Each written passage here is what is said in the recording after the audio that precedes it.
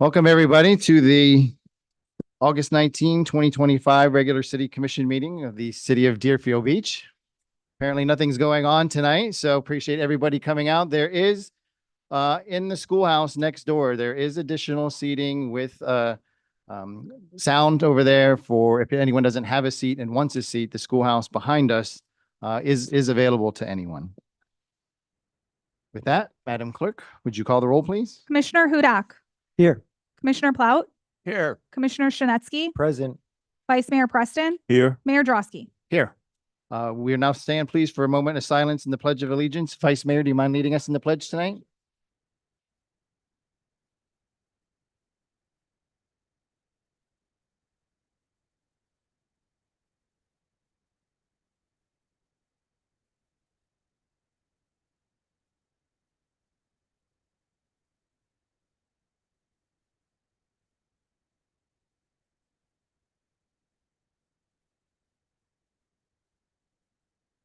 I pledge allegiance to the flag of the United States of America and to the republic for which it stands, one nation, under God, indivisible, with liberty and justice for all.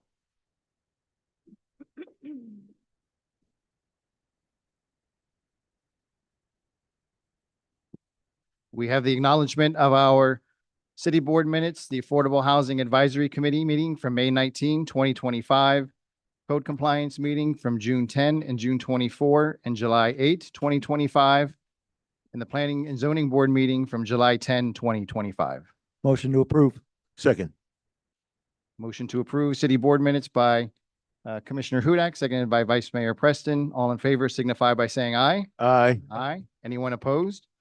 Let the record show unanimous consent. Next, we have approval of the agenda for this evening, August 19, 2025. Motion to approve. Second. Motion to approve tonight's agenda by Vice Mayor Preston, seconded by Commissioner Plout. All in favor signify by saying aye. Aye. Aye. Any opposed? Again, let the record show unanimous consent. You okay? Yeah, all good. Madam Clerk? For those attending via Zoom online wishing to speak under public comment or on an item that's open for public input, please click raise hand at the bottom under the reactions tab, and your audio will be unmuted when you're recognized by Mayor Drosky. For those attending via Zoom by telephone, please press *9 to raise your hand, and your audio will be unmuted when you are recognized by Mayor Drosky. Please make sure your audio is unmuted on your end by pressing *6. Thank you. Thank you, Madam Clerk. I want to first address the elephant in the room tonight while you're all here. You're not here to listen to our regular city business that we have. You're here with respect to our ongoing situation with the Broward Sheriff's Office. There is no item on the agenda tonight for a discussion about the contract. The contract will not be discussed tonight. It's not on the agenda. It wasn't noticed that way. But we do want to address it and bring that to everyone's attention. That's why you're here. So what we're going to do is we're going to start at the beginning of the meeting. The city manager would like to make a statement first, and then my colleagues and I will make statements, and then we'll go directly into our business meeting. For my colleagues, if they want to prepare the order, in no particular order, I'm going to just start with my left. Commissioner Plout will be first, Commissioner Shinetsky will be second, Vice Mayor Preston will be third, and Commissioner Hudak will be fourth.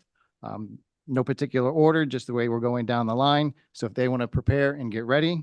And then you will have the opportunity during public comment to say and make your comments, anything that you want to regarding this situation. But again, there's no item to do that tonight, but during public comment that you can. Please, during the public comment, you'll be limited to 3 minutes and be respectful. We were respectful to you. We respect that you be respectful back to us as well. This is not a pep rally. This is not some opportunity to cheer or to boo. This is a business meeting that we're running here this evening. And so we expect everybody to act professionally this evening. We will do that as well as we expect that from you.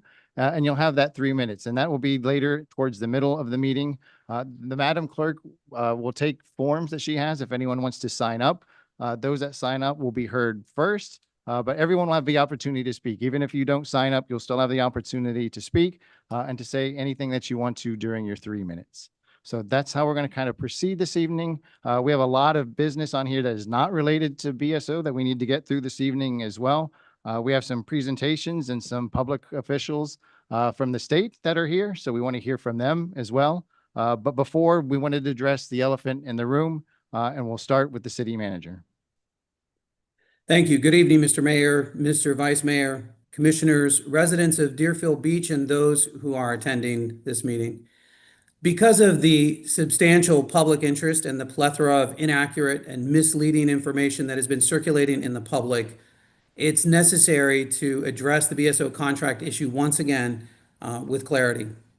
I know some have not been part of the previous meetings, so this will bring some up to speed if they haven't had a chance to look at any of the previous meetings.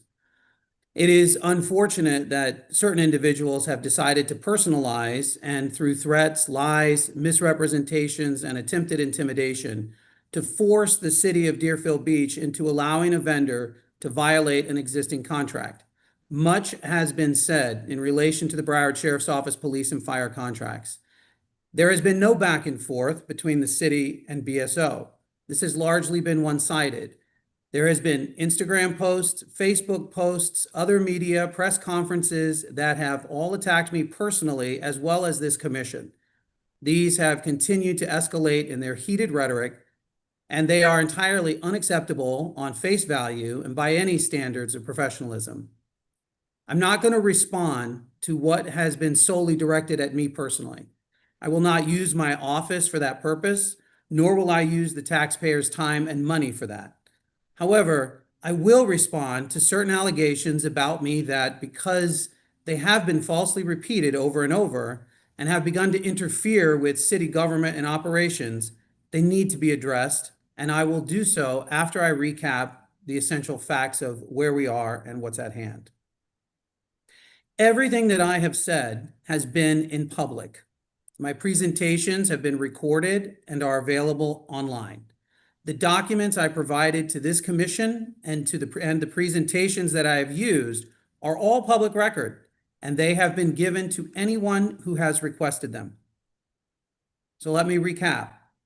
I met with BSO Command staff in mid-April, at which time they presented a salary study, which seemed to indicate that the pay scales for certain positions at the sheriff's office are lower than those of surrounding agencies. I have represented that to this commission and to this community, and have stated that it seems to be correct that the salaries of these positions are not on par with comparable agencies. Never once have I, and never once has anyone on this commission stated that the first responders who serve our community do not deserve a raise. We never said that. We've never represented that. And to say that me or anyone on this dais is against the deputies and firefighters receiving raises or is in the way of them receiving raises is simply a lie.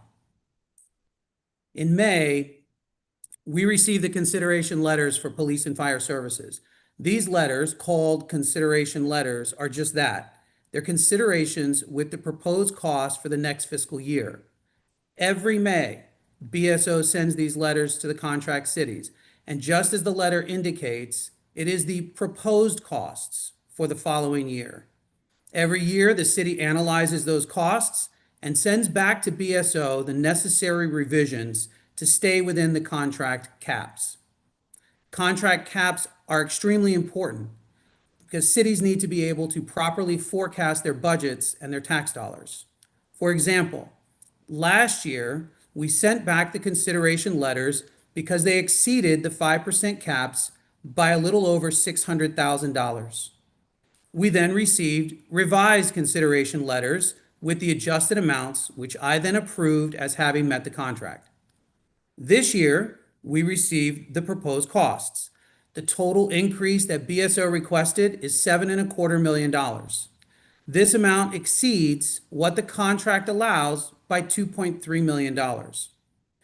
This time, however, when I sent a letter to BSO requesting revised cost, BSO responded by giving the city 1 week to either agree to allow BSO to violate the contract or that BSO would cancel services. Even then, within 3 days, I sent BSO a follow-up letter, again stating that the city is requesting BSO abide by the terms of the contract already in place. To date, I have received no written response. As of June 30th, our notice of service cancellation is effective, whereby we enter up to 2 years of a transition period, which would start on October 1st. When this was all presented to the commission in public, there was a request to have me and staff meet with BSO. The following day, my staff coordinated a meeting with BSO Command for the following week. We met. At that meeting, Fire Rescue stated that they are unable to reduce their costs. Thus, the proposed cost for fire service remains at an increase of $3.9 million, which is $1.1 million above what the contract allows. At that same meeting, law enforcement agreed to eliminate $15,000 in operating costs and about $200,000 in capital. Considering these eliminations, the total law enforcement increase would be $3.1 million, making it a flat $1 million over what the contract allows. At that same meeting, law enforcement also proposed to freeze 8 positions, which means that BSO would agree not to fill those positions and we would not be charged for them. I asked BSO to provide a revised consideration with this option and that I would present it to the commission, which I did on August 5th. That option would save the city approximately $450,000 over the remaining 6 months of our existing contract by temporarily reducing staffing. BSO law enforcement in that meeting posited a third option, and that is the complete elimination of positions, which would not only require a contract amendment, but a permanent reduction in personnel by more than 5%. This solution is a reduction in the number of personnel to get costs lowered. This does not get them below the cap. This does not lower the percent increase. The comparison needs to be apples to apples, not the cost for 152 employees versus 144. Lastly, this was supposed to be about lowering costs. This is not a contract negotiation. It is important for everyone to realize that Weston and Parkland contracts with BSO expired in 2024. Dania Beach, Cooper City, Tamarack, Lauderdale Lakes, and Pompano Beach expire next month. These cities have no contract going forward into fiscal 2026, but Deerfield Beach did.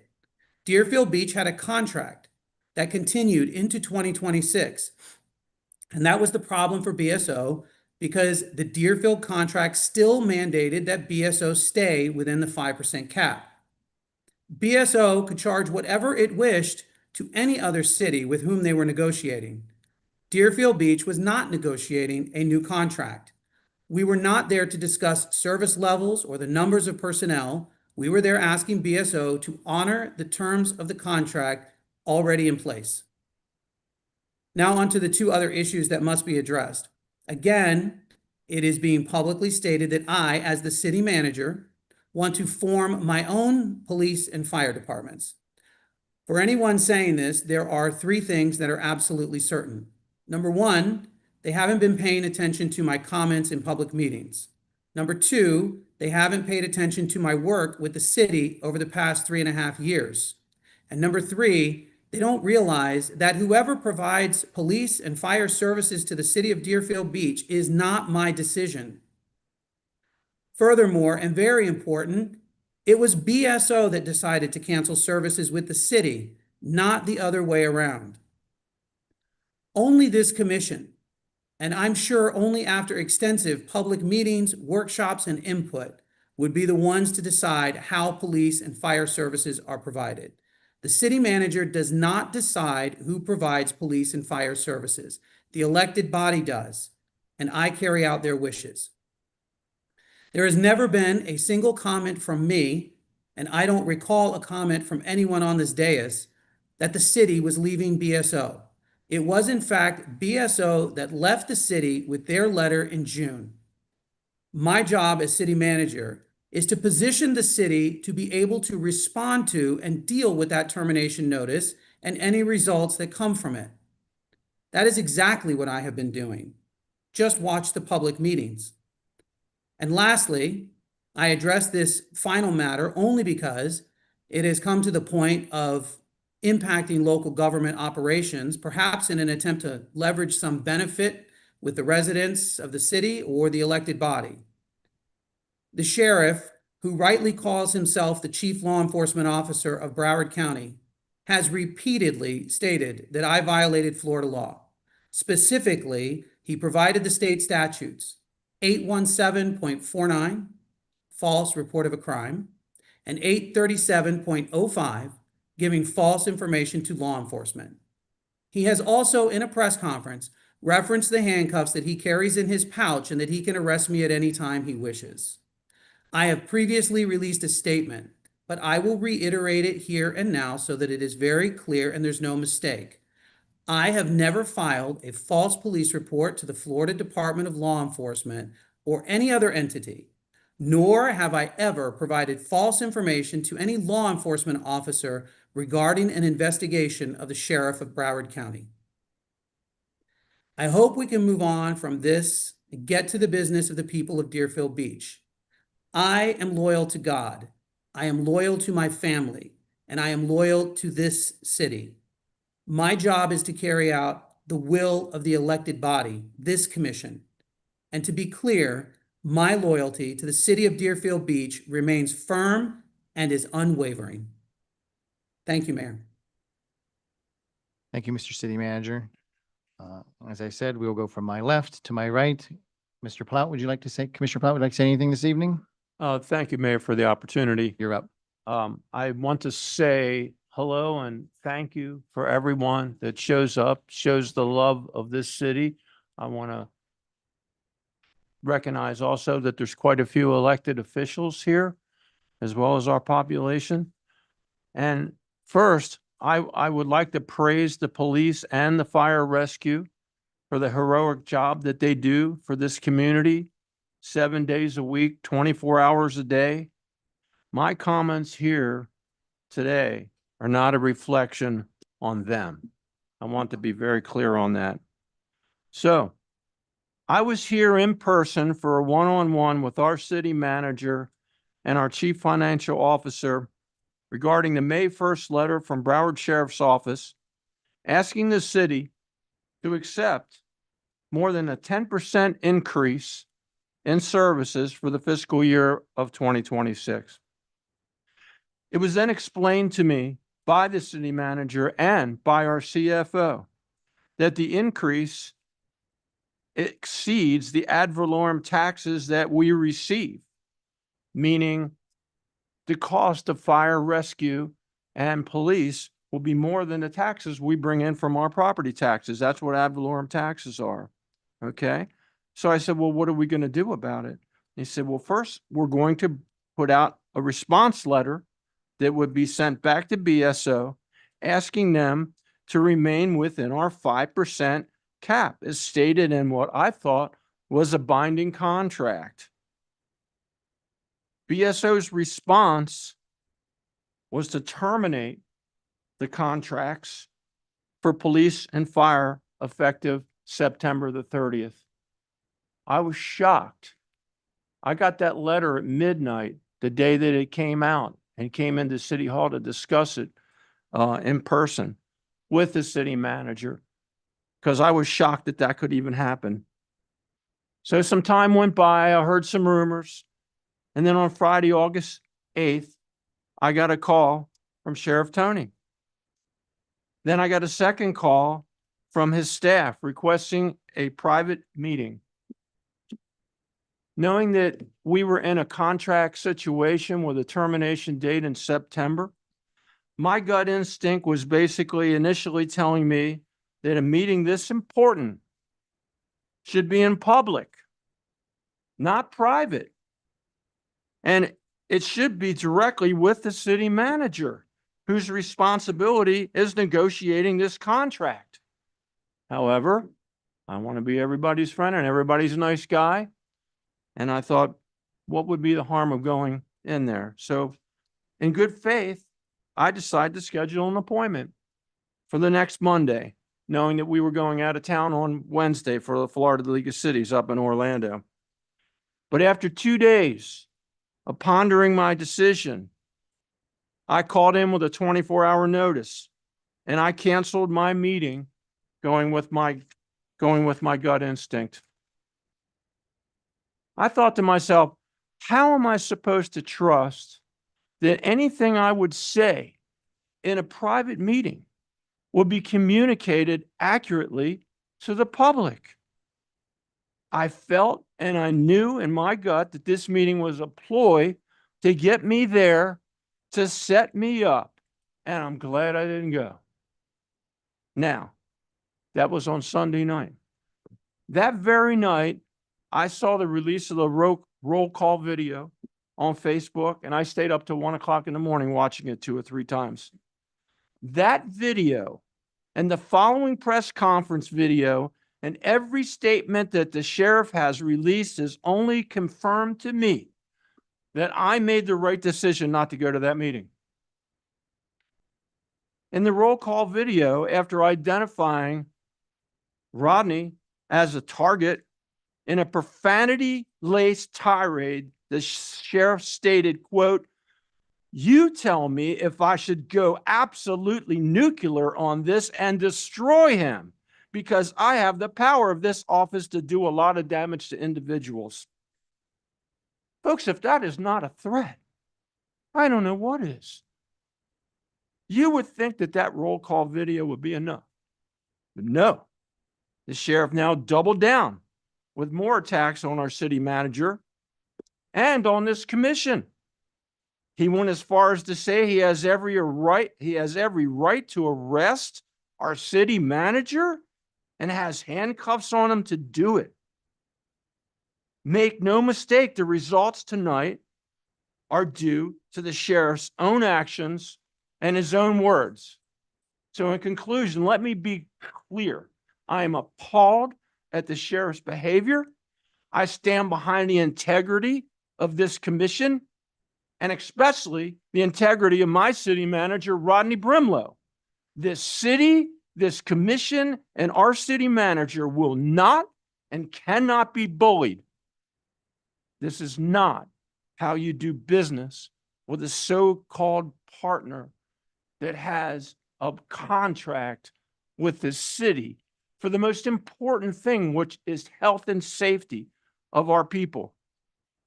So I am more than ready to look at the next steps for public safety for Deerfield Beach, because I cannot at this time in good faith endorse doing business with this type of leadership at BSO, and no reflection on the rank and file. And that's my statement. Thank you, Commissioner Plout. Thank you, folks. But again, this is not a pep rally. We're just doing our statements and getting into the business. Commissioner Shinetsky, you're next, please. I thought this is in alphabetical order. Is an S towards the end, but no problem. I'll go. All right. I want to thank everybody for attending, the professionals that care about Deerfield Beach and the citizens. Thank you so much for attending, because that's what counts.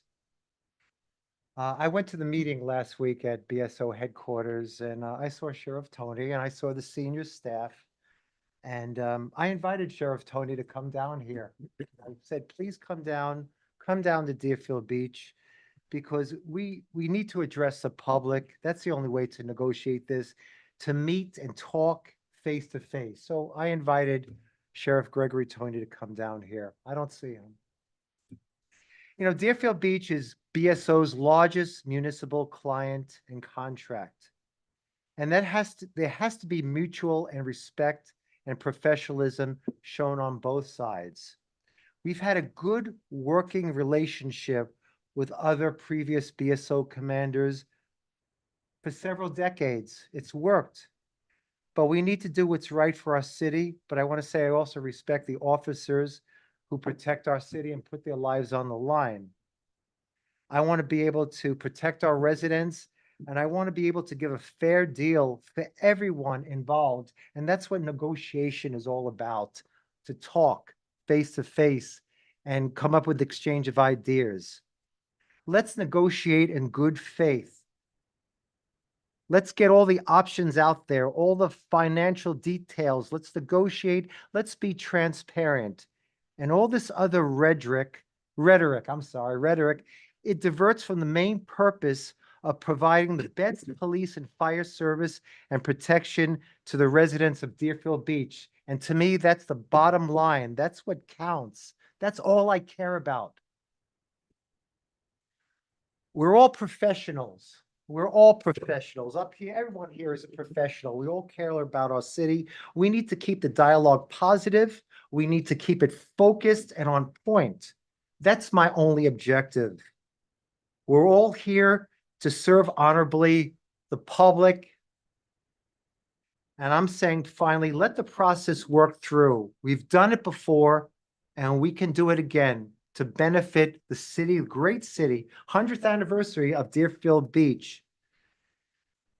We could explore alternatives, and that's okay. It's all right to explore alternatives and come up with ideas. That's what negotiation is all about. But to be clear, we need to serve the citizens of Deerfield Beach and not get sidetracked. And that's what I believe, and that's why I was elected. That's the bottom line. That's the way I feel. Thank you, Commissioner. Vice Mayor Preston? Thank you, Mayor, for the opportunity. I'd like to thank everyone for coming out. Obviously, a lot of people right now are really challenged with what's going on, and everybody's got feelings about it, and they have their personal feelings.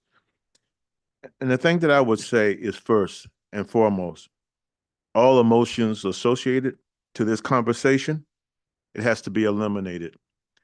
And in order for us to have a civil conversation, emotion has to be taken out of it. Other than that, it will be filled with emotions, and you don't want any of your public officials making decisions that will affect you based on emotions.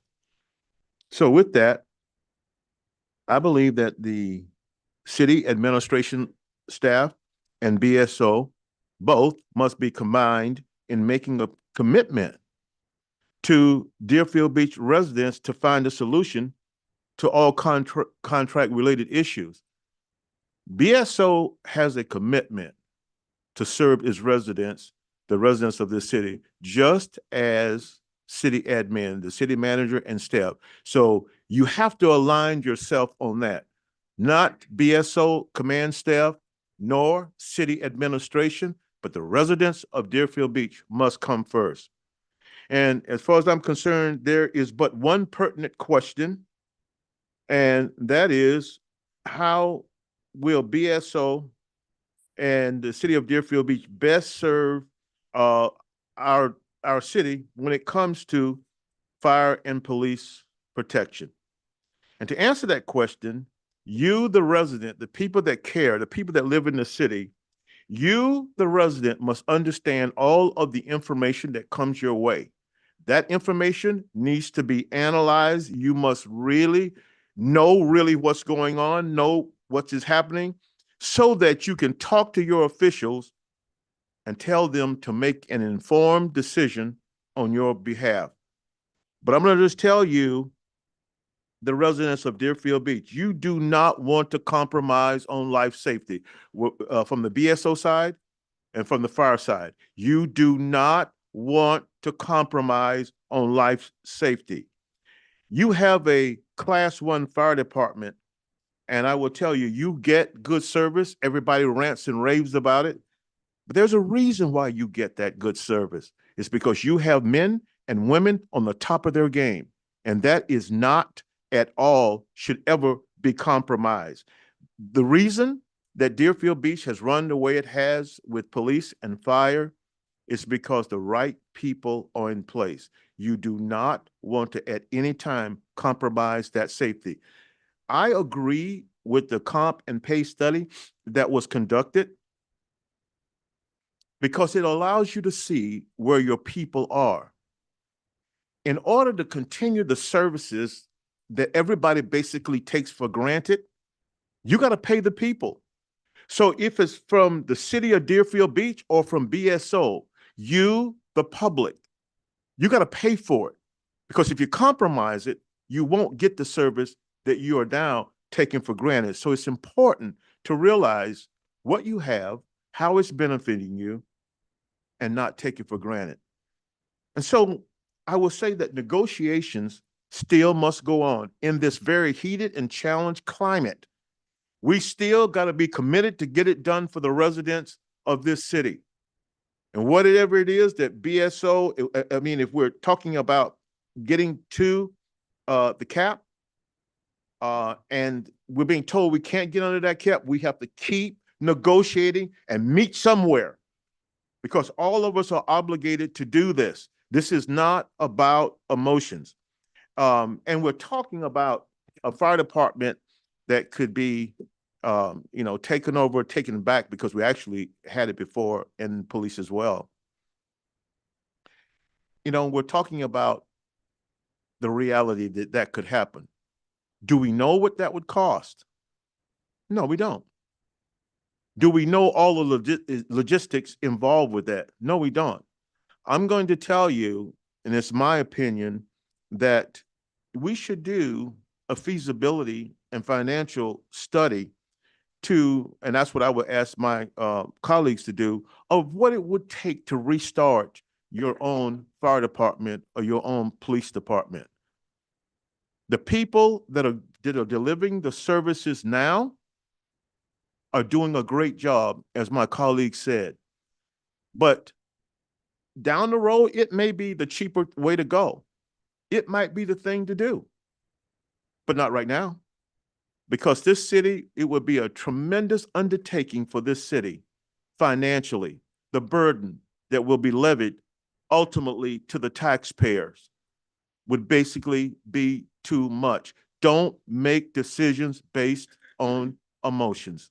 What we have to do is look at the data. What does it say of resuming our fire department and the police department in that responsibility role? What would it take? And then you make the decision. It may be that we want to do that at some point, but you got to know when the right time is to do that. And you can't do that without knowing exactly what the numbers are. And that there's nobody that can tell me exactly what those numbers are. So you need to get that type of information, put it in place, so that whatever decision that comes from this dais comes in an informed way. Thank you, Mayor. Thank you, Vice Mayor Preston. Commissioner Hudak? Thank you, Mr. Mayor. Good evening, everybody. I want to begin my comments tonight by reiterating what this administration has consistently said about the men and women of BSO who wear the uniform. We support you. We believe you deserve to be equitably compensated for the work you do every single day. Your professionalism has never been questioned. It is deeply disturbing to me that you have been placed in the middle of this media circus. Tonight, I also want to speak about our city manager, Rodney Brimlow. I couldn't be more proud to have him serving in this role. Since the beginning of these proceedings months ago, he has kept me informed every step of the way.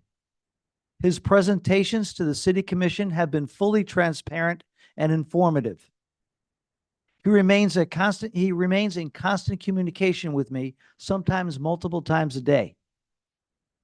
Rodney is known for his exemplary character and integrity, and they have been on full display during this entire situation.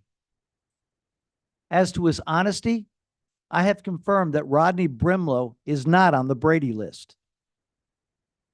As our sheriff so eloquently stated in his latest post, Broward County and every community we serve deserves leaders who put principle over politics and truth over personal agendas.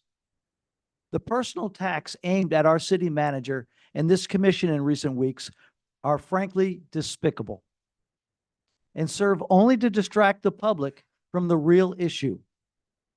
A BSO proposed 10% rate increase, which violates our current contract that the parties simply cannot move past. The sheriff posting that this commission is corrupt because we will not agree to violate the terms of our current contract with BSO is beyond shameful. I have been in office for over 6 years, and for all that time, I've had a very respectful relationship with the sheriff. Suddenly, now that we have a contract dispute, myself and this commission are corrupt? Please be reminded, our city manager works for this commission and the city of Deerfield Beach, not BSO. This commission works for the tax-paying residents of Deerfield Beach, not BSO. The current situation between BSO and Deerfield Beach is not about an alleged false FDLE report. It's not about compensation levels for law enforcement and fire rescue personnel. It's not about new contract negotiations. It revolves solely around the final year of our current contract, which originally ran through March 31st, 2026. That legally binding contract includes a year-over-year rate increase not to exceed 5% on law enforcement and fire rescue rates. An increase that the city is legally bound to accept. This year, that will amount to over 5 million taxpayer dollars. BSO's 2025 consideration letter included a rate increase for law enforcement of 10.3% and fire rescue of 9.7%. These proposed increases would equate to over 7 million taxpayer dollars for the fiscal year. That's 2.3 million over the 5% tax included in the current contract. All correspondence between the city and BSO has been shared with this dais and the public in numerous city commission meetings and one-on-one briefings I had with the city manager. They included all acceptable BSO presented options to reduce the $4.3 million tax cap overage.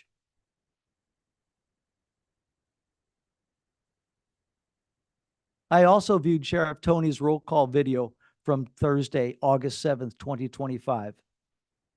And what concerns me most was his statement that the city manager of Deerfield Beach was the sole barrier preventing BSO from moving forward with well-deserved salary increases for its law enforcement and fire rescue personnel. Please understand, authorizing compensation levels of BSL personnel are not the responsibility of this city manager or this commission. The decision to authorize salary increases for BSO employees lies solely with the sheriff. It is BSO's responsibility to find the funds necessary to implement the salary increases that their own study identified as needed. As many of you may recall, Deerfield Beach completed a salary study in 2023. When we gave increases to our own employees, the city did not go to BSO demanding a rate reduction. The city did not issue a termination to BSO if they failed to accept our rate reduction. And most importantly, the city did not increase the millage rate to our tax-paying residents. Instead, city leadership looked internally. Our executive staff volunteered not to take increases. The city department heads found the necessary funds, which allowed our city manager to authorize the needed increases. The bottom line is the city was creative to avoid passing along costs to our valued partners. This dais does our best to serve our residents and use the tax dollars responsibly. We may not always get it right. We are not perfect, but we do listen to all of the information we have at our disposal to make informed decisions.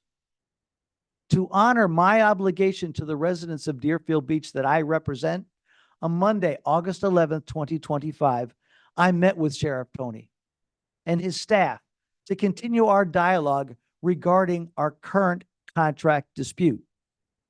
It was a respectful meeting, and we ended with renewed hope for a win-win solution for BSO and Deerfield Beach. I was not presented with any material differences in BSO's presentation compared to what had already been shared with me by our city manager. I did, however, request that BSO come to City Hall to present their ideas to the full commission and to our residents so that everybody could view it firsthand. During our meeting, the sheriff had to briefly step out to handle some business and return shortly thereafter. I was later advised that it was during that very time that city staff began receiving inquiries regarding an email the sheriff sent to the media escalating his discontent for our city manager, even going so far as to state that he could arrest Mr. Brimlow at any time. This is not only disrespectful to me and my colleagues who sat down with the sheriff in good faith, it was nothing more than another media ploy to distract the public from the real issue. The city's refusal to accept a rate increase above the 5% cap that resulted in BSO's June 23rd, 2025 letter terminating law enforcement and fire rescue services with the city of Deerfield Beach effective September 30th, 2025. On April 1st, 2021, the city of Deerfield Beach entered into a legally binding contract with BSO that runs through March 31st, 2026. Both parties negotiated in good faith and abided by the terms of that contract until June 23rd, 2025. If BSO continues with its demands of violating our current contract, which both parties agree would include 152 law enforcement personnel and a 5% rate increase cap, I do not see any options but to accept BSO's letter of termination. It is BSO's leadership who has broken a 35-year relationship, issuing a termination letter when the city would not accept rate increases above the 5% cap as contained in our current contract.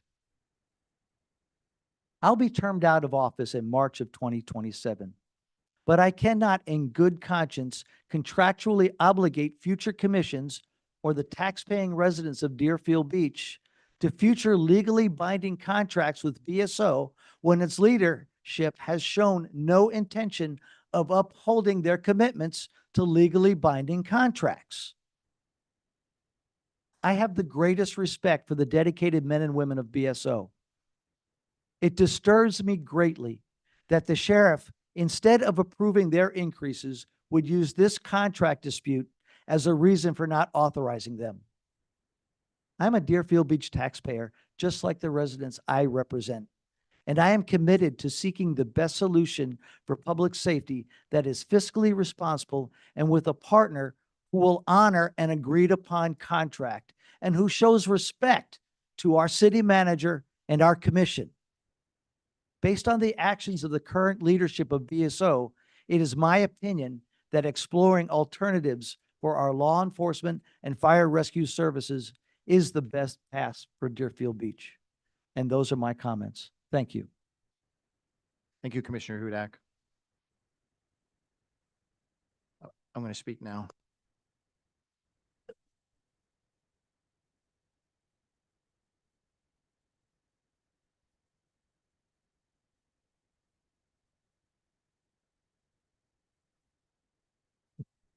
I've sat on this dais for over the last 8 years. I have not once, never stepped down to this microphone to speak before. It is that important that I come down here tonight to talk to you, the residents, and you, the first responders, to address this situation. First and foremost, to my residents here in the city of Deerfield Beach, this is not a fight that we picked. This is not something that we asked for. We had a legally binding contract with the sheriff's office. It was the sheriff who unilaterally terminated our contract, effective the end of September. But I want you to know that no matter what happens, come October 1st, you will not see any change in the service that you get. The men and women who provide the fire and the police services will continue to do the great job that they do here in the city of Deerfield Beach. I am confident of that, and that will not change no matter what happens going forward. So know that the representatives that you have on this dais are representing you. They're representing your best interests. They're representing your pocketbooks. And we will uphold the oath that we took to zealously fight for you going forward, day in and day out, including the situation that we have with the Broward Sheriff's Office. To you, the first responders and the command staff that is here, I have nothing but the utmost respect for the job that you do and provide for us here in the city of Deerfield Beach. This is not your fight. I reckon this is more close to a divorce, and you are the children caught between the feuding parents. It is not your fault. You're caught in the middle of this, and that's very shameful, and I feel for you because you have families as well. When you wake up in the morning and put on that uniform, there is no guarantee you're coming home at night. And that is something that I understand and respect, and it is beyond admirable that you do that for us every single day here in the city of Deerfield Beach. But we are where we are right now because during the last week, I have been called corrupt and I have been called unethical by your boss. That is not only despicable, but it's shameful. Let me put it to you this way. The sheriff's office is a vendor of the city of Deerfield Beach. You provide a service to us. Let's pretend you have your own business and you're looking to do business with somebody else. And that somebody else says, you're corrupt and you're unethical. What is the possibility that you're going to do business with that person? Would you do it? Would you really do it? Think about it. Would you do that? Would you go into business with somebody calling you corrupt and unethical, amongst other things, on a daily basis? That's where we are. So let me be very clear. Deerfield Beach has options. We are in a unique position from our sister cities. We have options going forward, and we will move forward, and we will utilize those options.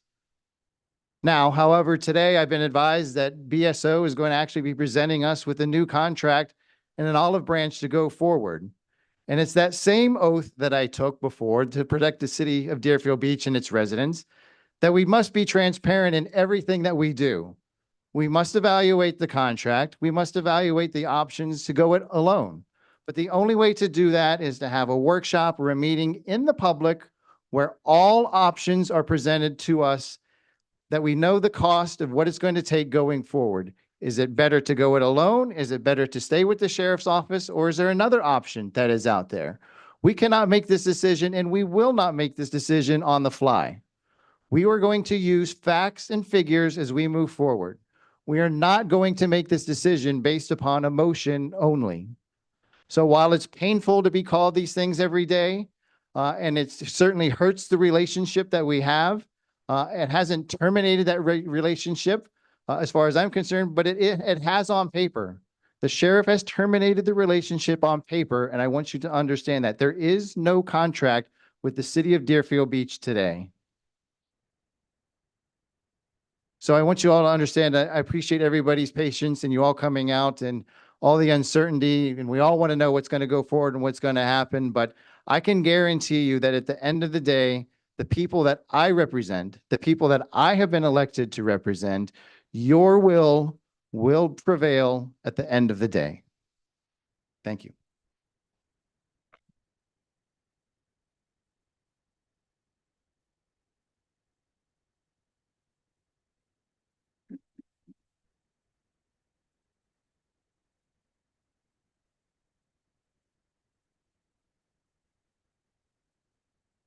With that, we'll move into the business meeting that we have tonight. Again, after item number 10, I believe it is the public comment. That will be your opportunity to speak to us at that moment.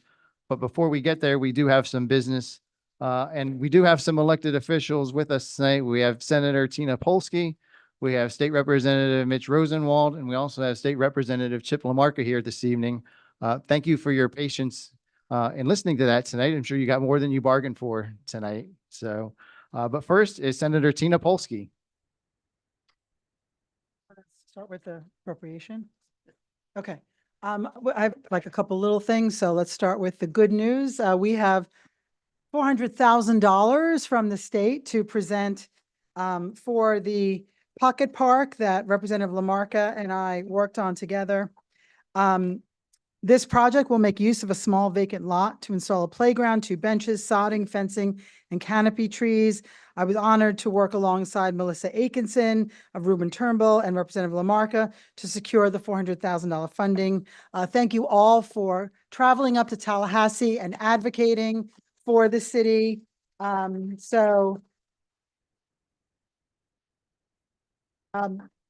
For those of you who don't know, the appropriations process in Tallahassee is very complicated.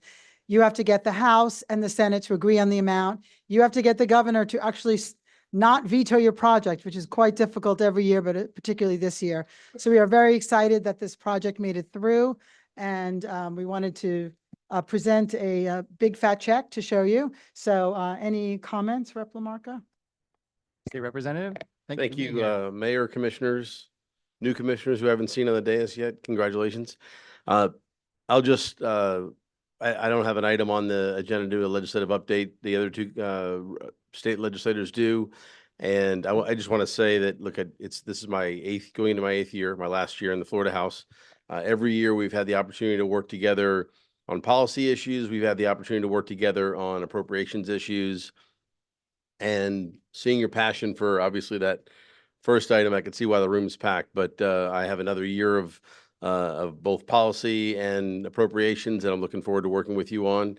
I know that you'll have some needs and some wants, and we'll work together, the Senate and the House, to provide some things. I don't know if we can make up your difference in the first item, but we'll do our best with the other items. And look, again, appreciate your leadership. I know it's a tough job having sat on a city commission dais down the street. It is most of the time it's probably pretty quiet, but sometimes very eventful. And the same thing is with the county, and it's no different than Tallahassee. And I will tell you that I had the opportunity to get up very early with Senator Polsky this morning and go to a. Sounds so good. We got up early and went to Coral Springs, Coconut Creek Chamber of Commerce. You may say why, because Representative Polsky represents Coconut Creek and Coral Springs. I do not, but they needed to import someone out there to have a bipartisan conversation. But it's been a long day, and we appreciate what you do every day. We appreciate your city manager. We appreciate the men and women in uniform. And if there's anything I can do, I'm happy to come back and provide an update. But as of right now, here's $400K to get started on the park.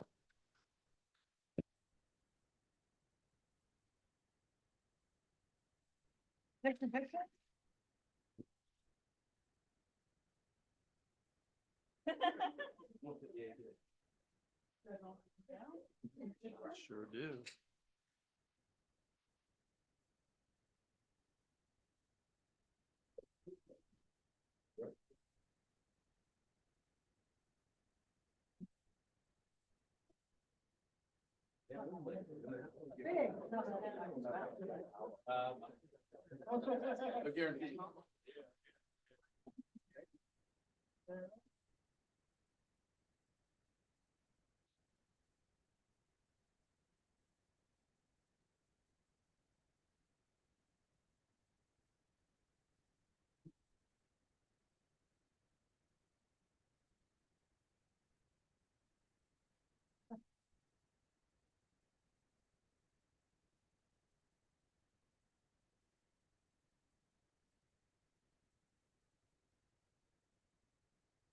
I'm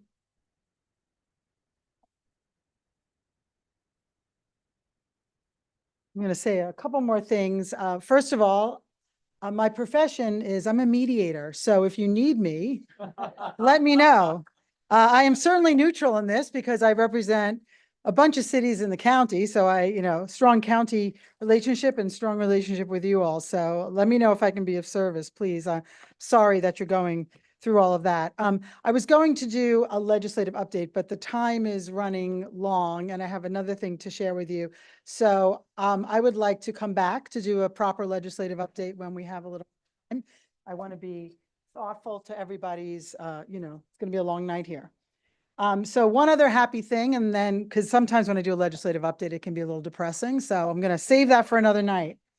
But I wanted to say something happy and with a lot of pride on your 100th anniversary. And I have a Florida Senator's proclamation and just the first line and the last line.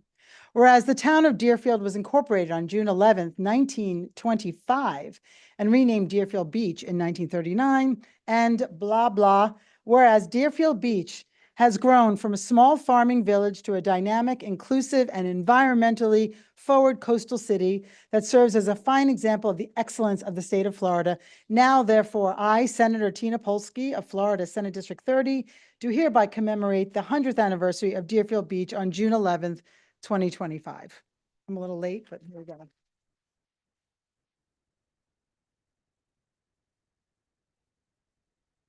So as I said, everyone, I am your state senator. This is my fabulous staff. All three of them, Shana, Savannah, and Robert are here.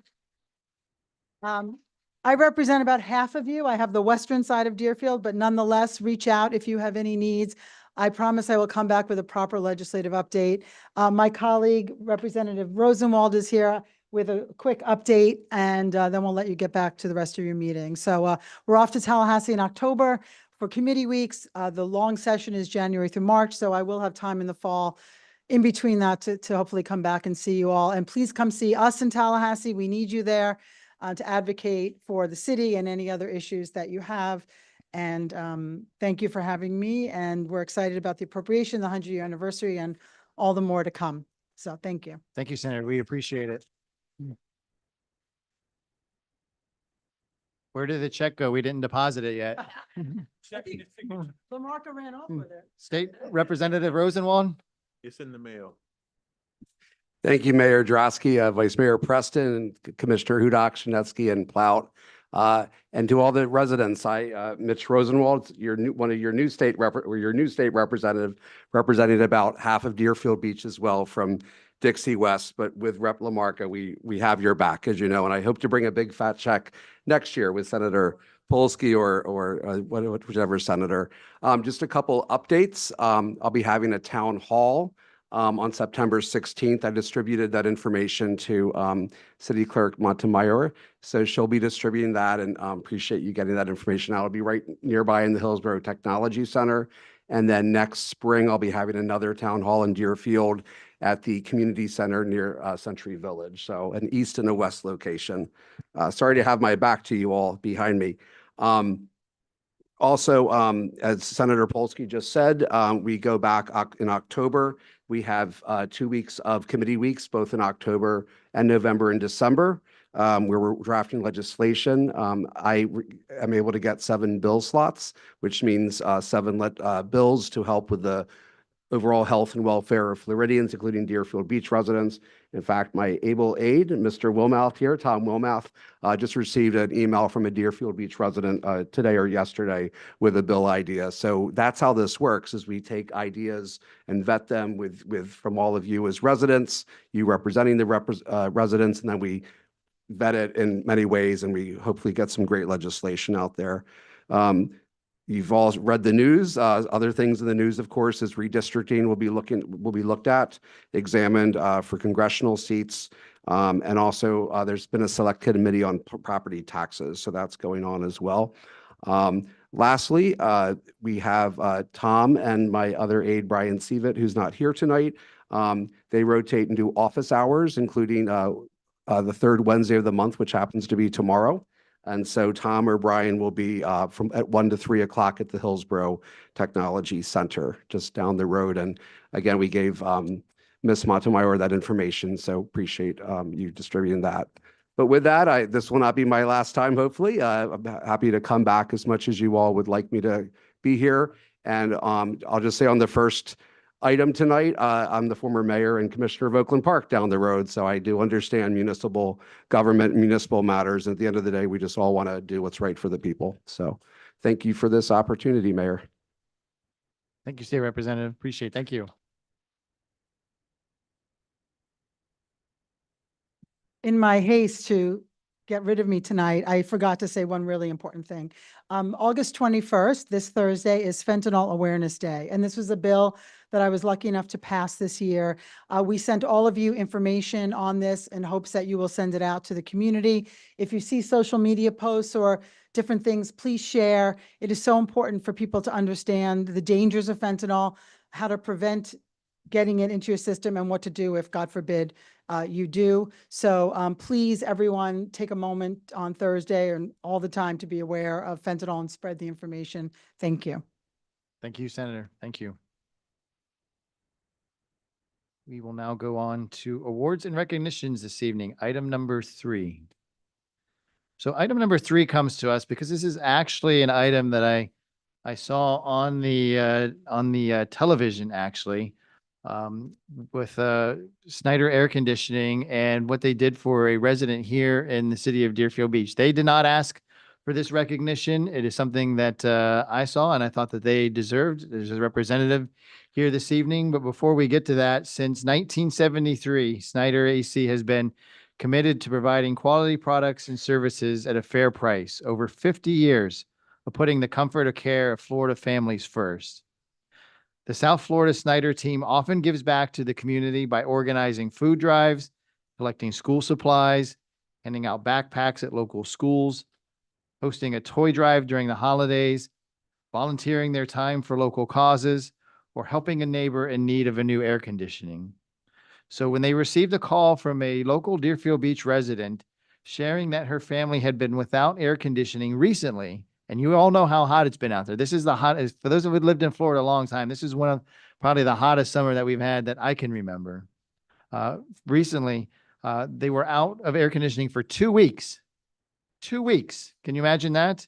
The Snyder team made the decision to step in and to donate a brand new air conditioning unit to help bring back comfort to the family. Because Snyder giving back isn't just something they do, it's who they are. So on behalf of all the residents and my colleagues, I want to congratulate you and thank you with our deepest gratitude for being a part of our community, for helping our community. Again, this isn't something that you asked for. This is something that we're giving to you.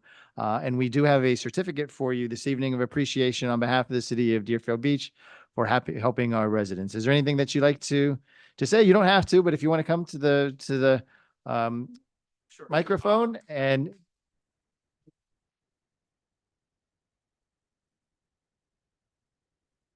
Thank you, guys. give us your name, please. My name is Scott Danino. I've been with Snyder 17 years. So we've been active between Miami, Broward, Palm Beach counties. We're trying to make sure we give back as much as we can. And I really do appreciate the recognition, guys. It goes a long way. We get to present this on our wall. Our team gets to see it, that we're actually doing great things and we're helping out. So we really appreciate the recognition, guys. Thank you so much. Absolutely. So if you want to just quickly come over to your left, my right, use the background there, and we have a certificate for you.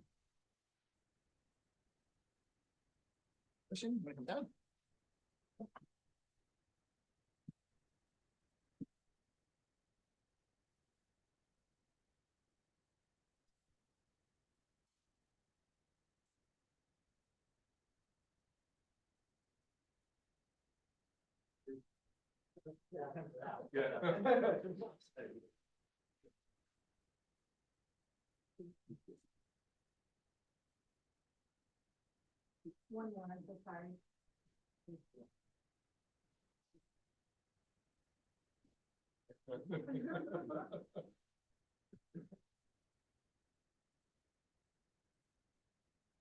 Thank you.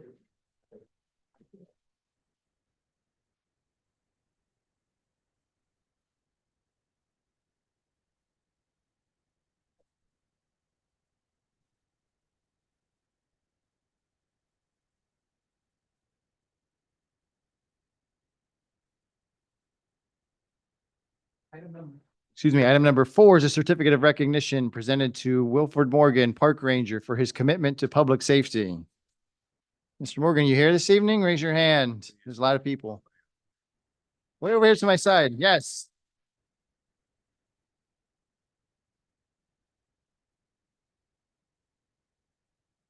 On July 18, 2025, Mr. Morgan was performing his monitoring duties at Pioneer Park. As he scanned the area, he observed a boat and trailer left unoccupied for a long period of time, so he notified BSO, who quickly responded. Upon further investigation, they confirmed that the boat and vehicle were originally towed along with another vehicle that was stolen from a residence earlier that morning. Ranger Morgan's actions are a powerful reminder that public safety is not just the job of law enforcement, but a shared responsibility among all public safety agencies.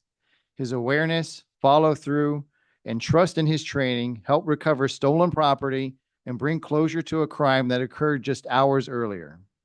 Tonight, we proudly recognize Ranger Morgan not only for his vigilance, but for his commitment to serving Deerfield Beach with integrity, professionalism, and heart.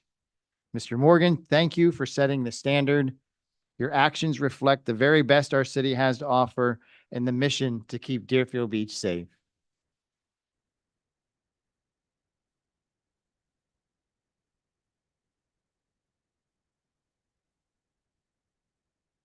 Would you like to speak?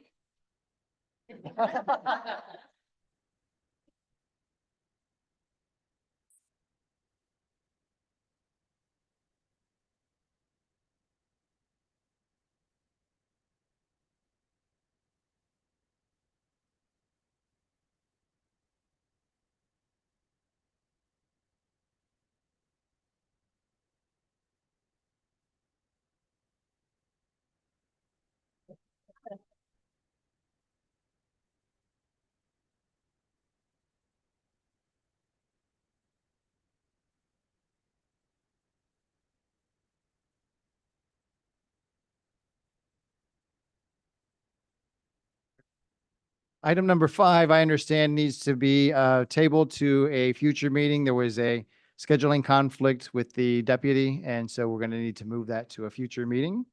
Mr. City Attorney, number 6. Thank you, Mayor.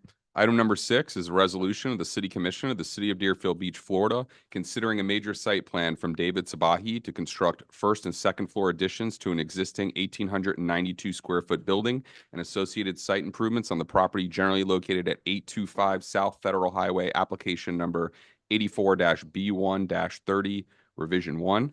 Considering 3 variances from Land Development Code Section 98-61 to permit a platted lot width of 39.55 feet in lieu of the minimum 50 feet required by code, a platted lot area of 3,240 square feet in lieu of the minimum 5,000 square feet required by code, and a maximum lot coverage of 62.6% in lieu of the maximum 50% lot coverage required by code.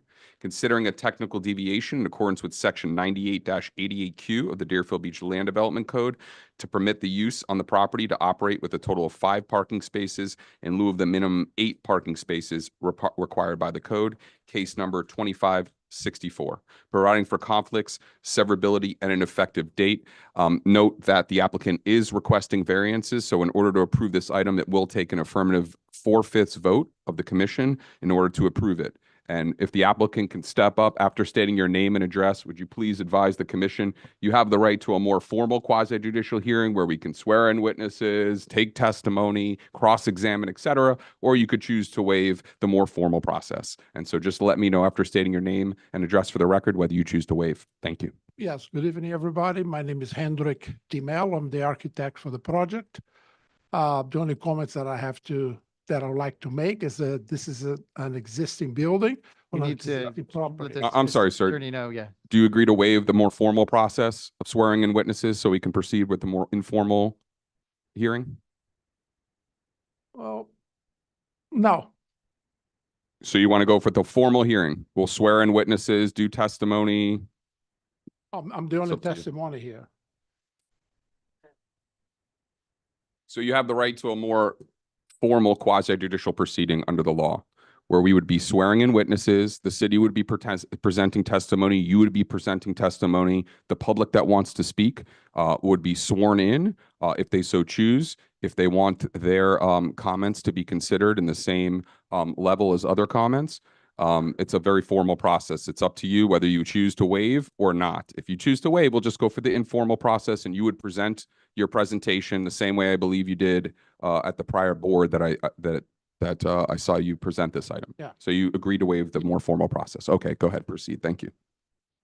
Okay, so this is an existing building on an existing property. The land was platted, non-conforming. The dimensions are non-conforming. The only thing really that we are asking for is an existing, it's a 0.2% on the lot coverage, because as it is right now, it's non-conforming. So we're increasing the lot coverage by 0.2%. Regarding the technical deviation, there are 3 spots on the existing site that are non-conforming according to FDOT. Cars cannot back into US 1. So they have to be eliminated. There's never been parking over there for the last, I don't know, 10, 20 years, because of safety conditions. And the other items, I guess I spoke about the variance already, and the technical deviation. So the project consists of a second floor addition to an 1,892 square foot building. The first floor is tilted along Federal Highway, and we're going to square that out like, all the other buildings. And the new building will reflect, the design will reflect the Deerfield Beach Coastal Community District. And it is a significant improvement to the existing building. I don't know if we can show the existing building here. That's the existing building. Okay. There are no windows, just the 2 doors. And I don't know how to get, do I have control over this here? Yep. Oh, there you go.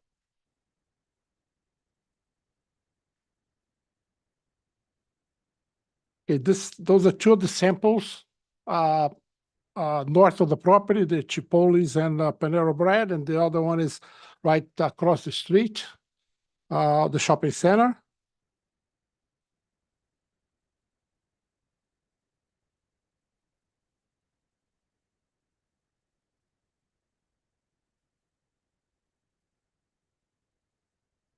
Okay, this is the site plan.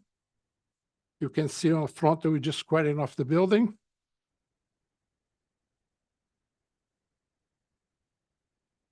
Those are the floor plans. The second floor basically only is storage and stair lobby. And the first floor is 2 offices as they are right now.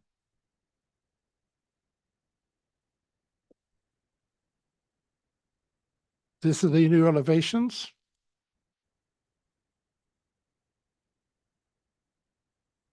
This is the landscape plan along Federal Highway. We're just gonna, landscape and put a main entrance. And we're gonna landscape the rear of the property house, which is an alley. Now, regarding the technical deviation, the site's part of the Palm Plaza. There are 5 assigned parking spaces at Palm Plaza for this building. And 3 on the property, which is non-conforming. So the Spice Spot building, Spice Spot business is 80% online sales. And the office next door has only 2 employees. Again, the second floor is 800 square feet of storage area.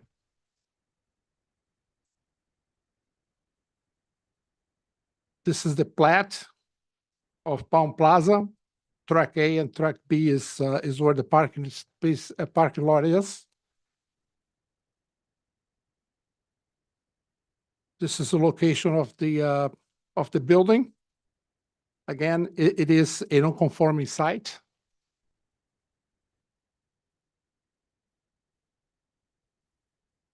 This is the parking condition in front of the building.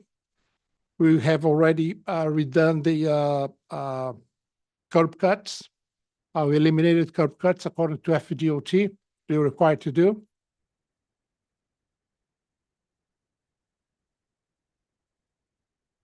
This is the Exhibit A, which is the allocated space at Palm Plaza for this building.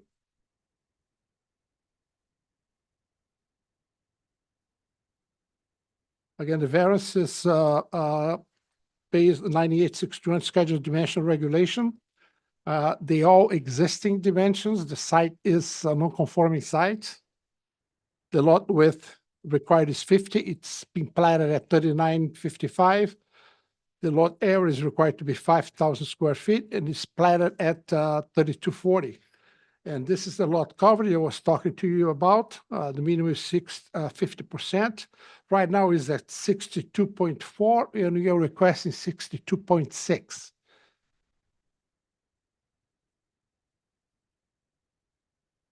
We meet all the requirements of the site with the exception, again, of the lot width and the lot area.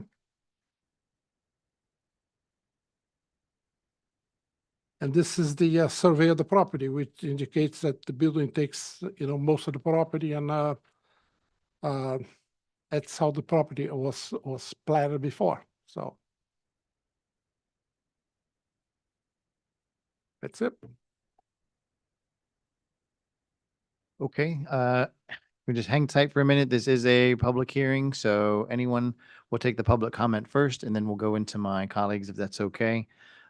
So anyone from the public that would like to speak on item number 6 this evening, we'll start first with anyone that is here in the commission chamber. Anyone here this evening that would like to speak on item number 6, raise your hand or come down to the podium. Seeing nobody, we will go to online. Madam Clerk, is anyone online? Katie Freitag, go ahead, please. Katie Freitag, 418 Southeast 2nd Street. I have one quick question regarding the parking. As it's allotted 5 parking spaces currently, with the addition of the extra space, second floor, et cetera, how many more parking spaces will this particular space be allotted in Palm Plaza? Seeing how Palm Plaza is very busy on a regular basis with all the businesses that are also located in Palm Plaza. The city site is actually very busy during the day. So where are these extra parking spaces that he's going to need? Because if he's got 5 assigned for the current location, he's taken away 3. He's going to need more than 5 in Palm Plaza. Where are those spaces located? And has that been taken into account? Thank you. That's for me. Thank you. Madam Clerk, is there anyone else online? Anyone else? Last chance for those in the commission chamber? Okay, we're going to close the public hearing on item number 6. Would you like to respond to any of the comments? Yeah, the parking has always been 8. That was the requirement previous to this. The 3 parking spaces in front of the building have not been used. They are basically non-conforming. They're illegal. You cannot back into US 1. So because of the it's hazardous. FDOT doesn't allow. The owner doesn't allow anybody to park in there. So so far, they have been parking on Palm Plaza all this time. So it's not incur any additional parking.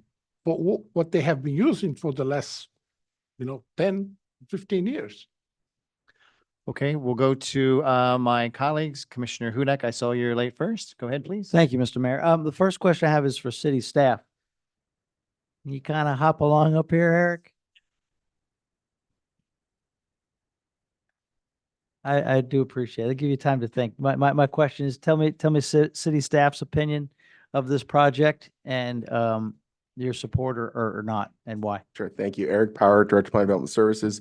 Actually, one other quick comment to the parking is that the second floor is only dead space. So this is storage. So the user of the company's Spy Spot, so they sell a lot of equipment online. So they're just using the second floor for storage. So it doesn't actually create any additional parking. Thank you. We have a very high parking ratio for dead storage space so that you don't create a lot of additional parking spaces. The property itself can't grow in size and width. It's an existing building that's very old, just like a lot of the other buildings in Palm Plaza. In order for them to come into compliance as much as they possibly can with city code. I'm sorry, was that already 3 minutes? Okay, thanks, guys. Next speaker. Yeah, as much as they could possibly come into compliance with city code. So they can't come into compliance with the size of the lot. That's not possible. That's the request of variance. And as Mr. Mello mentioned, DOT does not allow vehicles to back out onto major roadways. Back in the 60s, they did, but they don't allow that anymore. And they don't utilize that area for parking as it is now. So really, it doesn't count as existing parking now. Okay, so basically, we're talking the hardship is the physical of the physicality of the building itself. I mean, it's only that little corner. They're trying to straighten it out Correct. to make it conform with the other buildings. Correct. Thank you very much, sir. No more questions.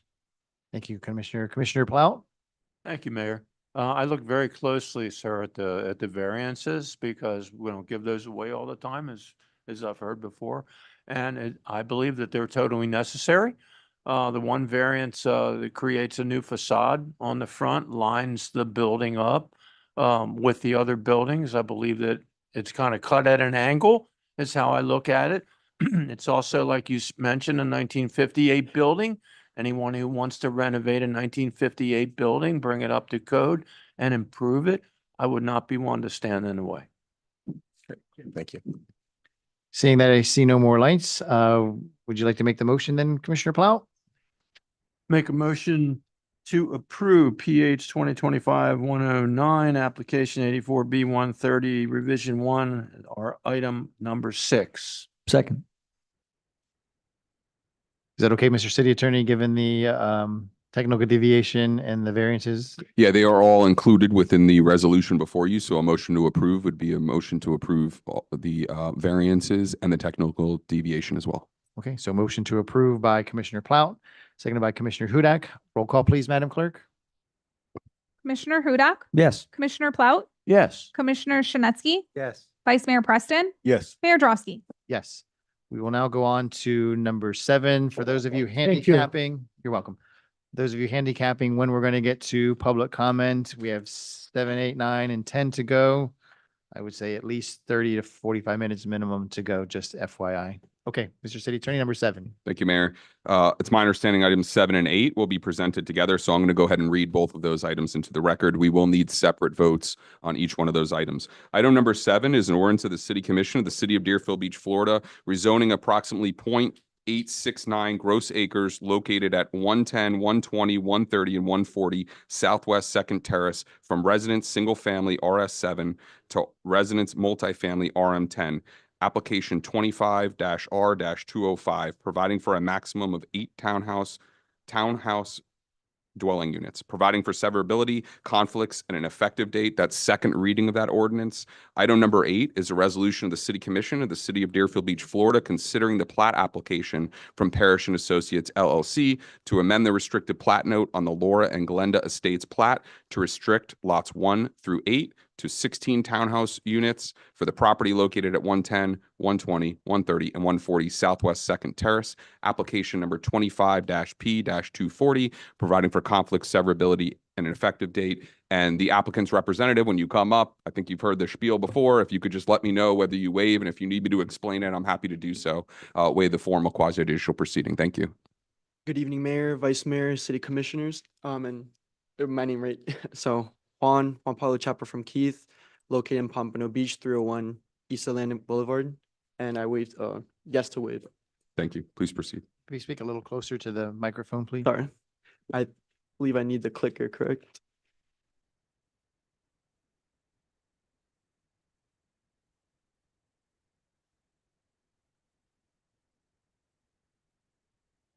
Good evening, everyone. Like we mentioned, we are going here to discuss the 2 applications, the plat note amendment and the rezoning application for Southwest First Street and Southwest Second Terrace, Deerfield Beach, Florida.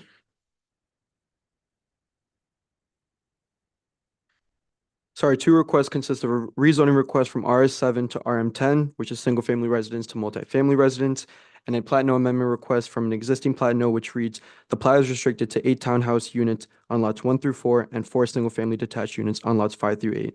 Our proposed plat note will read, the plat is restricted to 16 townhouse units on lots 1 through 8.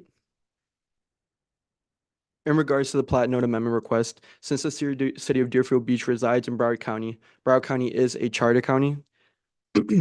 which oversees plat note amendments to verify that any proposed changes align with concurrency requirements. Concurrency ensures that infrastructure keeps up with growth, such as schools, roads, and utilities for the cities. It makes sure development is responsible and sustainable in the future. Here's an area of the surrounding context. Our site is highlighted in red. As you can see, we front Southwest Second Terrace, Southwest First Street, and Southwest First Court. Here's another aerial with the surrounding uses and zoning based off the zoning map from the city of Deerfield Beach. Once again, our site is highlighted in red. As you can see, we have RS7 on the east, RS7 on the south, and RM10, which was recently rezoned back in 2021, apologies, to RM10, and North B1, which is commercial. Here's another overlay of our site with the city of Deerfield Beach zoning map. Our site highlighted in red with the 4 properties across the street, which are RM10, which we're hoping to, with this application, to be consistent, compatible with what's going on across the street. Readiness for redevelopment. The property's location is unique. It provides an opportunity of attractive street frontage. As mentioned before, it does front 3 streets: Southwest First Street, Southwest First Court, and Southwest Second Terrace. This will provide a smooth transition from the commercial district right off of Hillsborough Boulevard from the B1 into the residential district. The front facades, as mentioned before. Another thing I wanted to mention briefly in regards to the property, the 4 properties across the street on Southwest Second Terrace are part of the Laura and Glenda Estates plat. So there's slots 1 through 4, which are across the street, which were recently rezoned to RM10 back in 2021 with a plat note amendment and a rezoning application, which went through the same process and was approved with the city of Deerfield Beach. And that's the whole point of this, is to be compatible and consistent with that.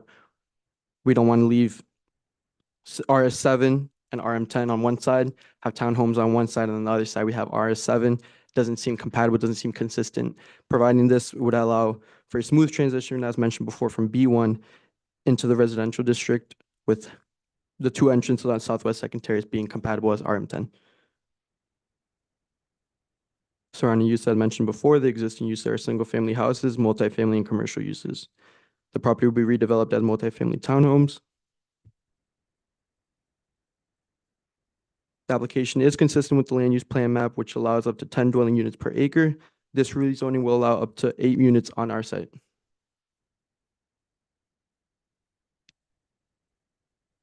As mentioned before, the application is consistent with moderate residential land use category and is consistent with the goals, objectives, and policy of the comprehensive plan.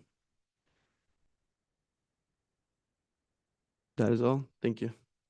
Okay, thank you. Before we get into the discussion, I need to call on the city clerk, please.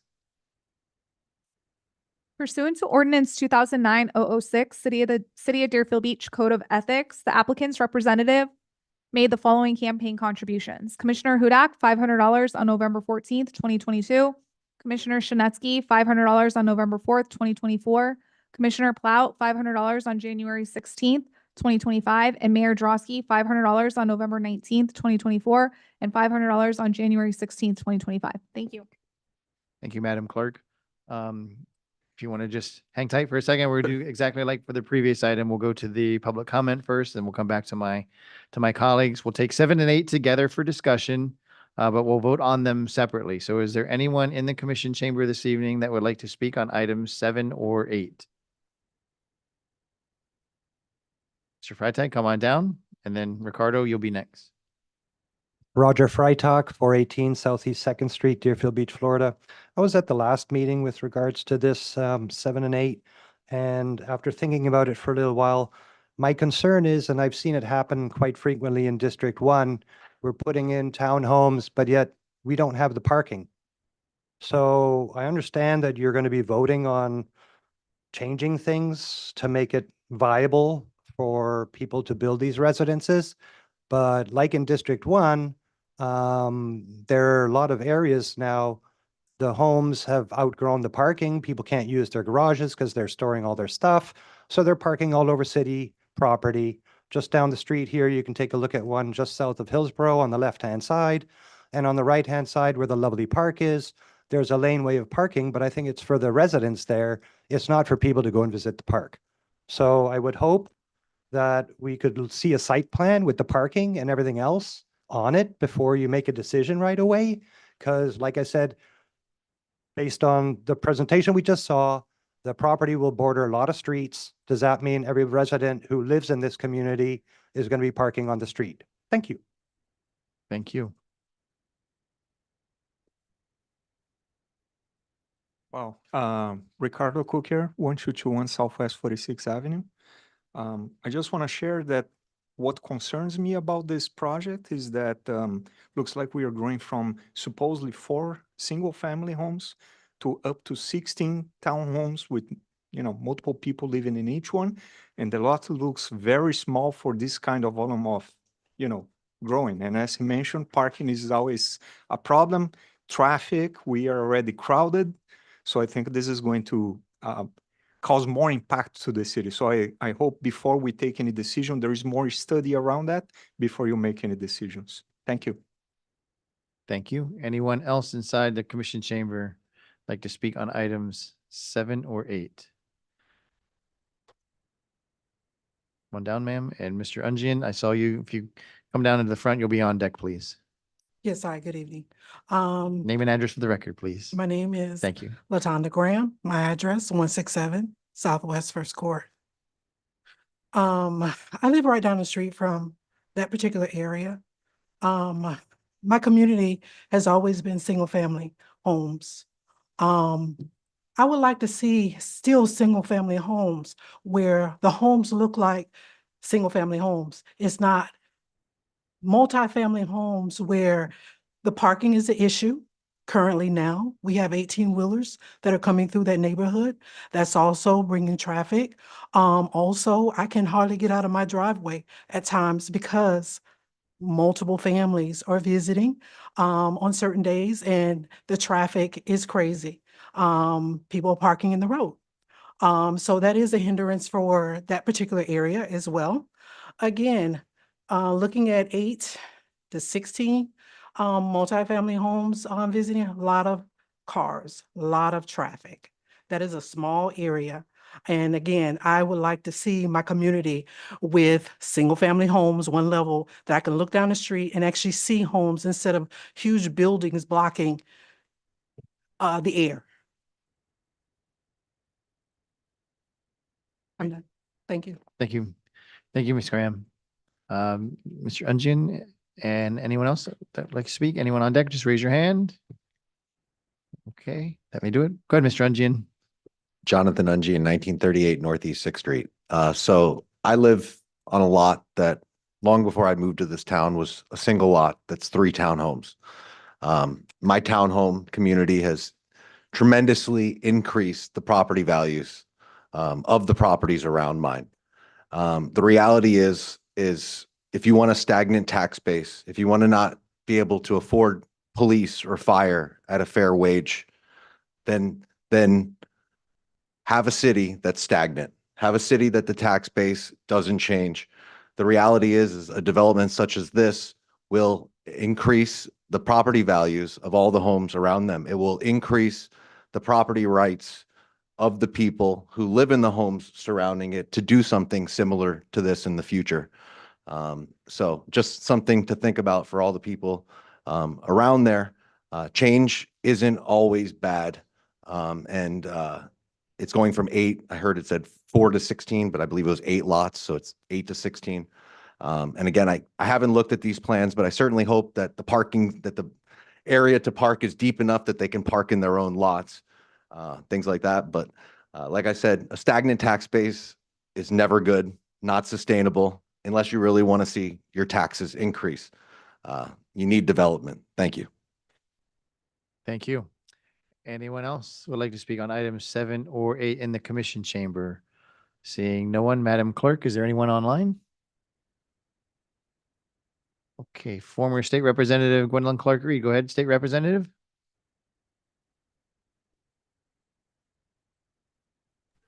Gwen Clark Reed, 1430 Southwest 6th Way, Deerfield Beach. As I stated in the last city commission meeting, when this item came up, and even in the previous rezoning of the properties across the street, we are looking for single family homes to remain on that property. It's not conducive or to what is in the community, what's there. And I am opposed to rezoning this property to take away single-family homes. Thank you. Thank you, State Representative. And Madam Clerk, you said Katie Freitag was next. Go ahead. Ms. Freitag, Mrs. Freitag, unmute, please. Katie Freitag, 418 Southeast Second Street. As I mentioned in the meeting at the last commission meeting, I don't necessarily, first of all, let me just say one thing. I don't always agree with my husband, but in this case, I definitely agree with my husband. There is not going to be enough parking unless they are including at least 4 spaces extra, plus the 2 per townhome, to be able to keep everybody off the street. I love how the pictures in their presentation show these great areas, but not a single car in the entire neighborhood is parked on the street. And as those of us who drive through that area know, that there are constantly cars parked on those streets. As Ms. Reed said, there's always tractor trailers out there. There's a lot of vehicles out there that miraculously weren't in the pictures, which I'm surprised. Parking is definitely a big issue, but more importantly, I don't agree that it will improve the property values of all the homes around it. The only thing it will improve is that people will sell their houses because nobody wants townhomes looking down into their backyard, ruining their privacy. There's reasons why people have fences in that area so that they can have a private backyard, an oasis, a swimming pool, or what have you. But now with the townhomes, 2-story, breathing down their backyards, into their looking into their backyards, into their bedrooms, into their kitchens, into their lives. That is not a reason to say, hey, let's go out and raise the tax rates. Let's think about the tax rates. It's not the taxes that are going to impress that community. Single family homes will impress and improve that community, improve the lives of the community citizens. It will improve all of the values. If we could please stop trying to go R10, keep the R7, make everybody build this buildings a little bit smaller, and try and keep with what is in that neighborhood already. We don't need 2-story, 8 on each side of a street, literally 8 on each side of the street. That's not necessarily the concrete jungle that District 2 wants to be known for. Thank you. Thank you. Madam Clerk, is there anyone else online? Last call for anyone online or in the commission chamber for items 7 or 8. Seeing no. Pastor Knowles, you stretching? You coming to the podium?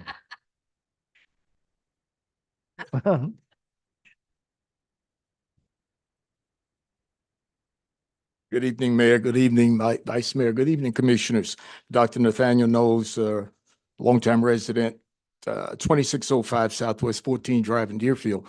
I'm really going to speak in agreement with Commissioner Gwen Clark-Reed, our state rep.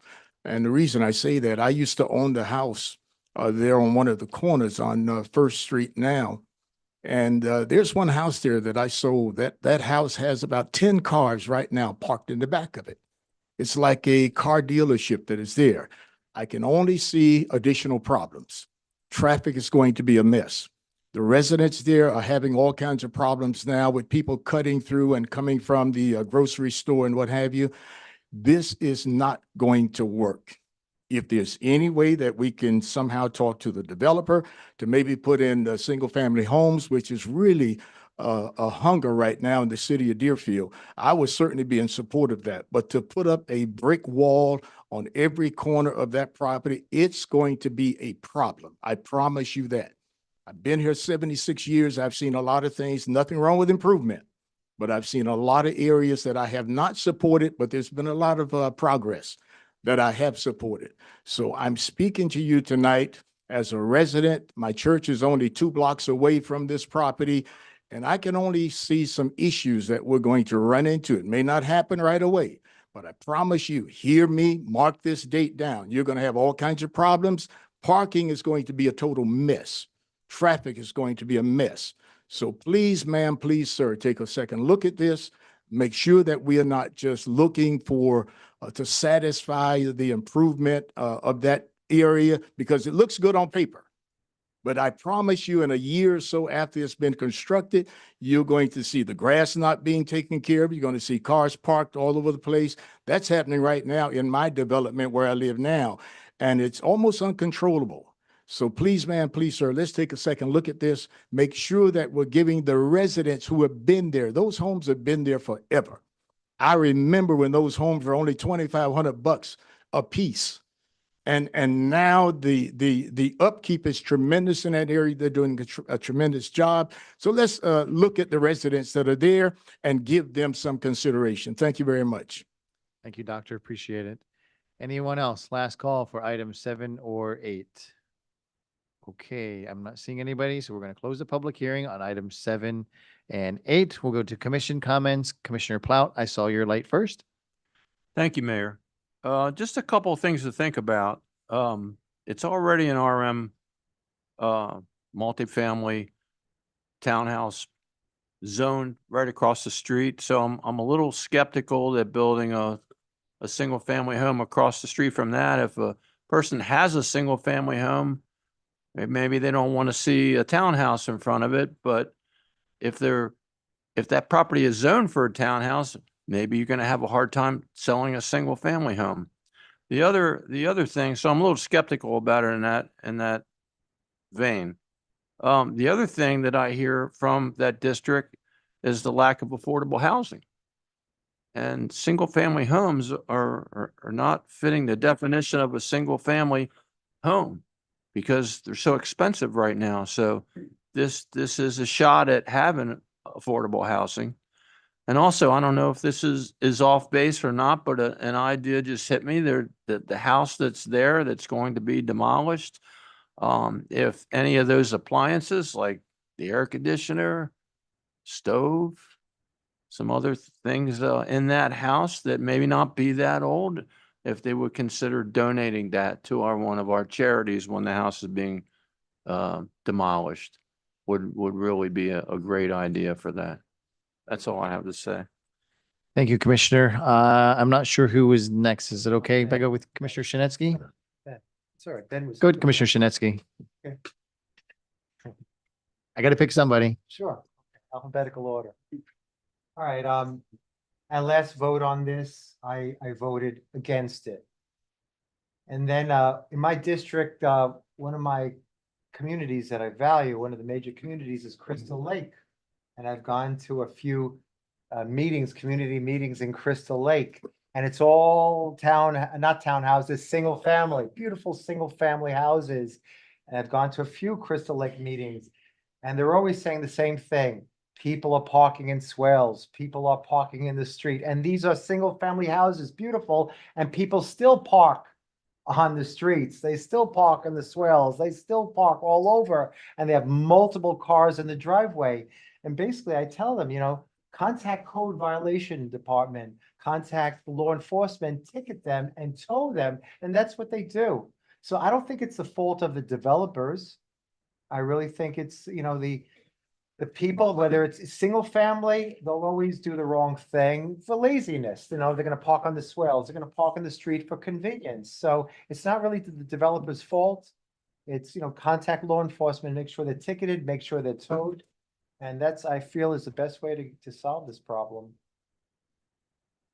Thank you, Commissioner. Vice Mayor Preston. Thank you, Mayor.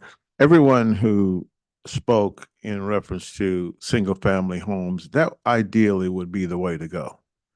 If you could do single family homes, but that whole model is changing, and it is about getting more people in affordable housing. This is important.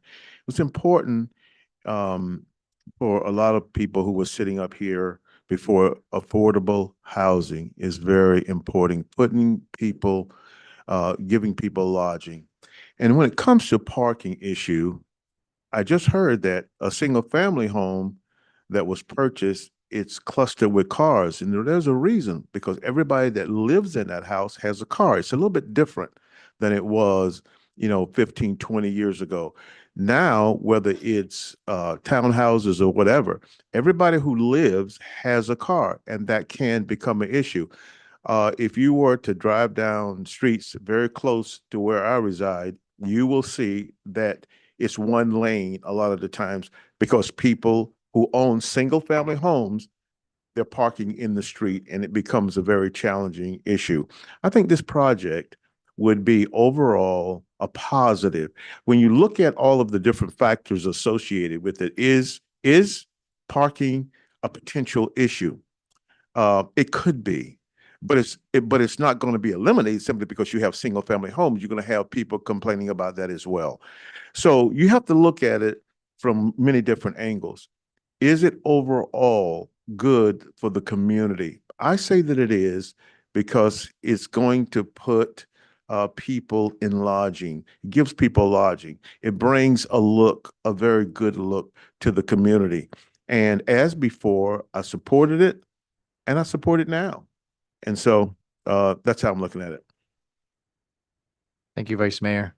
I don't see any other lights. So what I will say is item 7 is a rezoning and number 8 is a plat amendment. It is not a site plan. The devil is always in the details when it comes before us in the site plan. So the resident comments with respect to parking are certainly appreciated.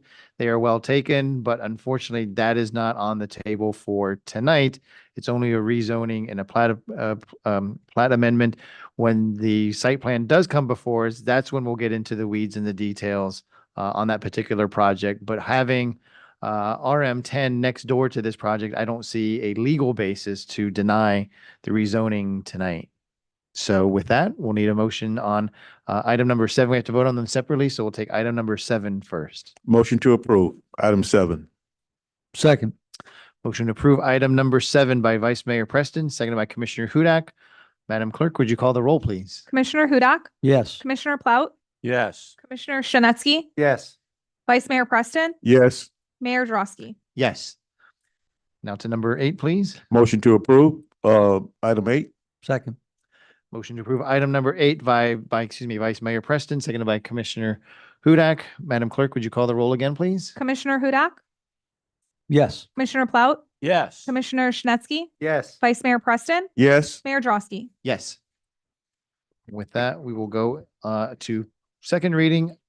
City Attorney, item number 9. Thank you, Mayor. It's my understanding items 9 and 10 may be discussed together too, so I've been asked to read those 2 into the record, and bear with me, the titles are a little extensive. Item number 9 is an ordinance of the City of Deerfield Beach, Florida, authorizing the issuance of debt obligations of the city in an aggregate principal amount not to exceed $5,750,000 to provide funds to pay the cost of purchasing certain equipment, including without limitation reimbursement to the city for previously purchased equipment to the extent permissible under the Internal Revenue Code of 1986 as amended, providing that such obligations shall be secured by and payable from monies deposited in the debt service fund established for the obligations derived from the city's covenant to budget and appropriate non-ad valorem revenues as shall be set forth or provided for in a supplemental resolution to be adopted by the City Commission prior to the issuance of the obligations, providing that, subject to the limitations herein contained, the terms of such obligations shall be established or provided for, and the obligation shall be sold as provided in the supplemental resolution, authorizing the taking of other actions related to the obligations, providing for conflicts, providing for severability, and providing for an effective date. That's second reading of that ordinance is item 9. Item 10 is a resolution of the City Commission of the City of Deerfield Beach, Florida, authorizing a loan in the aggregate principal amount of not exceeding $5,750,000 to provide funds to pay the cost of purchasing certain equipment, including without limitation reimbursement to the city for previously purchased equipment to the extent permissible under the Internal Revenue Code of 1986 as amended, and related costs of issuance, authorizing the issuance of a special obligation non-ad valorem revenue note, Series 2025, to evidence such loan, making findings and determinations as to the loan in the Series 2025 note, accepting the lender's proposal to provide the loan and purchase the Series 2025 note, providing that city's obligations under the loan and the Series 2025 note shall be secured and payable from pledged funds consisting primarily of the legally available non-ad valorem revenues of the city, approving the form of the loan agreement with the lender and authorizing the execution and delivery of the loan agreement and the Series 2025 note, authorizing other required actions in connection therewith, providing that inconsistent resolution shall be inapplicable, and providing an effective date. I didn't quite get that. Could you reread that, please? No problem. All right. Mr. City Manager, is there anything that you would like to say on number 9 or 10? This is second reading. Not on, not at this time. The backup should be self-sufficient. There was the one that deals with, just so that we're all clear, the fire apparatus is included in this as well. Right. Okay, this is a public hearing, so anyone that would like to speak on items number 9 or 10, now is that opportunity. Is there anyone in the commission chamber here this evening that would just like to speak on items number 9 or number 10? There'll be an opportunity in a second. Madam Clerk, let's go to those online. Is there anyone online that is items 9 or 10? Okay, and there's no one here, so we will go ahead and close the public hearing. Again, same thing as last time. We'll, 2 items, but I have to vote on them separately. So commission, item number 9 first. Motion to approve item number 9. Second. Motion to approve item number 9 by Commissioner Plout, seconded by Vice Mayor Preston. Madam Clerk, would you call the roll, please? Commissioner Hudak, Yes. Commissioner Plout, Yes. Commissioner Shinetsky, Yes. Vice Mayor Preston, Yes. Mayor Drosky. Yes. Motion to approve item number 10. Second. Same as before. Motion to approve item number 10 by Commissioner Plout, seconded by Vice Mayor Preston. Madam Clerk, would you call the roll, please? Commissioner Hudak, Yes. Commissioner Plout, Yes. Commissioner Shinetsky, Yes. Vice Mayor Preston, Yes. Mayor Drosky. Yes, thank you. Mr. City Attorney, before we get into your fine print that you always say before the public comment, let me thank all of you that have been here for being here, first of all, and coming out. You will absolutely have your opportunity to speak. We do have a 3-minute opportunity to speak, but everyone and anyone that wants to speak will be heard. There's no limit to the number of people that are able to speak. So I do appreciate all of you coming out. As a courtesy, Major, I will have your team, anyone from your team that would like to speak first. So is that okay? So I don't know if you have multiple speakers or not, but I'll give your team the opportunity to speak first. Then we will go into those that have signed up with the clerk, and then we will go to those that did not sign up but are here in the commission chamber, and then we will go to those that are online via Zoom. So I appreciate everybody's opportunity. This is probably what you're all looking forward to. And Major, whoever's with your team, they're more than welcome to come to the podium and start. Okay. With that, persons addressing the commission shall state his or her name and address and make speak for 3 minutes. This is the time for public comment on items that are not on tonight's agenda. That would include if you want to make a public comment regarding the BSO contract issue. And a reminder, no comment shall be made related to the personal life or personal qualities of any person, and no language which would offend persons of ordinary sensibilities shall be permitted. Thank you. Okay, you're up first.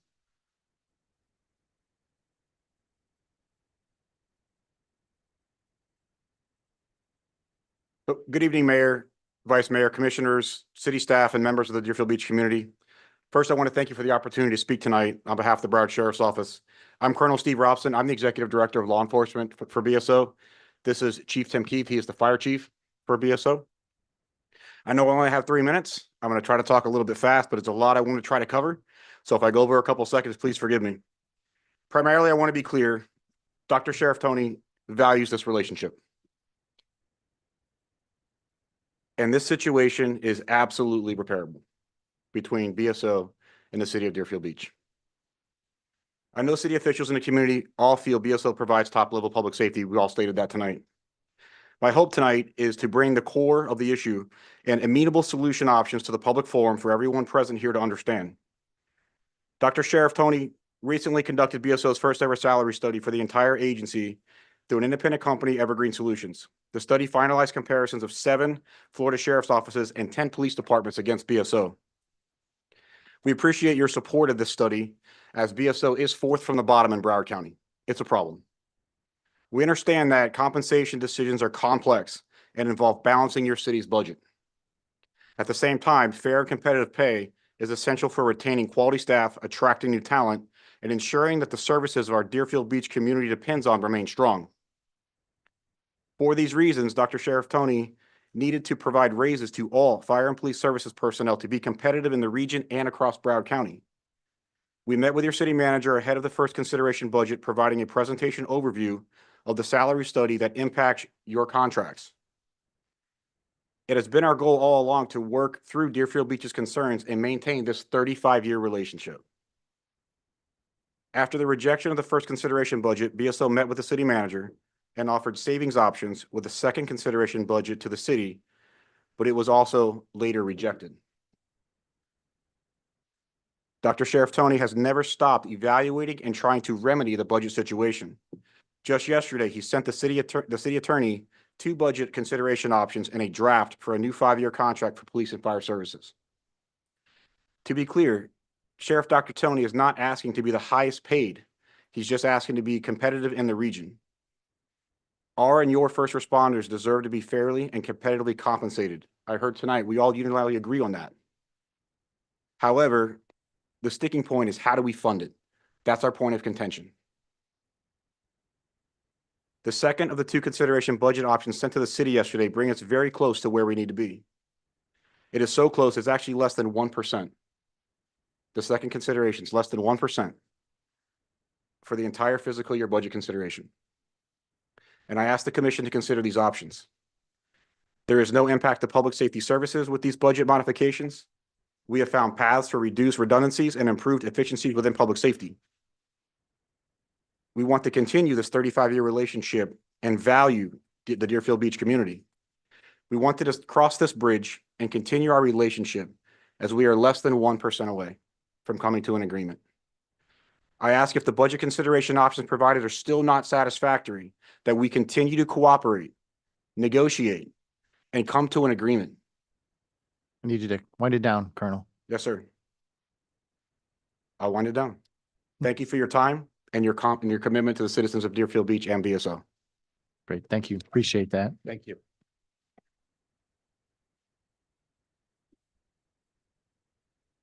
Madam Clerk, we're going to go with those that signed up, please. Ricardo Pier, Then who will be on deck? Neil Glassman. All right, Ricardo Cook here, 1221 Southwest 46th Avenue. I just want to share that we are in a tough situation. Definitely, I agree with what Vice Mayor Ben Preston say. We have to have all the information in our hands. We got to make educated decisions, as Mayor Todd say as well. We need all the options in the table to see what is best for the city, what is cost effective. But in my personal opinion, we got to a point that doesn't matter what the city decides to do, it is going to cost more. Doesn't matter what.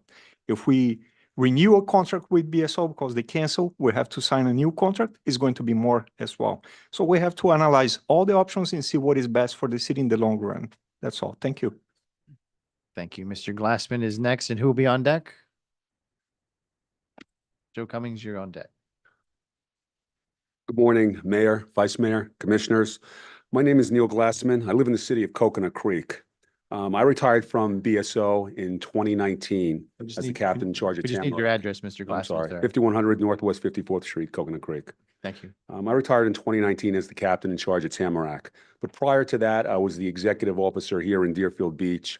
My grandparents lived in Deerfield Beach for almost 40 years in Century Village, Keswick Sea. So I have ties to the city, maybe even more so than Greg Tony has said, for his fantastical claims about walking along the beach in his gun belt and radio. But I want to make it clear from the beginning that Rodney Brimlow did not file a false police report. It is ridiculous to even suggest this. I have investigative experience as a detective, 3 years property crimes, 1.5 years violent crimes. I was a supervisor with the District 1 property crimes unit. I was also the supervisor of the robbery and homicide units. We have other retired officers, deputies, senior command who were here from the sheriff's office. Nobody thinks Rodney Brimlow committed a crime by filing a false police report. And to keep on repeating this lie repeatedly in the media, it's not only attacking Rodney Brimlow, but what it's doing is it's attacking the integrity and the trustfulness of law enforcement and the government. And I've seen some of the comments online, and people say the only reason Rodney Brimlow hasn't been arrested is because he's a city manager. You have the chief executive, the chief law enforcement officer of the county bringing down trust in law enforcement and authority and government in general. And it's just unacceptable. It's below his position as the sheriff of Broward County. You know, I've known Rodney for over 30 years, and I was glad to hear some of the comments made by all of you up here about his character integrity, because I've seen it firsthand.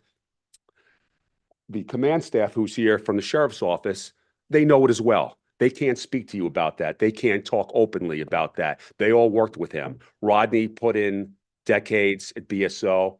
He was a good character person. He was a man with integrity, and I don't think anybody can contest that. Now, why does the sheriff keep repeating this lie? Well, we saw what happened. He's attacked the integrity of this entire commission by going through the city manager. He didn't have anything to say about the commission, but hey, let's attack Rodney Brimlow's integrity, and then by extension, this commission must be corrupt and without integrity. Well, I have a challenge for Sheriff Tony.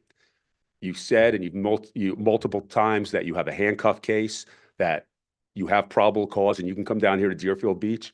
Come on down here to Deerfield Beach. Arrest Rodney Brimlow. You know where he is. You have probable cause. You're the sheriff. You won't do that, though, because you cowardly continue this lie. And as I said, you do it to attack this commission. I don't know anybody up here. Thank you, Mr. Glassman. Wind it down, please. I don't know anybody up here except for Vice Mayor Preston, who I met 14 years ago when I was here and he was a commissioner. But if Sheriff Tony is saying everybody here has integrity issues and is corrupt, I would bet the house that's the opposite. Because when he says something, just wait for the lie, because his lips are moving. Thank you very much. Thank you, Mr. Glassman. Mr. Cummings, and who will be on deck, Madam Clerk? Julie D'Ambrosio. Rocio? Julie's on deck. Go ahead, Mr. Cummings. Name and address for the record, please. Joe Cummings, 267 Oak Ridge P, Deerfield Beach. I don't think there's anyone in this room that does not want to see the Broward County sheriffs and our first responders get the money and the salary that they deserve. All of us want that.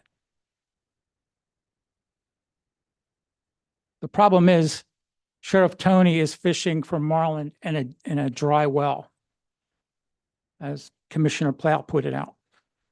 But let's set some of the story straight. It's my understanding that on June 2025, Sheriff Tony was engaged in contract negotiations with the Deerfield Beach city manager, Rodney Brimlow. Without warning, without contacting any of the members of this dais, the sheriff issued a letter of termination of services to the city of Deerfield Beach effective 30 September 25. Last week, the sheriff took to social media and broadcast the muster meeting that he had with his staff, and made some statements calling our city manager corrupted, stated that he was going to use the power of his office to destroy the Deerfield Beach city manager, and while threatening to go nuclear on him. It seems to me, and it's my understanding, that in September 2022, the Florida Commission on Ethics released a finding that was cause for the Florida prosecutors to add the Broward sheriff and added him to the Brady list. Now, the Brady list is it's a 26-page report that basically makes prosecutors aware that if you put this gentleman on the stand to testify, that this person's testimony can be called in the question. And you could lose the case basically based on that testimony. So, as Commissioner Hudak put it out, Rodney Brimlow is not on that list.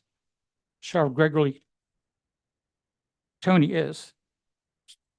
So why is the sheriff doing this? It seems like an act of desperation. Well, it seems that the Broward County Sheriff's Office, the training center, cost $73.7 million. That's twice what it was estimated to be built. Not 34 million, it's $73.7 million. And that caused a $9.2 million shortfall. So I think the time to pay our sheriffs was before that building was built and not now. Need to wind it down, Mr. Cummings. I think we should exhaust every opportunity to keep Broward sheriffs in our city, but there's a lot of damage that need to be repaired. And I'm glad that Rodney Brimlow is our city manager negotiating this contract, because any man that can negotiate a contract that would cause his opponent to go absolutely ballistic and out of his mind is the guy I want to represent Deerfield Beach. Thank you, Mr. Cummings. Next, Madam Clerk. Julie is next, and who's on deck? Former Mayor Peggy Nolan. I want to first thank you for your services. We just need your name and address for the record first, please. Julie D'Ambrosio, 247 Oak Ridge, Deerfield Beach. It seems like BSO is a hot topic, but I'm not speaking about that tonight. I just want to bring to your attention, and I'm hoping that once it's on the radar, the appropriate powers that be will address this. Broward County has a tourist development tax, and it's regarding properties that are rented out for 6 months or less. I can assure you, if we collect 2% of that, that's a lot.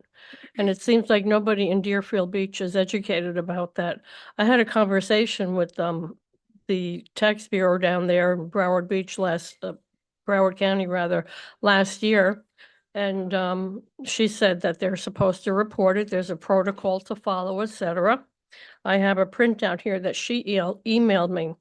And I have to tell you that last year when I talked to a commissioner off the record and questioned it, he told me to not make problems.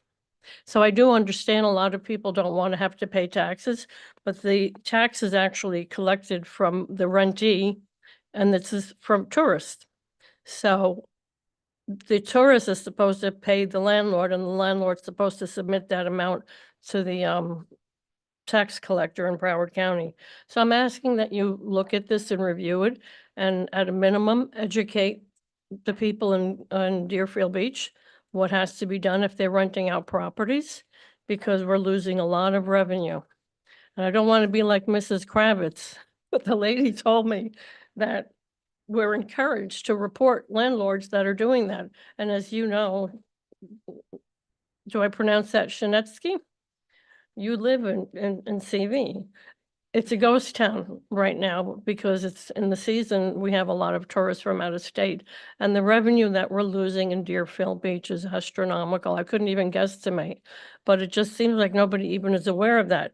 Now, I did go to the office today and they have a vacation rental, but that's for 3 or more rentals per year. That's totally different. This one pertains to people that are here for 6 months or less. So if I may, I'm going to leave this with somebody. I'm hoping that you'll address it and educate the people in Deerfield Beach, because we're losing a lot of revenue.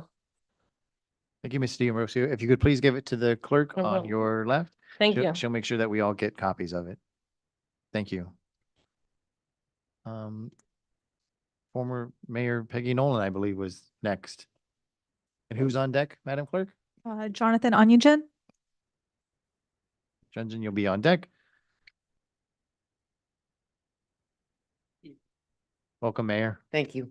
Peggy Nolan, 325 Southeast Third Terrace, Deerfield Beach.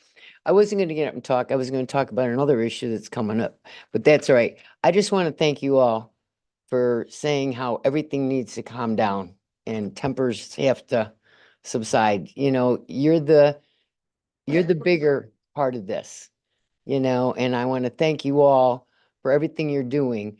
My only suggestion is I would hope that you hired someone like Pompano Beach is hired to do a survey on what it would cost to bring the Deerfield fire back, or the Deerfield police, so you have apples to apples. You'd be able to compare, because I think you're going to find that the cost would be astronomical.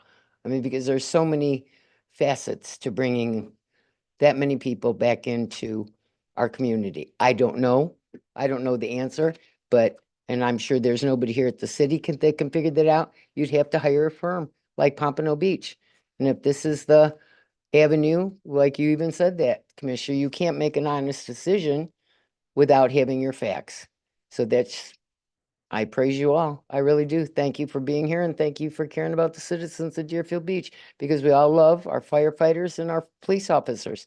And they're very important to all of us, you know, especially when you get old. Thank you. Thank you, Mayor. Thank you for keeping the temperature cool. Stringent, come on down. And who's on deck, Madam Clerk? Sean Rika. Not sure who that is, but Sean, you're on deck. John, you're up. All right. Name and address for the record, please. Jonathan Ungian, 1938 Northeast 6th Street. So first I want to start off and say I respect and appreciate the vast majority of the people in this room and in uniform for BSO. However, police need to de-escalate situations. And unfortunately, I have been on the wrong side of a situation that was handled terribly by a few members of the BSO force within the last few weeks. I did not want to bring this up. However, it was a terrible situation that occurred where I was bullied and robbed, strong arm robbed by a few members of the police force that removed merchandise that belonged to me and cursed and threatened me of committing fraud and theft on merchandise that under the law belonged to me. There was no professionalism. There was a curse word in almost every single sentence that was used by that force. When I've spoken to the highest echelon of this city's force, never was a curse word used. Respect was always given by the chief in this room. However, accountability didn't happen. There was bad mistakes made that was admitted by this force. There's a video that you may have seen, and I hope you have seen, 53 seconds in which I was threatened arrest, handcuffs were pulled out. My wife was asked to come with while I was watching my 9-month-old baby because I was going to be taken away for no crime whatsoever. What I fear is not necessarily just what happened to me. What I fear is the same thing that I believe the city manager fears not being here in this room, is when an internal investigation occurs, is there retribution? What I fear is when they show up to my nice home, what happens when they show up to a home that's not so nice, in a community that's not as nice? How much does this escalate? How badly does it escalate? And that's my concern. I fully respect the police. That is why this situation didn't escalate, because I didn't want it to escalate. But it needs to escalate. What happened was a travesty. It was a bad mistake, whether it was negligence, malpractice, intentional infliction of emotional distress. What occurred was disgusting. I think you all have seen the video, and should never happen to anybody. And, you know, is it from the top? Is it the culture? When, like I said, there should be no foul language that's ever used, ever, when in talking to a tax-paying member of the Start winding it public. down, please. Thank you. Thank you. Madam Clerk, who's next? And then no more on deck. Okay. Good evening, ladies and gentlemen. My name is Sean Rika. I'm a road patrol deputy for the Broward Sheriff's Office. You can put my address as 2601 West Broward Boulevard. I've been with the Sheriff's Office for about 13 years, always a road patrol deputy. And I kind of have the perspective of road patrol deputy, as opposed to a lot of the opinions we've heard from the top. With the salary thing, I've been through numerous contract negotiations with the union. And generally, our cap for raise is 3%, whether inflation is 1% or 11% some years. And generally, the reason for that is the contract city caps. We have identified in numerous previous negotiations, which again happen every 3 years, times where we have alleged that we were woefully underpaid. I've been through 3 sheriffs.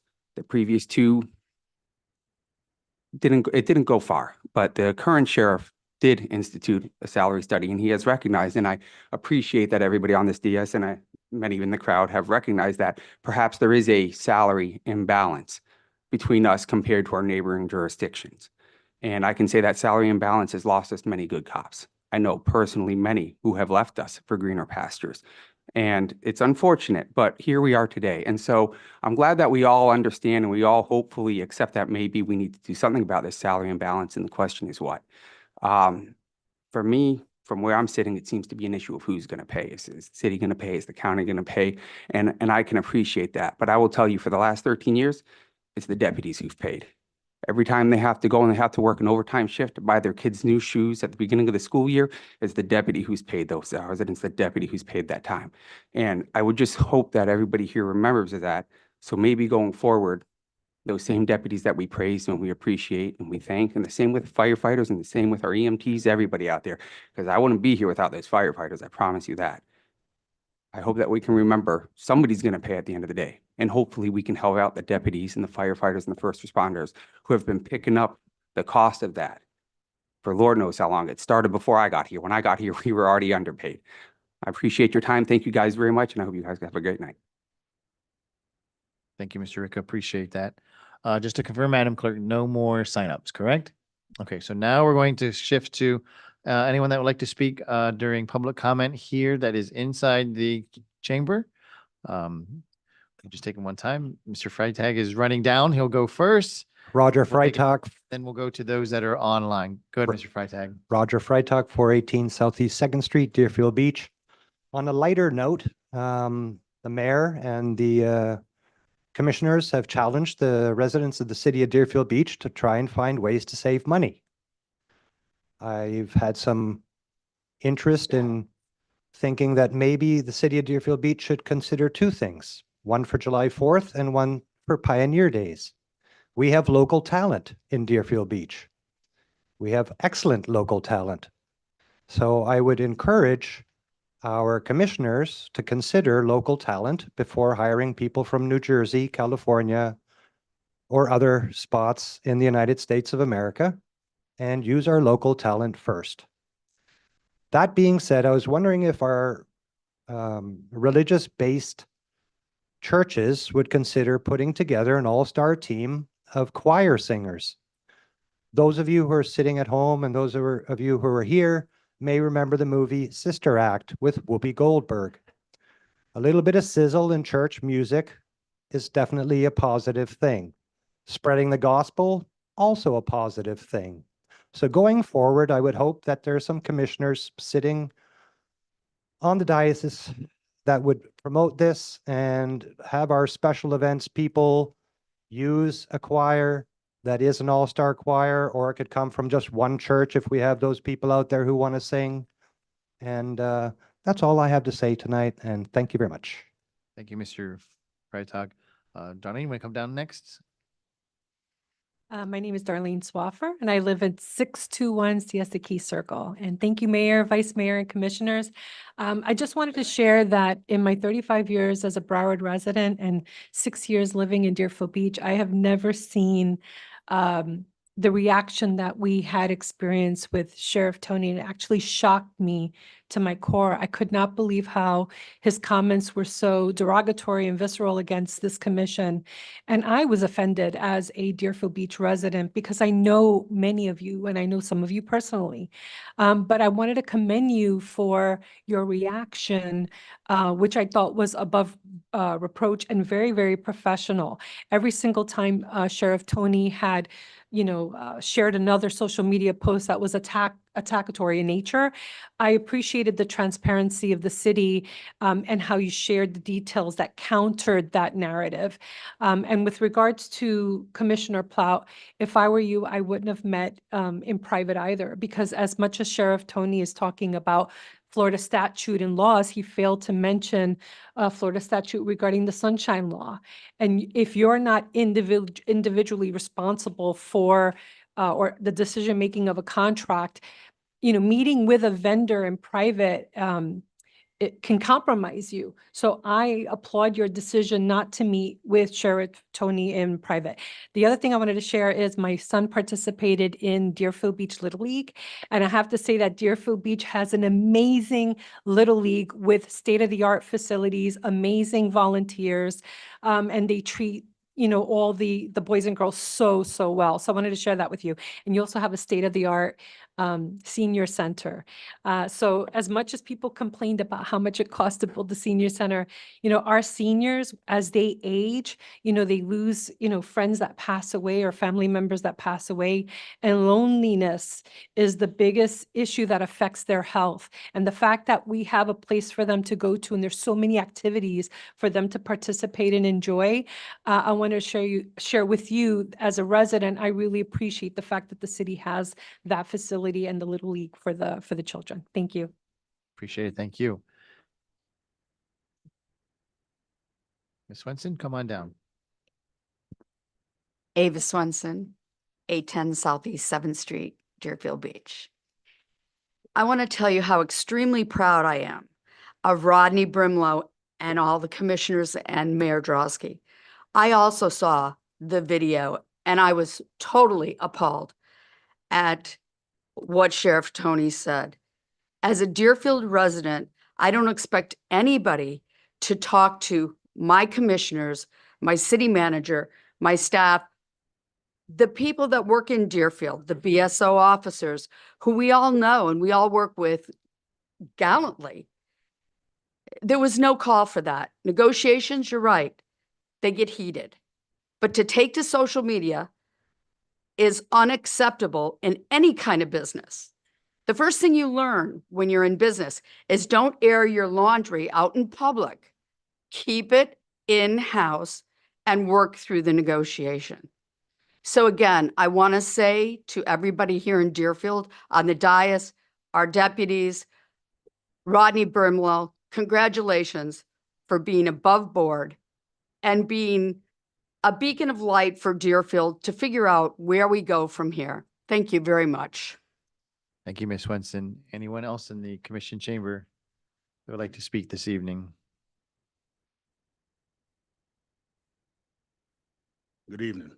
Just need your name and address for the record, please. Aaron Lyons, 1490 Southwest 9th Avenue, Deerfield Beach. The BSO situation that we're in, I think Gregory Tony was speaking from an emotional standpoint. I believe he means well by his people. And I also had an experience with the BSO department where I was at my resident and I was treated unfairly. Okay. I contacted the sheriff, which was Sheriff Israel at the time. And being that I had a relationship with him, it went over well. But not just because you have a relationship. Mr. Lyons, you need to address the. But not commission just forward. because you have a Thank relationship with a sheriff that you should be treated fairly. I think everybody should be treated fairly regardless. All right. I do believe we need to come to some type of understanding and we need to resolve the issues that we have so that we can get an agreement in place. I do believe that the fire department and the BSO police department overall is doing a fine job. And I think it's going to take a lot of work for us to establish our own police department with the city of Deerfield Beach. I don't think we're ready for it. That's my personal opinion. I do think we need to continue to move forward with BSO. Overall, they're doing a fine job. Okay. I do understand that everybody wants increases, but we need to kind of come to a median where we can satisfy the taxpayers because ultimately we're going to be the ones that's paying for it. But I think we need to do some tweaking with BSO so that we can sit down to the table and figure out a solution where we can move forward in a positive light. Again, Gregory Tony, he was just speaking with very much passion for his people. He want to do what's best for his people. And I think that he want to have an agreement with the city of Deerfield Beach, but when you're being pushed back so many times, he was just speaking very passionately, okay? Some of the things that he said, I don't agree with everything that he said, and I seen the videos, but I think he meant well. I think he meant well by his people. He want to see what's best for his people so he can retain good officers and then we can move forward. So I would like to keep BSO on board. Thank you. Thank you, Mr. Lyons.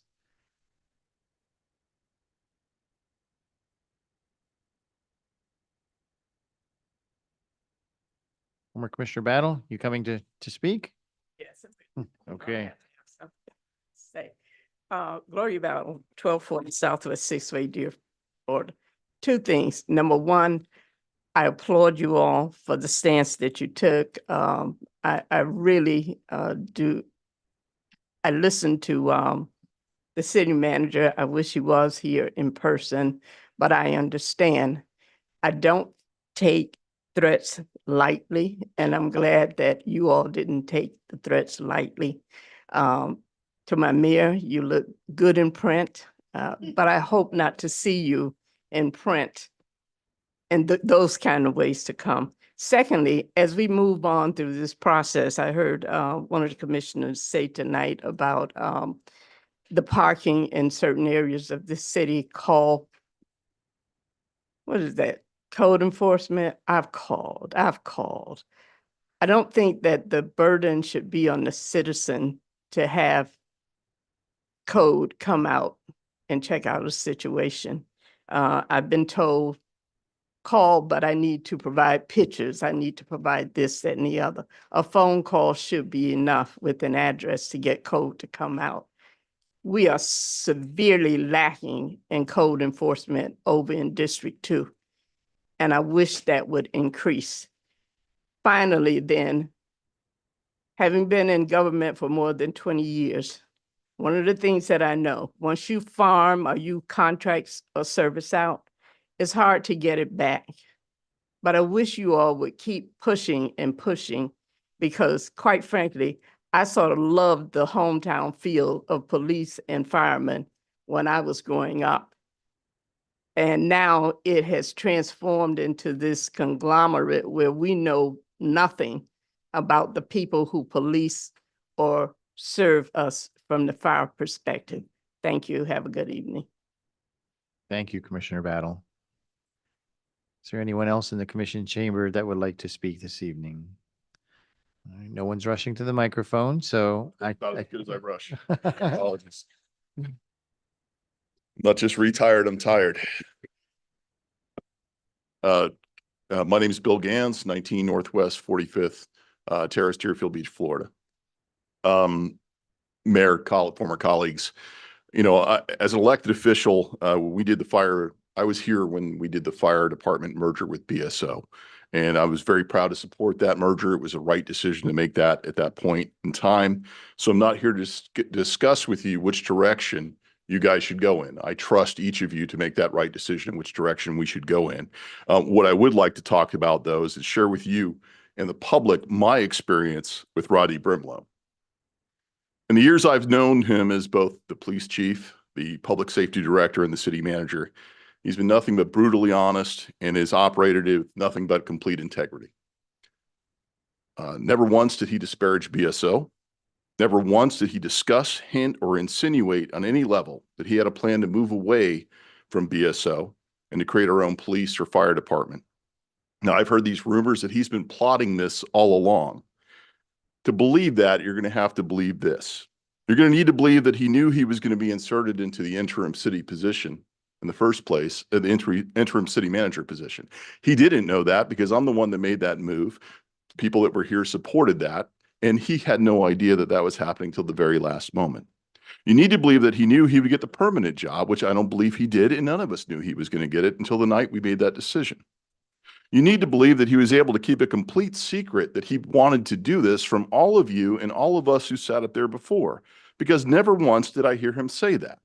And on top, the cherry on top of all of this is you need to believe that he could anticipate with a crystal ball that BSO would do the unprecedented move of canceling the contract with 1 week's notice.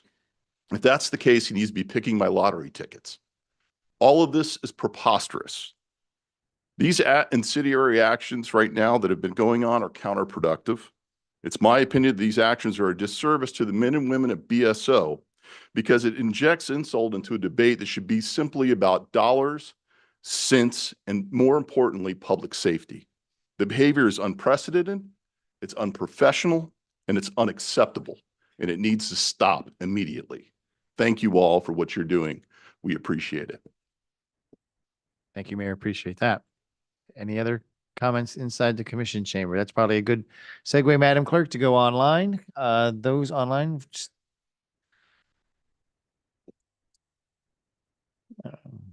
Got to be quicker on the draw here. This will be the last in the commission chamber, and then we're going to switch to online, and then we'll come back for any stragglers. Okay. Hey, folks, Michael Estrada, 1431 Southwest 6th Way. Great to see such a big turnout tonight. It'd be amazing if every city meeting had this kind of energy. It really shows you how many people care about what's happening here, and I love seeing that.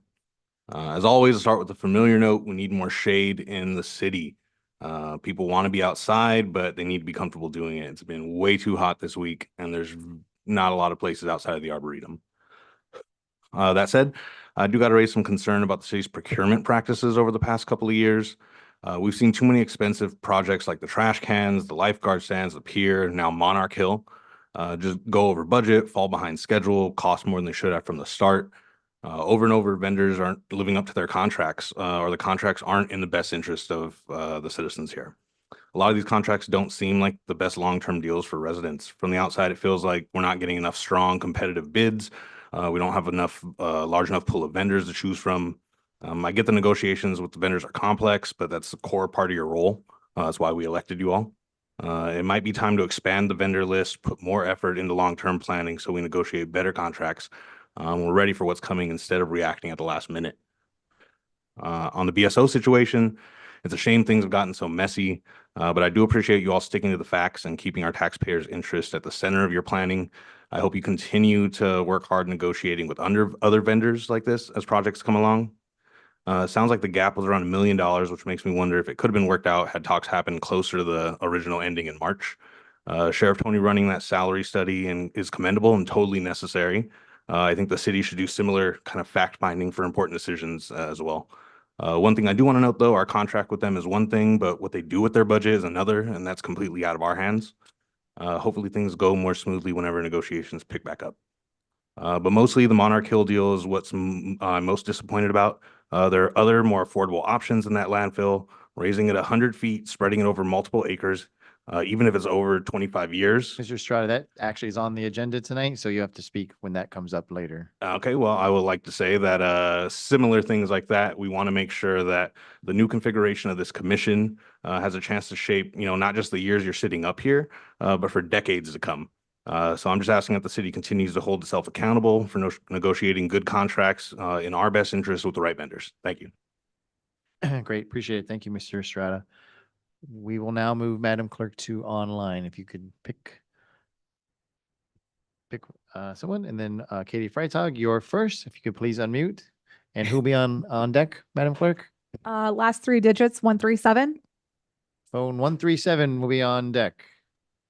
Katie Freitag, 418 Southeast 2nd Street.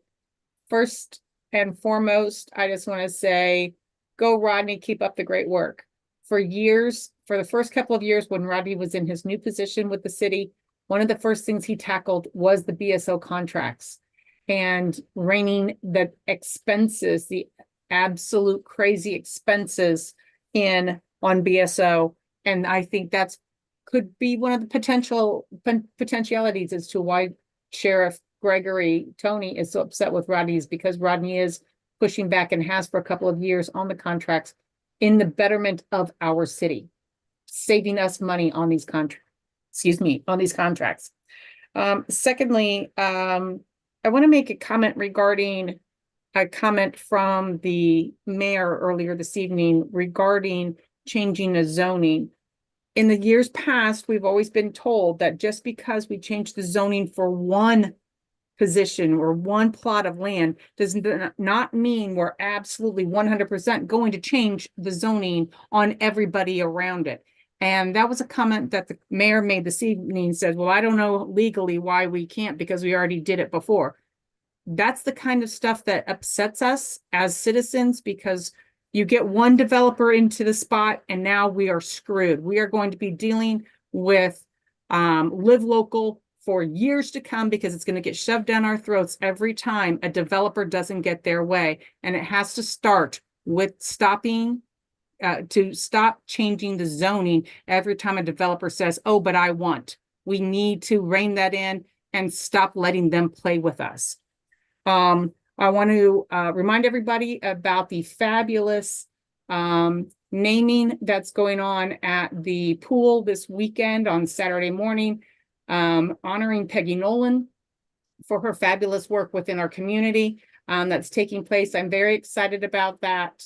And as soon as everybody gets done celebrating Peggy, I would love to invite everybody to Bunko at the Patrizia's to support Deerfield Beach Elementary School debate program sponsored by the Women's Club of Deerfield Beach on Saturday, the 23rd.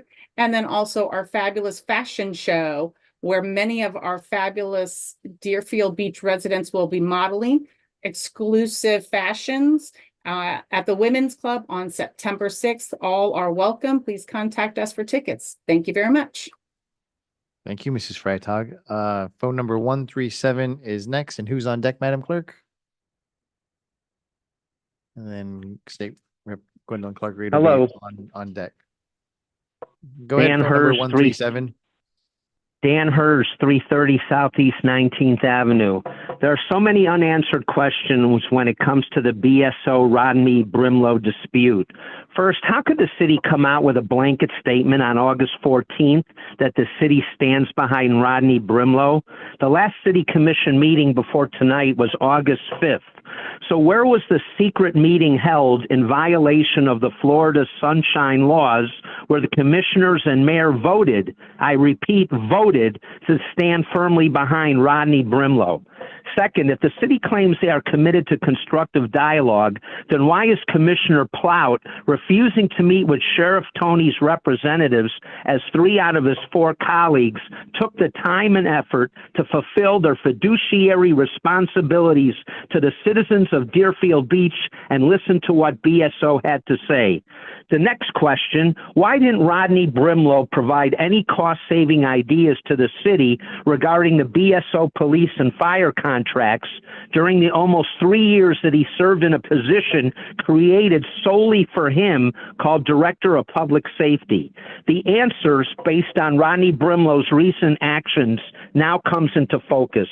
Brimlow has gone out of his way to make BSO look like the villain here, purposely crafting a PR campaign against BSO to turn the citizens against them. What proof do I have?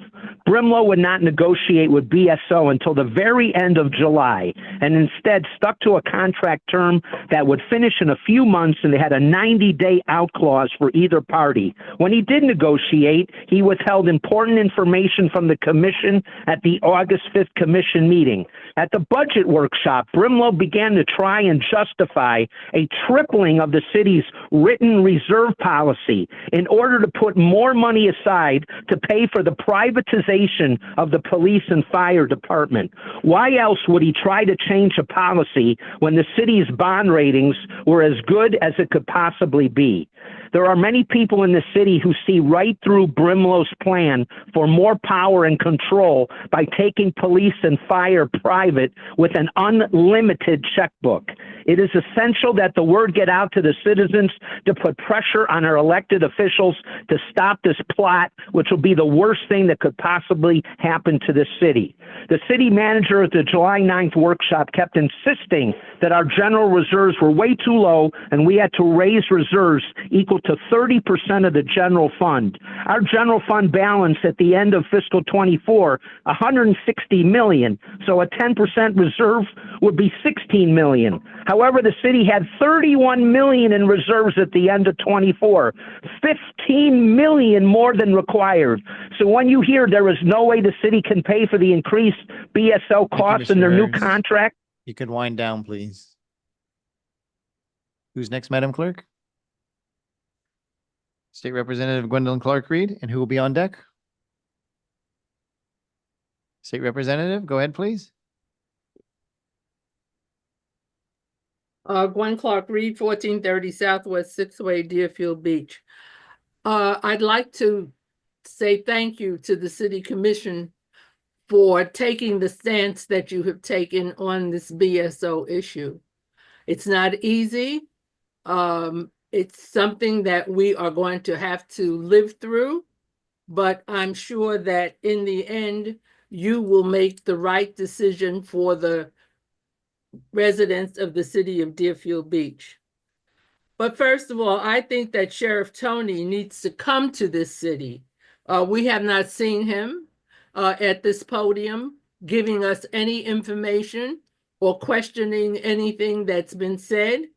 I appreciate the mayor being here to represent BSO, but Sheriff Tony is the elected person in this position, and he needs to come to this city and speak to us directly. First of all, he needs to come and apologize for the language that I heard in that video. I don't ever recall anyone getting that upset to use the type of language that he used towards the residents of this city. So he needs to apologize to us personally. Mr. Brimlow has nothing to do with the amount of the increase that BSO is asking for. BSO decided that they would terminate the contract for whatever reason. They didn't give any reason that I know to the city commissioners about exactly why they want to terminate the contract, other than we can't pay. But I think that BSO needs to look into their own budget and see where they can make some cuts and pay salary increases to the officers and the firefighters. I do feel that you are looking out for the residents of this city, and we are the taxpayers. We are the ones who look to you for guidance and for making decisions that will keep this city safe. Whatever the decisions are that are made about this BSO contract, I'm sure you will make them with everyone's pocketbook, as particularly mine, I feel, in order. Please think about what we are facing. Please think about how, in the long run, this will affect this city. We need to have some kind of direction. Need to start winding down, please, State How Representative. this is going to come out. Thank you, Mayor. Thank you, State Representative. Madam Clerk, one last check. Anyone online? Last call for anyone in the commission chamber like to speak. We're going to close the public comment right now. Thank you, everybody. We're going to take a 5-minute restroom break. This is a good stopping point. Anyone that wants to stay, you're more than welcome to. But thank you all for coming, and thank you for all being so professional. What? Few pieces of chocolate.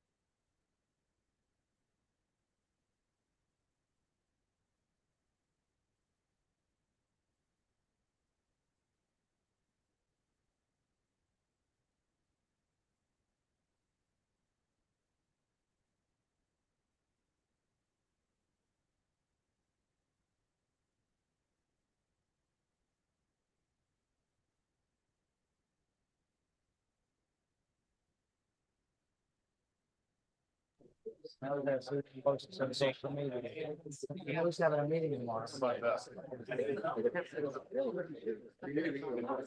We know that, but that's what.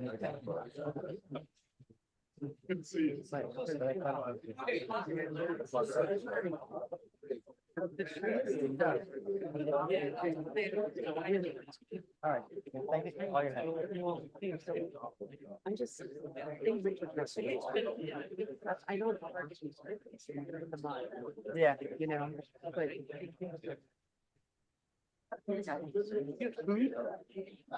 You have food?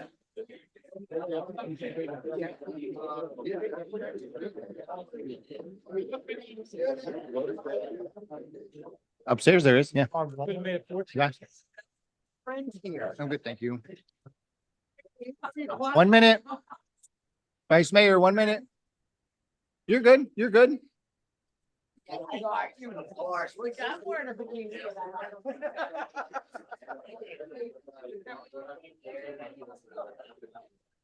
Hey, you left your keys in the office, so I went for a little joyride. We got some.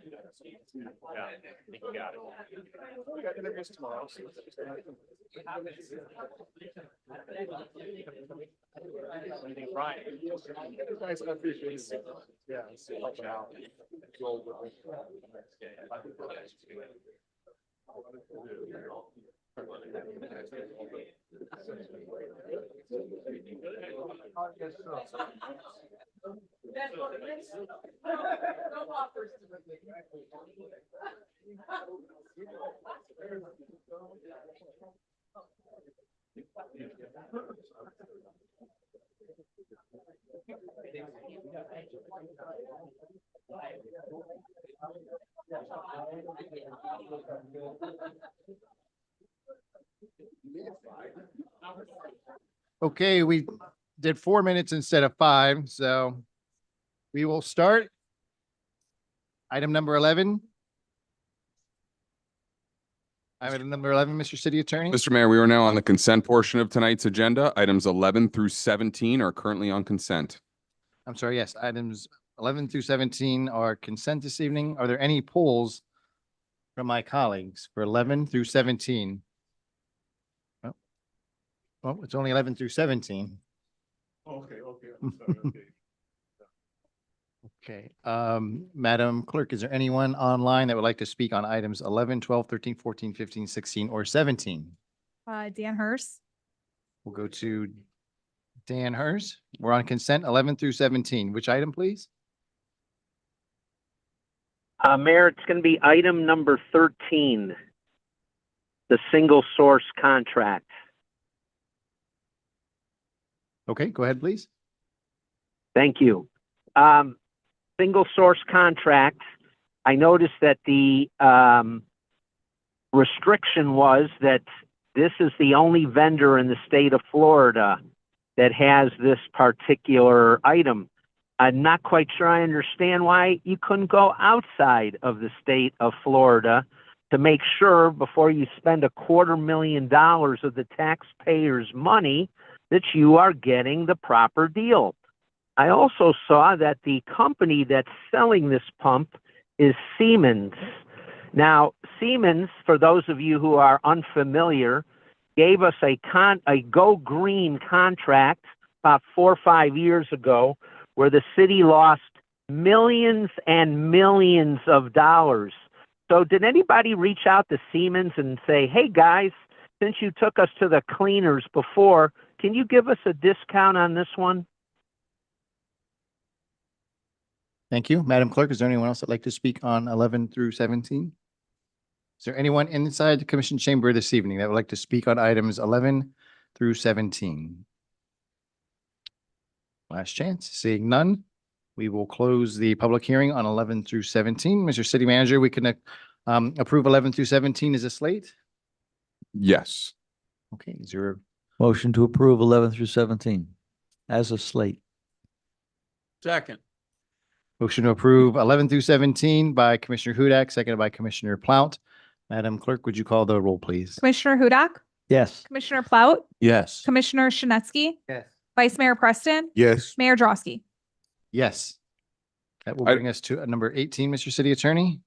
Item number 18 is a resolution of the City Commission of the City of Deerfield Beach, Florida, approving a settlement agreement among Broward County, the City of Deerfield Beach, the City of Coconut Creek, and Waste Management, Inc. of Florida related to the Monarch Hill Landfill expansion, authorizing execution of documents necessary to effectuate the settlement, providing for conflicts, implementation, and an effective date. I'm just going to give a very brief overview of how we got here, and then I'm going to turn it over to the city's special counsel, Special Litigation Counsel, Ralph DeMeo, who is joining us today via Zoom. As most of you know, Waste Management, Inc. of Florida owns and operates the landfill located in unincorporated Broward County, Florida at 2700 Wiles Road. The landfill is commonly known as the Monarch Hill Landfill. It's significant that the location is in unincorporated Broward County. The location is not within the city of Coconut Creek. It's not within the city of Deerfield Beach. Only Broward County has the regulatory authority over the use of the landfill, and zoning and land use authority governing the facility and the surrounding property. Waste Management has been seeking to expand that landfill both vertically by raising its maximum elevation from 225 feet to 325 feet, and horizontally by incorporating an adjacent approximately 24.2 acre parcel located at 2600 Wiles Road, which was formerly used for a waste to energy facility. Both the cities of Deerfield Beach and the cities of Coconut Creek vehemently objected to that expansion and made their thoughts known to the county commission. Notwithstanding that, on February 25th, 2025, the Broward County Board of County Commissioners enacted ordinances that, if Waste Management is able to obtain all necessary approvals, permits, and licenses, would authorize the vertical and horizontal expansions of the landfill that Waste Management was seeking. Following the county's enactment of those ordinances, Coconut Creek filed litigation in the Broward County Circuit Court and a petition for formal administrative hearing before the Florida Division of Administrative Hearings, challenging the validity of the ordinances. The city of Deerfield Beach subsequently intervened in the circuit court litigation and the DOA administrative proceedings in support of the challenges initiated by Coconut Creek. Coconut Creek hired special counsel, Mr. Ralph DeMeo, an environmental law expert, specifically with experience in landfill litigation.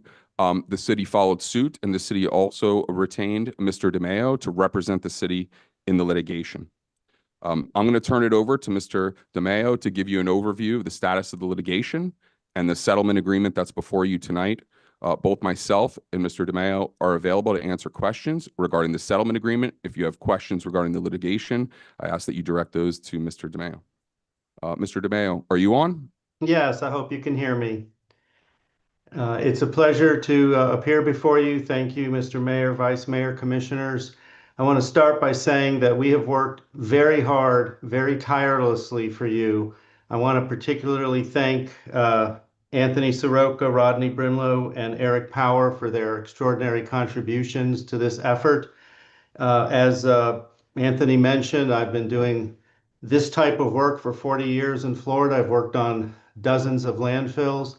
And the bottom line here is that I believe that the settlement agreement is absolutely in the best interest of Deerfield Beach as well as Coconut Creek, and is the best possible result that you could have achieved through the litigation.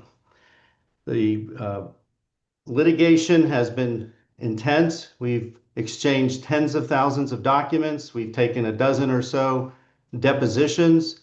And what we came up with ultimately was the settlement agreement that's before you. Perhaps the most important thing to understand here is that even if you win the battle, such as before the Division of Administrative Hearings, such as before a Broward County Circuit Judge, or such as before the governor and cabinet who have ultimate authority over the appeal, you will most likely lose the war. And what I mean by that is that for many years now, the counties have taken over the authority and have almost unlimited control over comprehensive planning, zoning, and land use regulation. In this case, the county also has the solid waste permitting authority, which it also took over from the state. So I've been asked many times, well, what happens, even if we win at the trial level? I am very confident from my years of experience that what the county will do is go back and change all the rules and will make it easier for Waste Management to put in those changes that it wants to put in that were approved previously. And I also believe you will not get a better deal than the one you have in front of you. In fact, I don't think you'll have a deal at all. When we started down this road months ago, both the county and Waste Management, frankly, were very uncompromising. What we have now, and you see some of it in front of you, are over 24 significant concessions that are really unprecedented, not just in this project, but in projects across the state in terms of the enhancements that you're going to achieve. Let's go over some of them.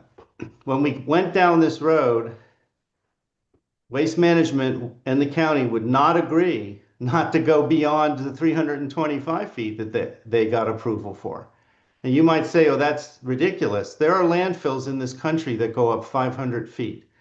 They have agreed to cap it at 325 feet. That's important. They've also agreed not to do landfilling within 1 mile of the current site. They could expand if they wanted to, but they've agreed not to. Another significant concession was when we started down this road months ago, they would not agree to provide us with any kind of date certain when the landfill will close. Well, now we know that in approximately 25 years it will close. And you might say, well, that's a long time. Remember, this landfill's been there since the 60s, and there are landfills that are 100 years old. So if they didn't agree to that outside limit, we don't know when it would have ended, probably never. Now, some people have asked me, well, how can we enforce this? What if we don't trust the parties? We have in place a declaration of restrictive covenants by agreement that will be filed in the public records, memorializing everything I just said. And the only parties that can change that are the cities, Deerfield Beach and Coconut Creek. The county can't change it. Waste Management can't change it. That is as good as it gets as far as giving you guarantees that this is going to work. Now, in addition to that, one of the things that Deerfield Beach was especially concerned about was the public safety and public health. There are a dozen or more very significant concessions that were made here that are not a requirement of a permit if they were to go forward and permit this without an agreement. Some of them are depicted on the screen there. Odor controls, misting, daily cover of the landfill when disposal takes place, gas capture, quarterly testing. Also, significant impacts are going to be addressed. Traffic management, litter mitigation. This is an important one to me as an environmental lawyer. Increased groundwater monitoring, including an increase in the number and frequency and placement of wells. I know there's been some concerns about vectors, birds. Bird abatement will be done with wildlife experts. There's also a limitation on the type of waste. After 2027, household waste, or what is often referred to as garbage, cannot be put there. A couple of other things that were important. The gas to energy plant will be retained for up to 10 years. Waste Management also must supply landfill gas to the county's wastewater sludge dryer. Can you flip to the next slide, please, Anthony? Some other concessions that I consider significant. The county receives a host charge. The cities can claim up to 5% of the host charge for unique impacts. There will be post-closure public reuse planning, meaning what do we do when it ultimately closes? And we now know it will close within a date certain. Additional landscaping to provide visual barriers. At the end of this process, if you approve this tonight, which we recommend strongly that you do, all the lawsuits get dismissed, all claims are released, and then there are very specific enforceable remedies if we have a problem down the road. Well, those are all the positives, but I want to take a minute to talk about what happens if we don't agree tonight to approve this settlement? As I mentioned, the county has ultimate control over this property because it's in the county. As Anthony said, the cities do not. I am not exaggerating when I say it is my firm belief that they will go back and change their comprehensive plan. They will go back and change their zoning. They will go back and change their land development. They will do whatever they have to do to make this agreement happen if we don't, to make this permit happen and allow the expansion without any of the concessions that I just mentioned if we don't approve this tonight. The other thing that you need to be acutely aware of is the litigation that we're involved in, which has been hotly litigated on all sides, has with it a statutory attorney's fees provision for the prevailing party. So if we were not to prevail, we would have to pay both Waste Management's and Broward County's legal fees. And trust me when I tell you that they're going to be steep. You could end up paying millions of dollars in legal fees in a losing cause. I think that the bottom line here is these are significant concessions. If you approve this, you have done well for your community, in my opinion. If you don't approve it, you are looking at years of continued litigation and fighting and legal fees with nothing to show for it. So the bottom line is it's my strong opinion that this is the best possible result that you will be able to achieve, and I strongly recommend approval. Thank you. Thank you, Mr. DeMayo. Before we go into public comment, are there any questions from my colleagues for Mr. DeMayo or Mr. Soroka first? Mr. Plat, is your a comment or a question? Save your comments. Let's save the light for after public comment. Okay. Thank you, sir. Mr. Shinesky, do you have a question for Mr. DeMayo or Mr. Soroka? Yeah, I have a question for Okay. Mr. DeMayo. So let me just clarify. What you're saying is that if we don't approve this settlement and we lose the litigation in 10, 15 years, could Waste Management go back to Broward County and say, I want to expand it another 100 feet? Is that something that could happen? Commissioner, in a year, they could go back to Broward County and ask to expand it another 100 feet beyond 325. Yes, sir. And it would be totally left to Broward County Commission. We wouldn't have any authority or anything. That's correct, Commissioner. Anything else, Mr. Shinesky? No. Commissioner Mather? Okay, let's go to the public hearing. We'll start online first, Madam Clerk. Is there anyone online that would like to speak or signed up for item number 18 this evening? Mr. Estrada must have ran home because he was here in the commission chamber earlier. We'll start with Mr. Hers. Yes, thank you so much. Dan Hers, 330 Southeast 19th Avenue. I listened so intently to Mr. DeMayo's presentation, but I guess it was just a complete oversight on his part that he left out the monetary compensation that Waste Management would be paying the city of Deerfield Beach. So I guess I'll fill in the blank for him. The city of Deerfield Beach will receive $15,000 per year. And I wish Mr. DeMayo had spoken because I was curious how he was able to strong arm Waste Management for that $15,000 a year when Waste Management's net income last year was $2.75 billion. So, but the most important question of all, and of course I know I'm going to have to do a Freedom of Information request to get this out of Mr. DeMayo and Mr. Soroka, is what was the legal fees that had to be paid on behalf of the city to collect this $15,000? How many years is it going to take to cover the legal fee expense? And since I know you will not answer that question tonight, I will make sure once the Freedom of Information Act is filled, I'll make sure to make that public, not only to me, but also to Florida Doge.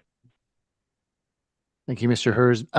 Madam Clerk, is there anyone else online? We'll answer that question later because Clearly, the speaker doesn't know his facts, but we'll get into that. Okay, Mr. Estrada, you're next, please. Hey there, Michael Estrada, 1431 Southwest 6th Way. As I was saying earlier, I think this is sort of one of the things I'm most disappointed about as far as a vendor relation. From what I'm hearing from the previous one of the previous speakers is that, you know, this is kind of the best we're going to get. You know, we should be happy to basically take whatever is being offered to us in this moment. You know, we try to spin it however we want. The benefits to the city and the beautification and the air freshener and whatever they want to do. There's no way, shape, or form that this is a good thing for our city. And I recognize that sometimes you are in a position with a vendor where you don't have very many options and you are stuck in a bad deal for whatever reason. And then this is one of those cases. So I think that we need really to, again, really examine all of the vendor relationships, who we are getting into business with. You know, again, I think that there's pretty much nobody in the city that would say Monarch Hill adds to our experience here. There are other landfills that have space available. There are other landfills that are cheaper. And I definitely want to give a shout out. I know I didn't get a comment in on filthy organics a second ago, but I would definitely say the city continuing to invest in the composting. You know, while at this point it may not necessarily be actualizing savings as far as like the tonnage of waste that we're putting out, I think once it is able to get to scale and able to onboard more folks with the right kind of support, I think that we're going to see that, again, the long-term health, the long-term interest, you know, again, 25 years from now, none of you all are going to be up there on the seats. Hopefully we have you all here still living in Deerfield Beach, but you know, 25 years might feel like a really long time away, but I can guarantee you, like the little girls that live across the street from me that are about 5 and 2, they're going to be dealing with 100 extra feet of basically a trash mountain. And we can call it whatever we want, but Monarch Hill is a trash mountain. And just, again, want to highlight, these are the kind of contracts, these are the kind of vendors that we should not be getting into business with, and we need to do a better job negotiating on the front. Thank you. Thank you, Mr. Estrada. Katie Freitag was next. Is there anyone else online, Madam Clerk, that should be on deck? Okay. Katie Freitag, 418 Southeast 2nd Street. It's something to remember that these guys are not our vendors. They own property in our city and they have contracted to do what they want to do with it against our requests. They said that they would stop at a certain level. Now they're taking it to a higher level. And I'm sorry, but come 25 years from now, I don't doubt, or even 5 years from now, I don't doubt that they're going to change their mind and they will find a way to get through whatever legal thing we give them, because the county doesn't care about Deerfield Beach. They've already stated that. They've made it very clear when they voted to have it expand as much as it is without even a blink.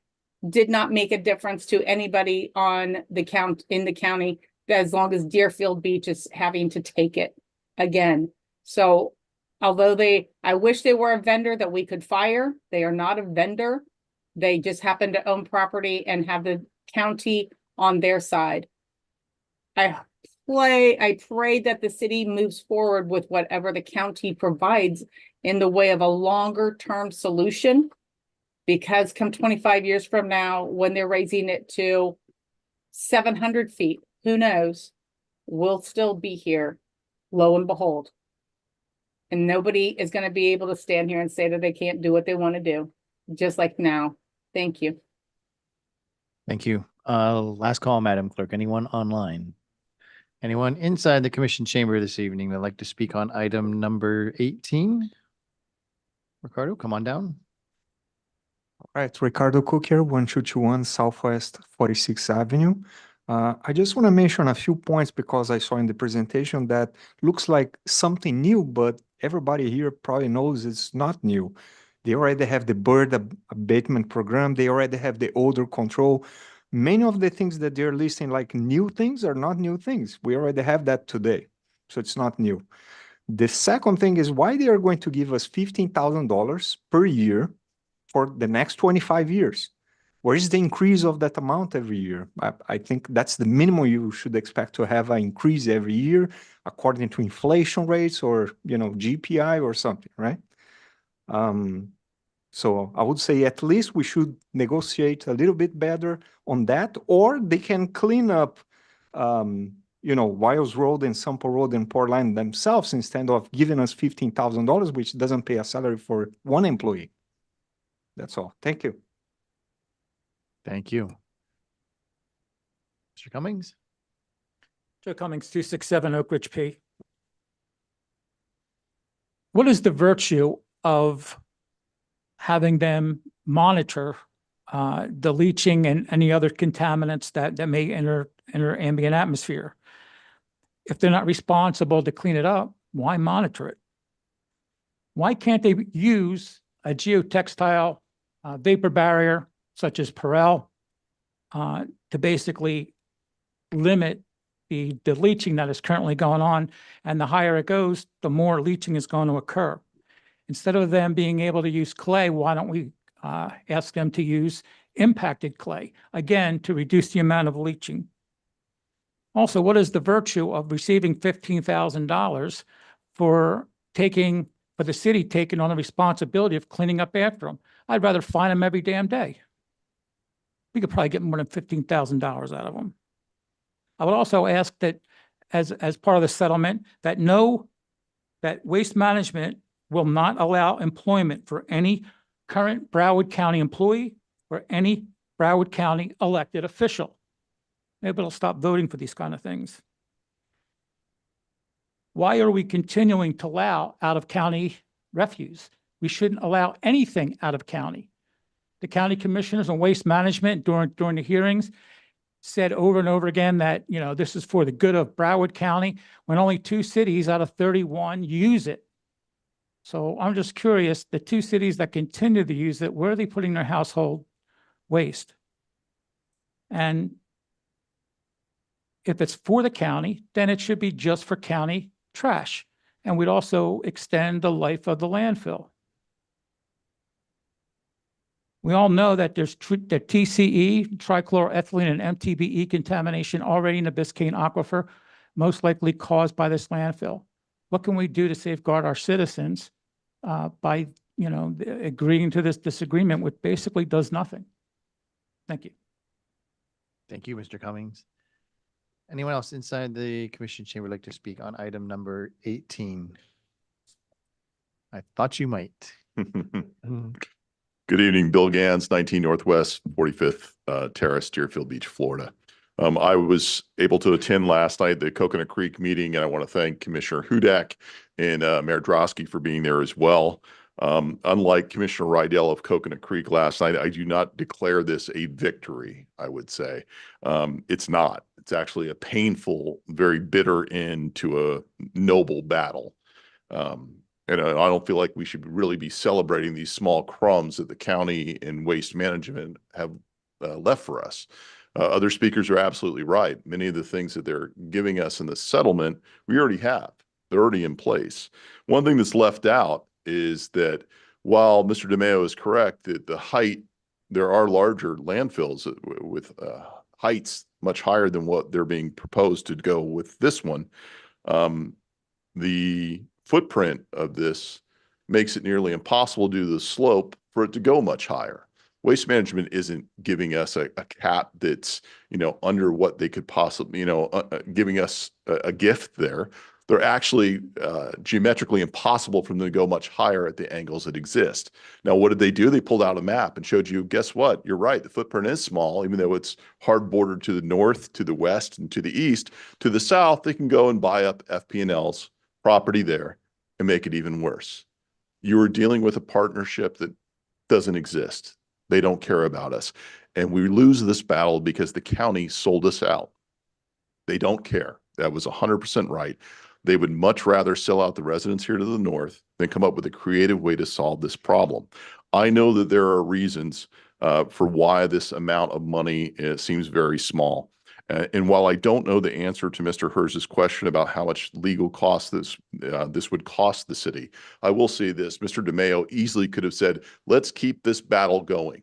Without our colleagues in Coconut Creek supporting us, what would be an inevitable, futile attempt to try to gain a victory here. You would have had some small, very, very small, extremely expensive victories, but you would have lost the overall war. Without our colleagues to the west in this, it becomes an extremely expensive losing battle. Now, I don't know what the cost would be, but Mr. DeMayo could have encouraged us to keep going because he would have kept getting paid. But he's telling us this is the best deal that can happen and to end it now. And I applaud him for that. And I don't know what the legal fees cost what we've already spent, but I can tell you they're probably less than what we wasted on the cafe over there on the beach with Mr. Herz's buddy. But what I would say is this is a lousy situation. This is one of those things that you're going to have to support, even though it is a terrible taste in your mouth. I thank you for the battle that you've done, and I appreciate the work that you've done to come to some sort of lousy conclusion. Thank you, Mayor. Anyone dare try to speak after that? Okay, so I'm going to close the public hearing. The lights went on like a Christmas tree. I don't know who's first. So, Commissioner Plow, you want to start? It's your district. Thank you, Mayor. I appreciate that. Not only being first, but speaking before you, since you've been so involved with this for so many years. I agree with our former mayor. This is a bitter pill to swallow, but without this, there is no pill to swallow. I've been involved with this for, I don't know, maybe a year. Before I was elected, I started going down to the Broward County Commission meetings with the rest of the folks here that were in office. And the first thing that I learned was the Broward County Commission was stacked against us big time because it wasn't in their backyard, number one. Number two, they knew that if they had to ship it somewhere else, it was going to raise the taxes of their constituents. So I could see the train coming, and I think we were going to be run over on that. And it came to pass that we were. So now I had the privilege with Commissioner Josh Rydell to represent the city of Deerfield at the initial settlement meeting in Fort Lauderdale. Was that like 2 months ago? Something like that. I don't remember the exact date. Okay. We went down there and there was some powerful people in the room. I have to thank our planning director, Eric Powell, because he knows so much about this subject, and to be able to ride down with him and talk about it as we did when we went to the to the county commission meetings. I always learned something from him, and we kind of sat at a table, a rectangular table with waste management on one side and us on the other side, right? And it was like I don't know if you know Vietnam history, but the demilitarized zone, the DMZ, was right in the middle of the place. I see a veteran over there smiling because that's what I'm talking about. But I thought I was going in there as a fly on the wall, but I was asked to speak first.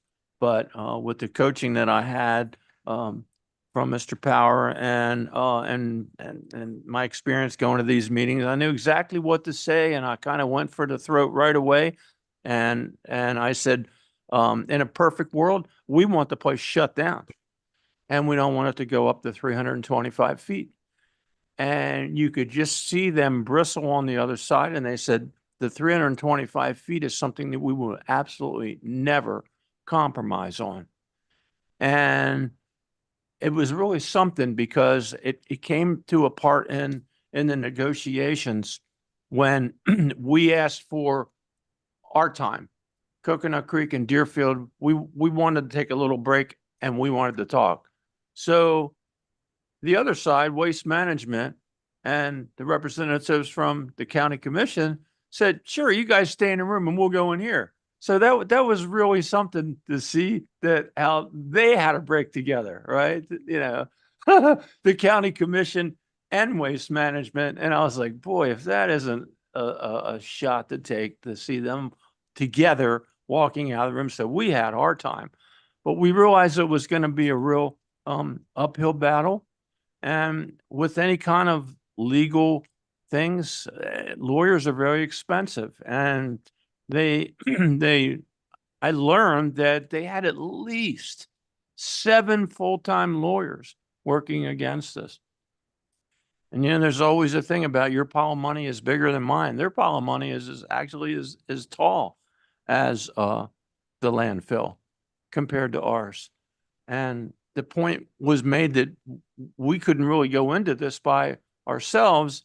It's really on Coconut Creek's back door and within sight of their developments. I heard this morning from our council that the main community, and the name escapes me, that's on the side of the landfill agreed yesterday that they're okay with the settlement because they realize it's the best thing that they can get. But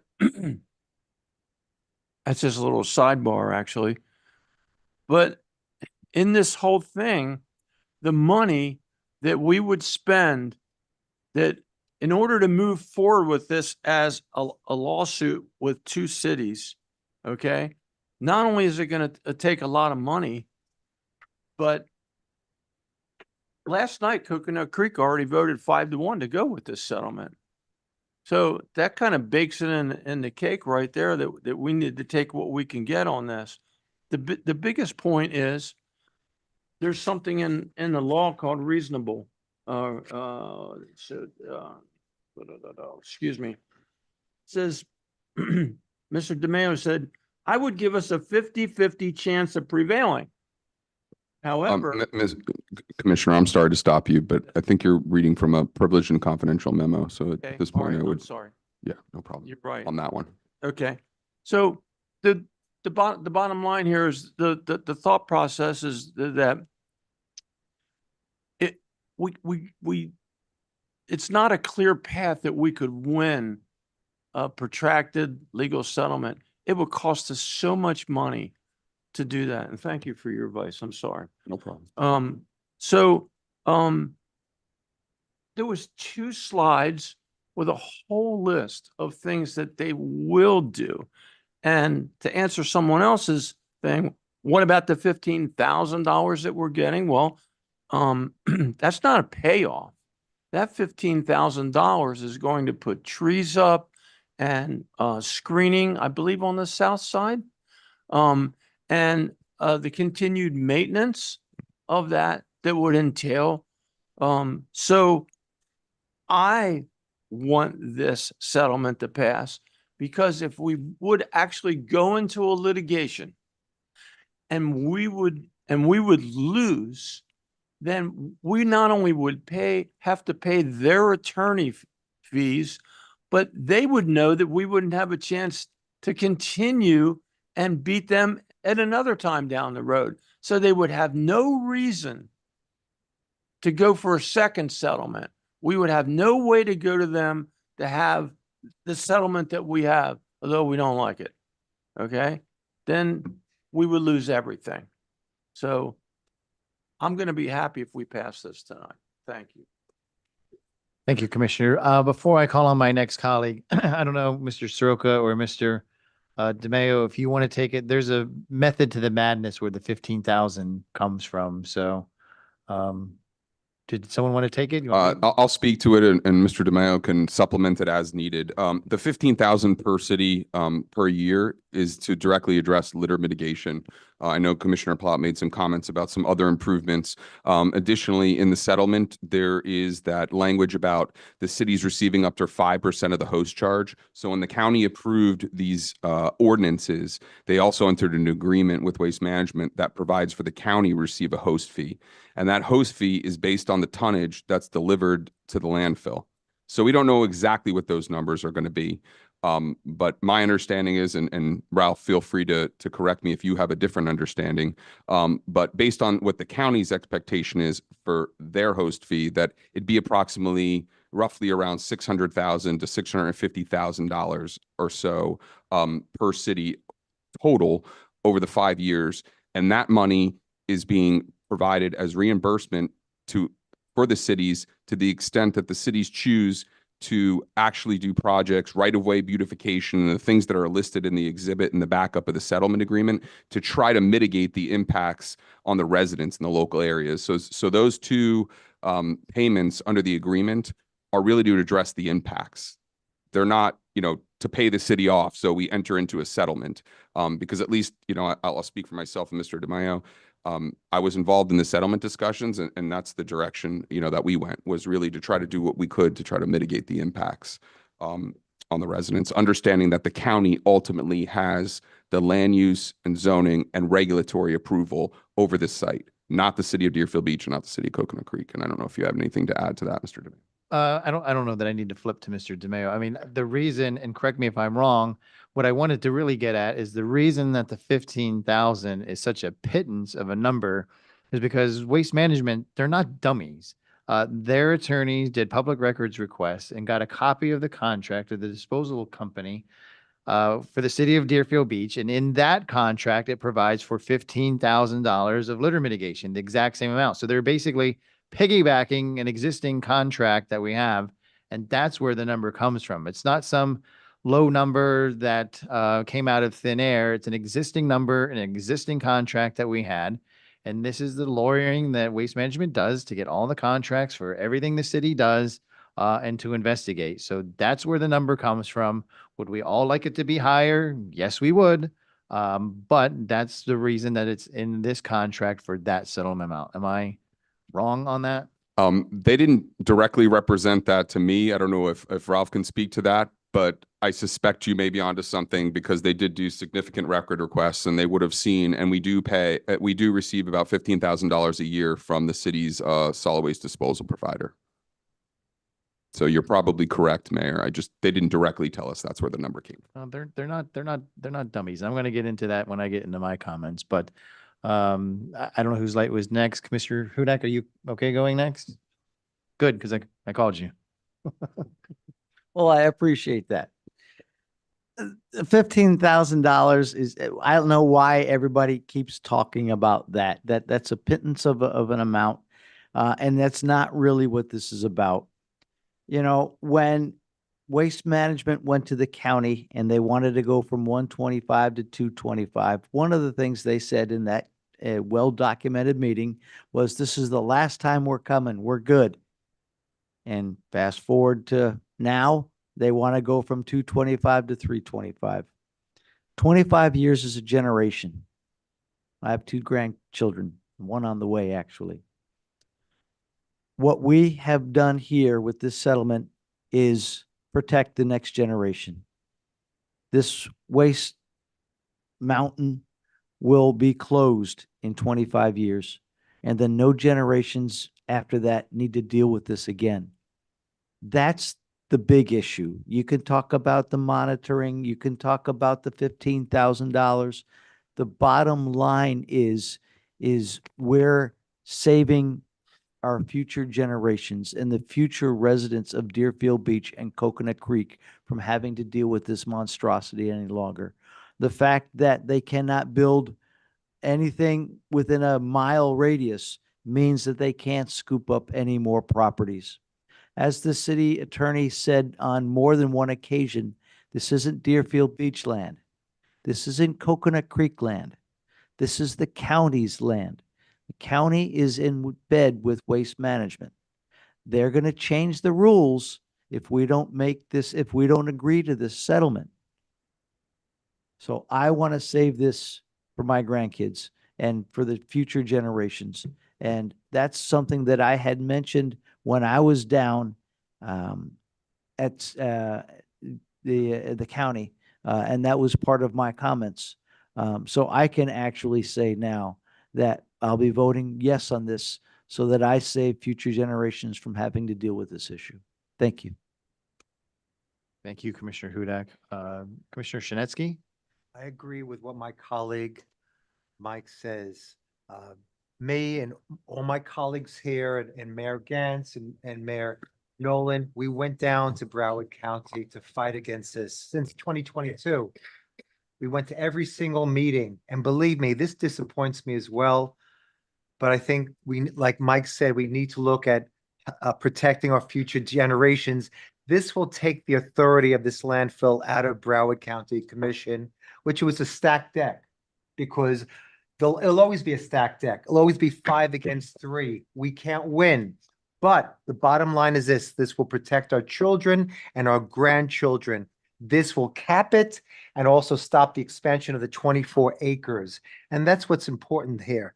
I've come from New York. There was a landfill in New York and Staten Island from 1948 to 2001, a huge landfill. It's been closed since 2001, and it's been all these years, and they're making it into park sections of it.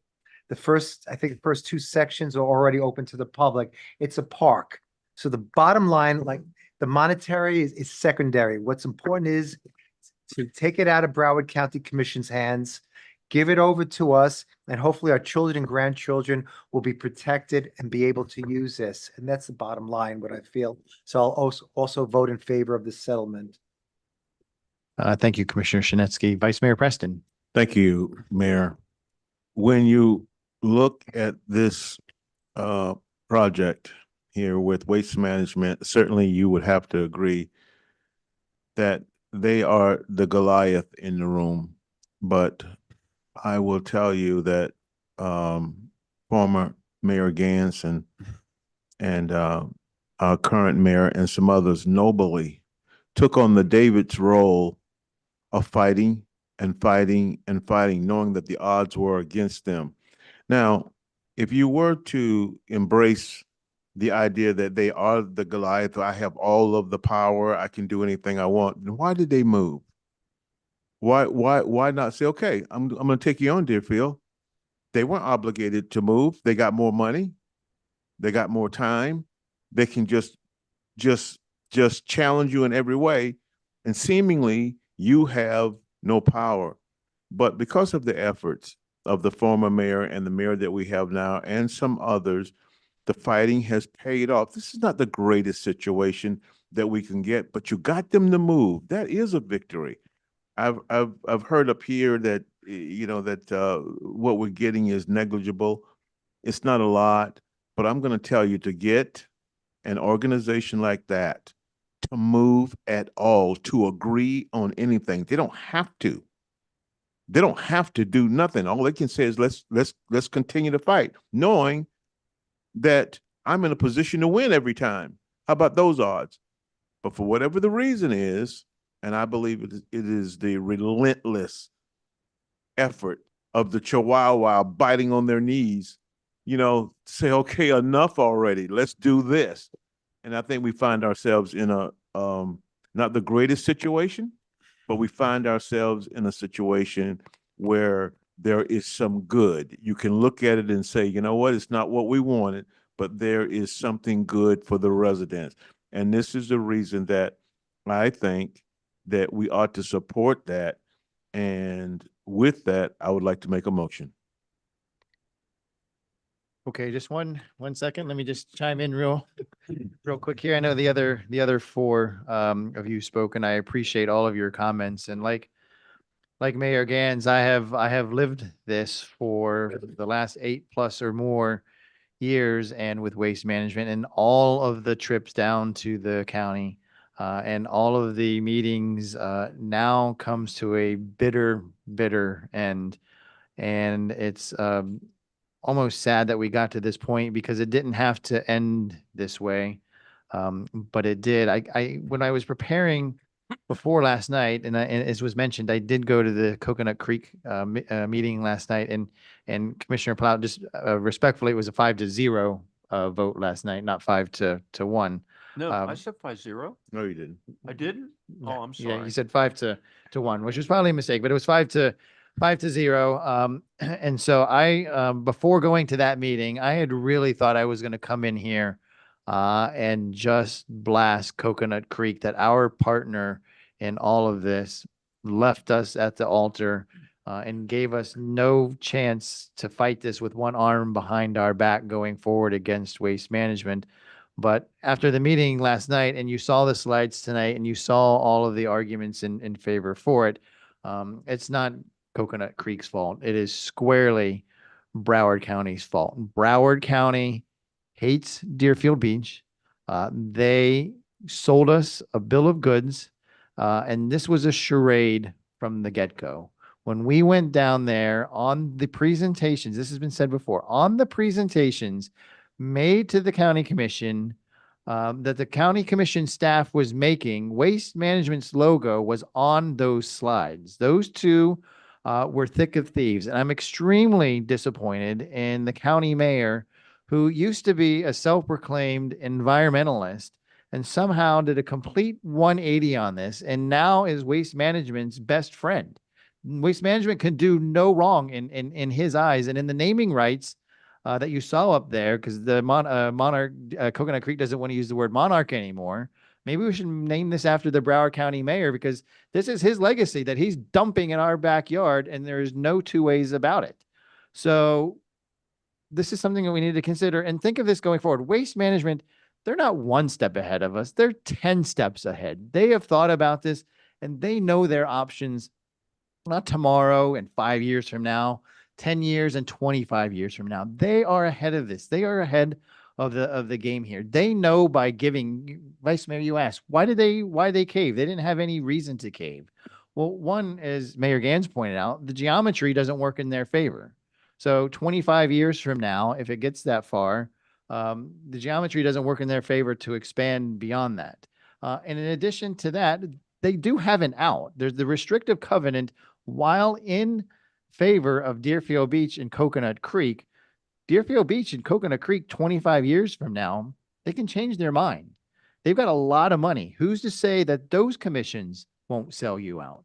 So to my colleagues sitting on this dais 25 years from now, roll this video back and don't do it. Stick to your guns. They will come after you. Trust me, they are ahead of us on this and they're thinking their strategy.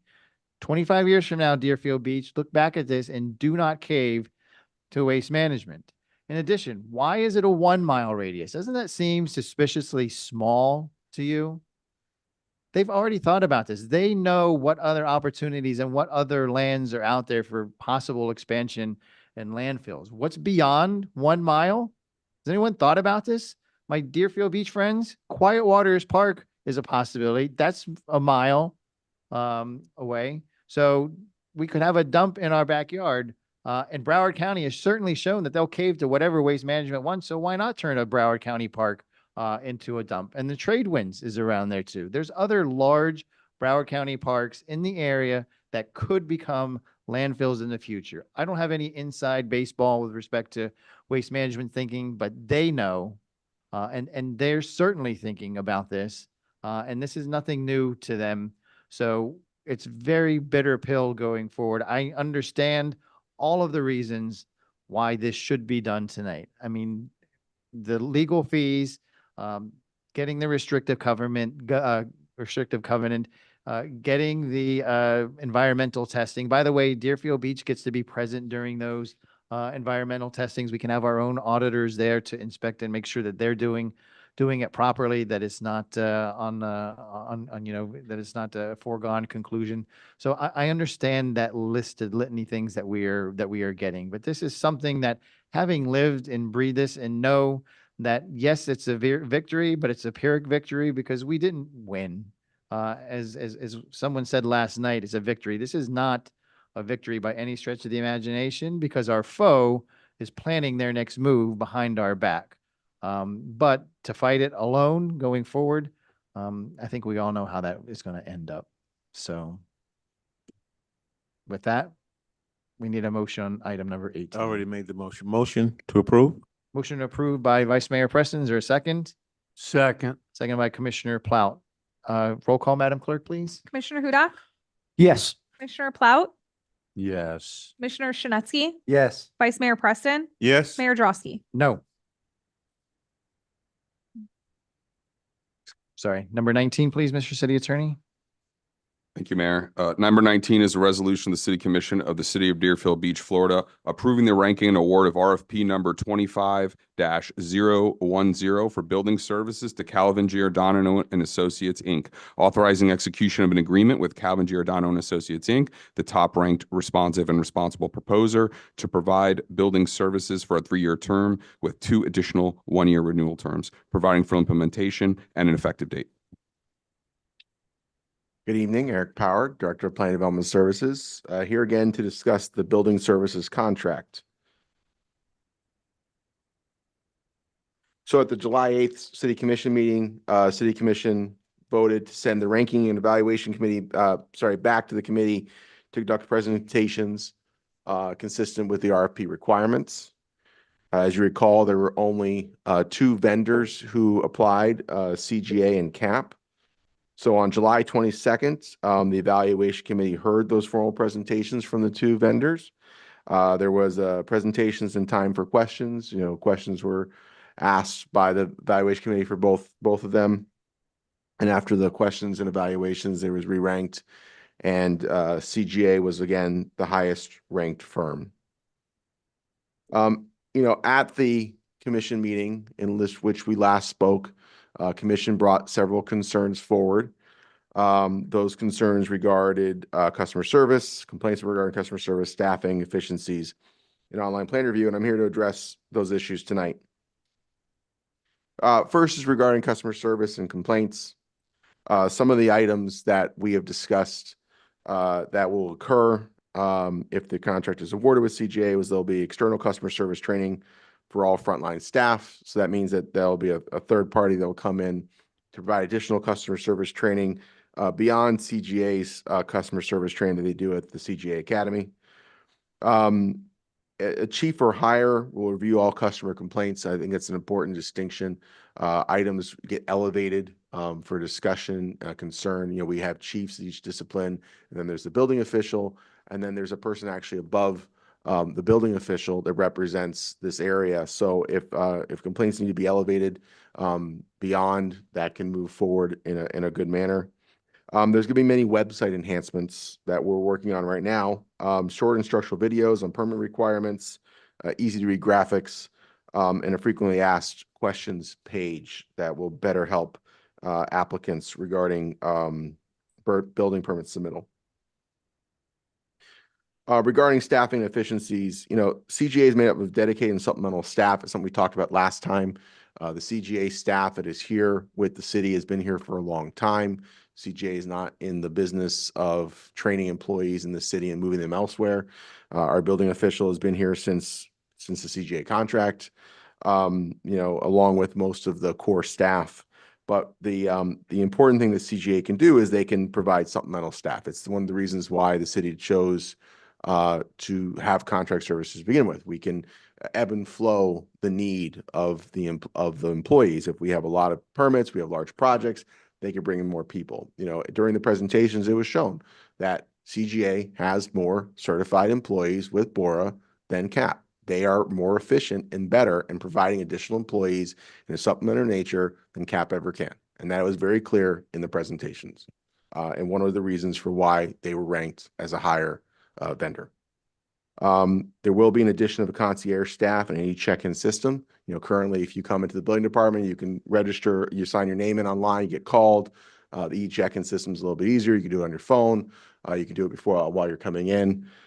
But also having someone who's there to help and assist to make sure you're in the right place. So you have any other issues, that's important. Also, we are including remote video inspections for certain projects. I think that's an important distinction. The state's now allowing remote video inspections. It's something that we're incorporating into our services. Regarding online plan review, honestly, there was some confusion at the last meeting regarding online plan review and CGA's responsibility to online plan review. CGA has a software service that provides, permitting process review. CAP has a very similar software process. Both of the companies offer it for free. They offer training for free as part of the program.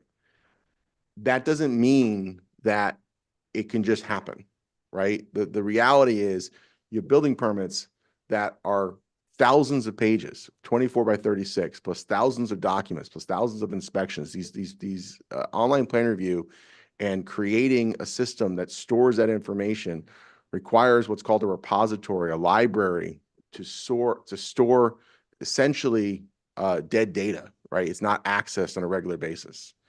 It's not something that we can put in our regular server, our X Drive server. It's not something that we can put in the cloud because it's our information. We have to keep it. We're not allowed to just allow both CGA and CAP offer AWS services for cloud services, right? When you're in the software program, that's where the permits are. They're in the cloud. But at the end of the day, after that permit is approved, it's the city's responsibility to be the record keeper for that. That's a city responsibility. It's not CGA's, it's not CAP's, it's my responsibility. And for the last 5 years, we've been working on that program. It's had a lot of bumps, it's had a lot of issues, but it is working. And so I want to make it really clear that what was stated two meetings ago, or I'm sorry, back in July, or what might be concerns, the reason why we're on online plan review now is not because of CGA, it is because of the city. So we have made a lot of progress this year. We had funding in the last budget that was given to us to hire the consultant, to work through the process, to create the repository, to make sure it works. We've done a lot of testing. I'm really happy to say that that testing has worked. We've actually this last week had some online plan review, small projects moving through. So, and I'm going to show you that in a moment, but I just want to make sure that's just very, very clear to the commission that the responsibility for online plan review and the holdup was related to creation of the repository and working through that process to ensure that the documents are correctly transferred into the repository, that they're sorted correctly. You can find them through address, through folio number. If you put information in, it's garbage in, garbage out. If you don't do it correctly, it's not going to work. And the concept that I had, which is still going to move forward, is now it's something that could be used for the entirety of the city. So I'll explain that in a moment. But what had to happen, the issues where we had to create a naming convention, the address system, identifying every single roadway in the city, and then testing showed that it is complete.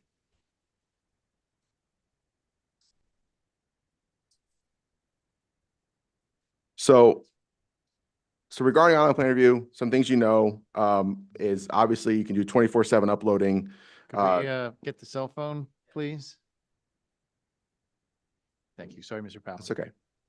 Inspection scheduling, you don't, right now you have to call or email. You got to do it before 3 p.m. If you want to do the scheduling, you can do inspection scheduling, on your phone for Tuesday at 4, you can do whatever you need to do. We have shorter windows for inspections. So basically in the past, you can say, yeah, we'll be there tomorrow between, 8 and 4. Right now we'll know exactly when we'll be there. You'll get notifications. We're going to be there in 15 minutes, that type of thing. So it's going to be a lot better. And we know about parallel concurrent plan review. One of our larger problems with building permits is that fire, environmental services are not physically here at City Hall. So they have to either come here or take the permits back in order to do that work. So now they'll be able to sit at their desks and do that work, and it's done concurrently. And that's one of the big benefits of online plan review. So again, the software is is additional training, no cost to value of the city. And then, then when you're registered through online plan review, you can receive things like automated permit expiration. Right now we have to send a letter. We send a letter saying that your permit's about to expire. Maybe not have the address anymore. Maybe you didn't get the letter. We get a lot of those types of issues and complaints. This is a draft of what the website looks like right now. It's not live at the moment because we're still fine tuning some of the issues, but there'll be drop-down menus where you essentially will be able to find your permit, exactly what you need to add for the permit, the Broward County requirements as well, insurance registration for contractors, HOA information, how to submit to the portal, how the city reviews it, and then obviously revisions and how to pay for your permit. This is what's going to be coming. This is the exciting part, I think, for how we're going to improve processes for the entirety of the city. So, employees right now don't have access to the system. If you're looking for a permit from 20 years ago, right? We have a just FOIA request. I mean, the building department receives over 100 just FOIA requests a week. It's things like surveys and plans, and it's a lot of work. And so through having the office and my building staff constantly having to find permits, scan permits, upload permits. My joke for a few years has just been, I'm trying to make you fatter because I want you sitting at your desk doing the work, not getting up and back and forth and copying plans. And this is what you're able to do. So your employees will be able to literally type in an address or type in a folio number, and they'll be taken right to the PDF system. They won't have access it to, edit it or delete it, but everyone in the city will have access to all of these files.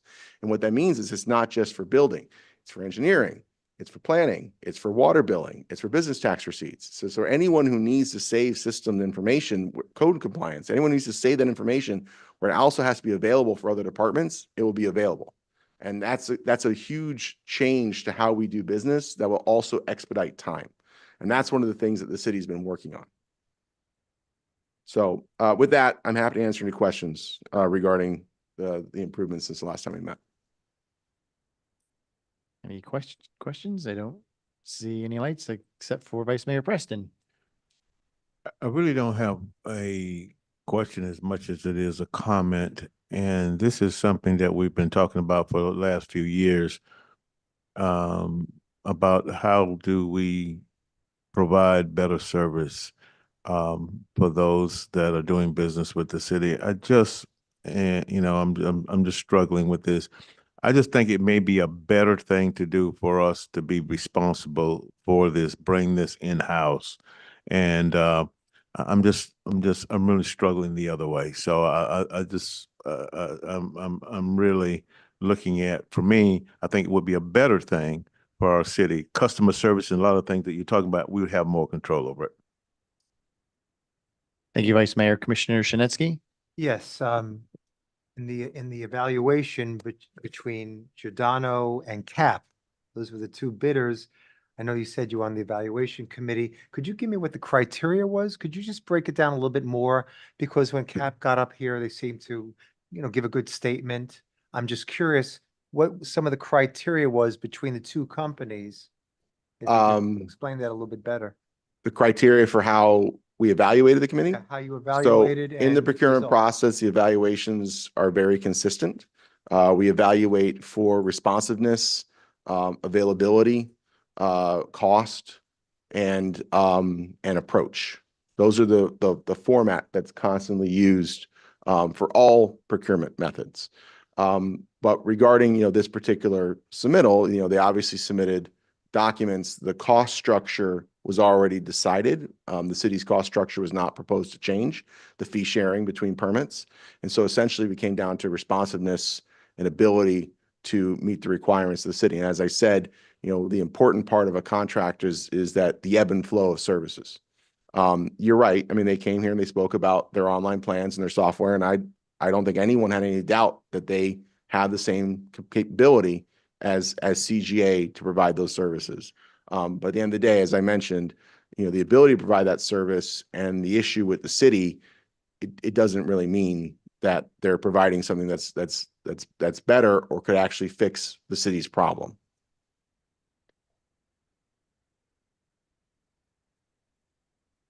Thank you, Commissioner Shinetsky. Commissioner Plout. Thank you, Mayor. I do just have to make a comment about, gee, it would be nice maybe to go back to the way it was years ago to have our own staff here and everything.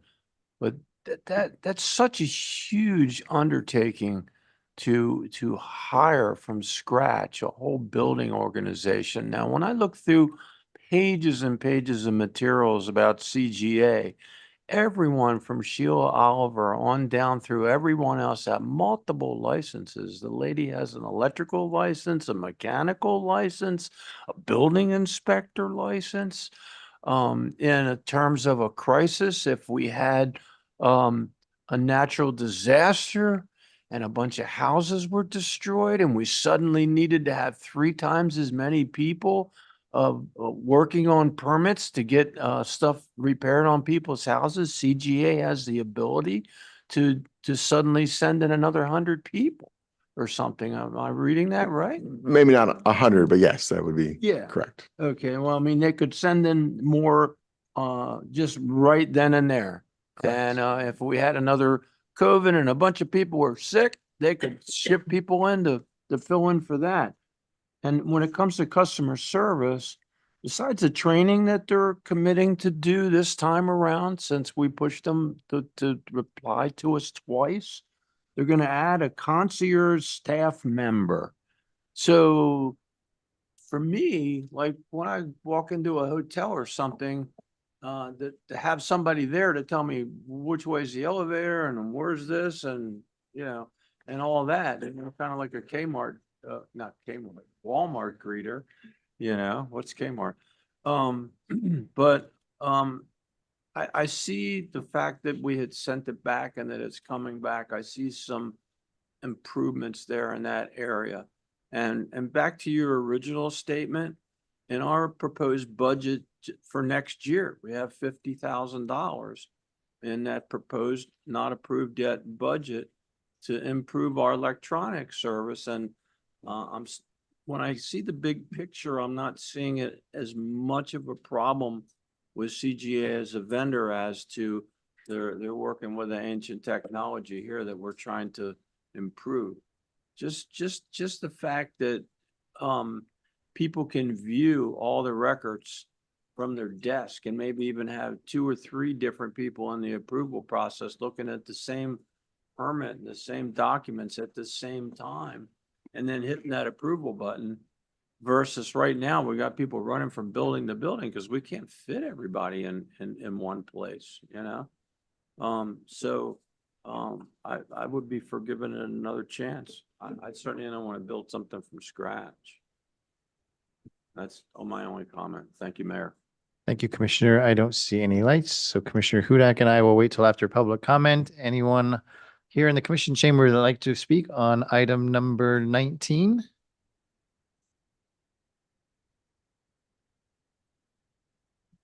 Peggy Nolan, 325 Southeast Third Terrace, Deerfield Beach. I think this is great, but they started in 2016. In 2019, CG said that they would come up with the electronics.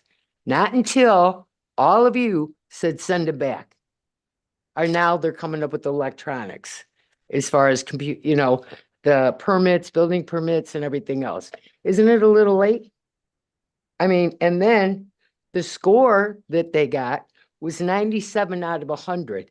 Every single one of you, there's not one of you up here that can't tell me, and you've only been here shortly, but you've been here a while, and so have you been, that over the years, you've gotten complaints about the building department. Am I wrong? And all of a sudden, now they're great. How can that happen overnight? They have not proved in the 9 years that they've been in the city. And like I say, in 2019, they promised that they would come up to the electronics using computers so this could be taken care of. It's 2025.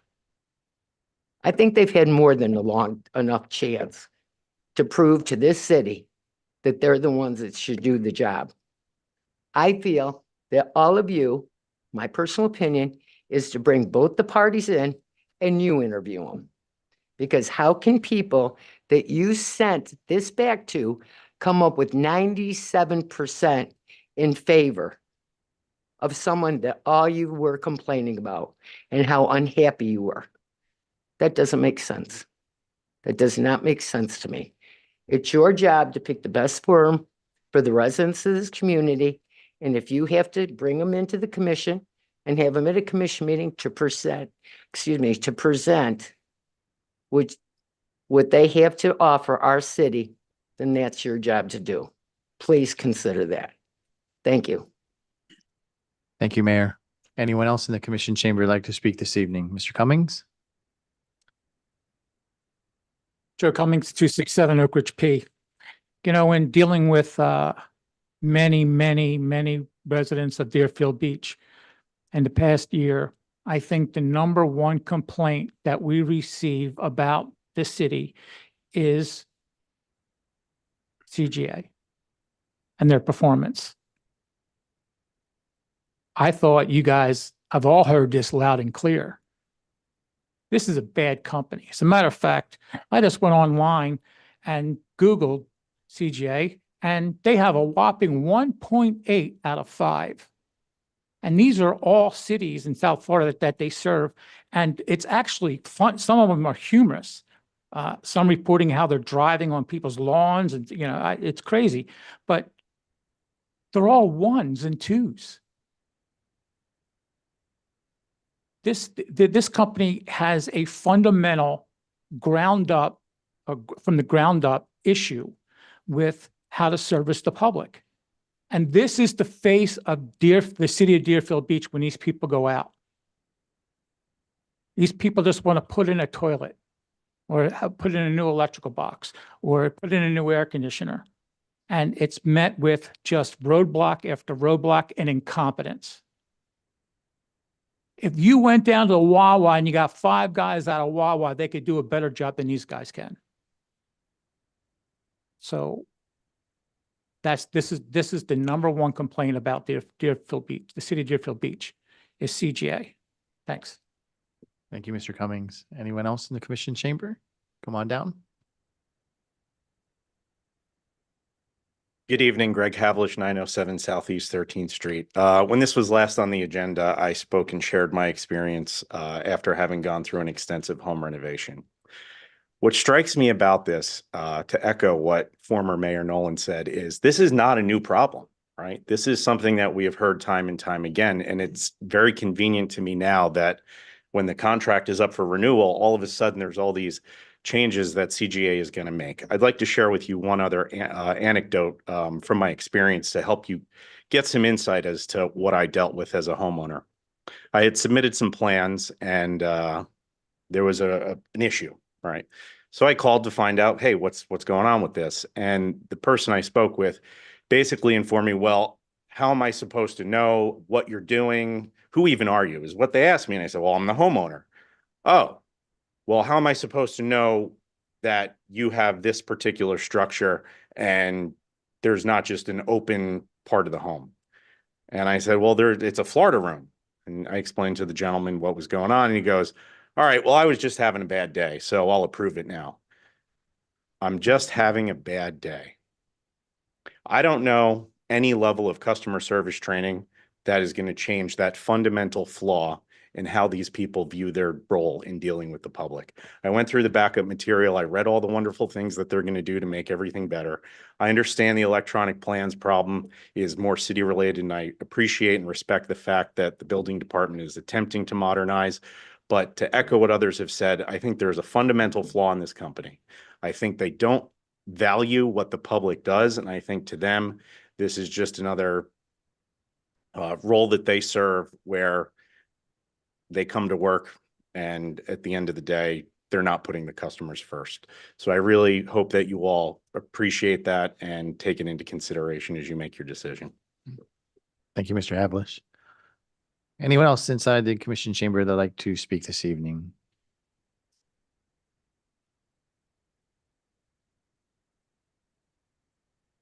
Bill Gans, 19 Northwest 45th Terrace, Deerfield Beach, Florida. Just my experience in the role as mayor for the last several years while we've had this, we were very pleased with bringing in Calvin Giordano initially. They did a phenomenal job, and it was a right move for us to take what was an internal task and move it to the outside. What I will say, and just to share with you, is one of the number one complaints I've gotten the last several years has been about Calvin Giordano. In fairness to them, there are a lot of people that come forward that try to blame, and there's a lot of contractors that put the blame on the city and their department and try to say they're the ones that are at fault. And there's an error, there's a mistake, and it's all the city's fault, and it's all Calvin Giordano's fault. In fairness to them, that's not always the case. A lot of times you have a contractor, and it's the easiest thing in the world is to blame the city or the building department when it's actually their errors or they've delayed and actually submitted it to us. But there are far too many things that you can actually tie back to see that a lot of the things that have been said tonight by their members are absolutely true, and it needs to be improved. And I can tell you, nothing is more disturbing than having someone come forward and promise that they're going to make changes when their contract is up. That should be happening before you get to this point. That should be concerning to all of you. And I'm not going to reiterate the point that was just made regarding, we understand some of it may have been on the city side. There's no excuse to be behind, because even the people that praise Calvin Giordano have said they absolutely have to modernize. And that's been their experience. And these are people that were very much in favor and said they had a very positive experience with them. So I just want to make sure that you guys are aware of the experience that I've had in the last several years and the feedback I've gotten from our residents and developers. Thank you, Mayor. Appreciate that. Anyone else in the commission chamber like to speak this evening? Come on down. Thank you. Good evening, Mayor, Vice Mayor, Commissioners. My name is Carlos Penin. I'm at 100 Davie. Boulevard. I'm the president and founder of CAP Government, the company that submitted also alongside Calvin Giordano. I started the company 36 years ago, and we are dedicated to building department services. That's what we do. We don't do code. We do plans review and inspections for the building department. So with all due respect to CGA and to the selection committee, our company has a culture of service. We work in over 85 cities. We have over 300 employees. Our company has a culture of professionalism and accuracy. We're not on-job training. We don't need that. We can meet the requirements and everything that the staff said. Be happy to. We do it every day. So we have accuracy, innovation. We've been doing plans review electronically since 2016, 4 years before COVID. We were using our phones already. We value efficiency. And by the way, our proposal is less expensive than that one of CGA. And we can make a transition that is completely seamless. We've done it before. And we have the staff, the management, and the experience to be able to make this, if you choose to do so, an extremely seamless transition. I'd be happy if it's your decision to have us make a presentation, a more formal presentation, if that's the wish of the commission. Thank you very much for your time. Thank you, Mr. Panine. Anyone else in the commission chamber?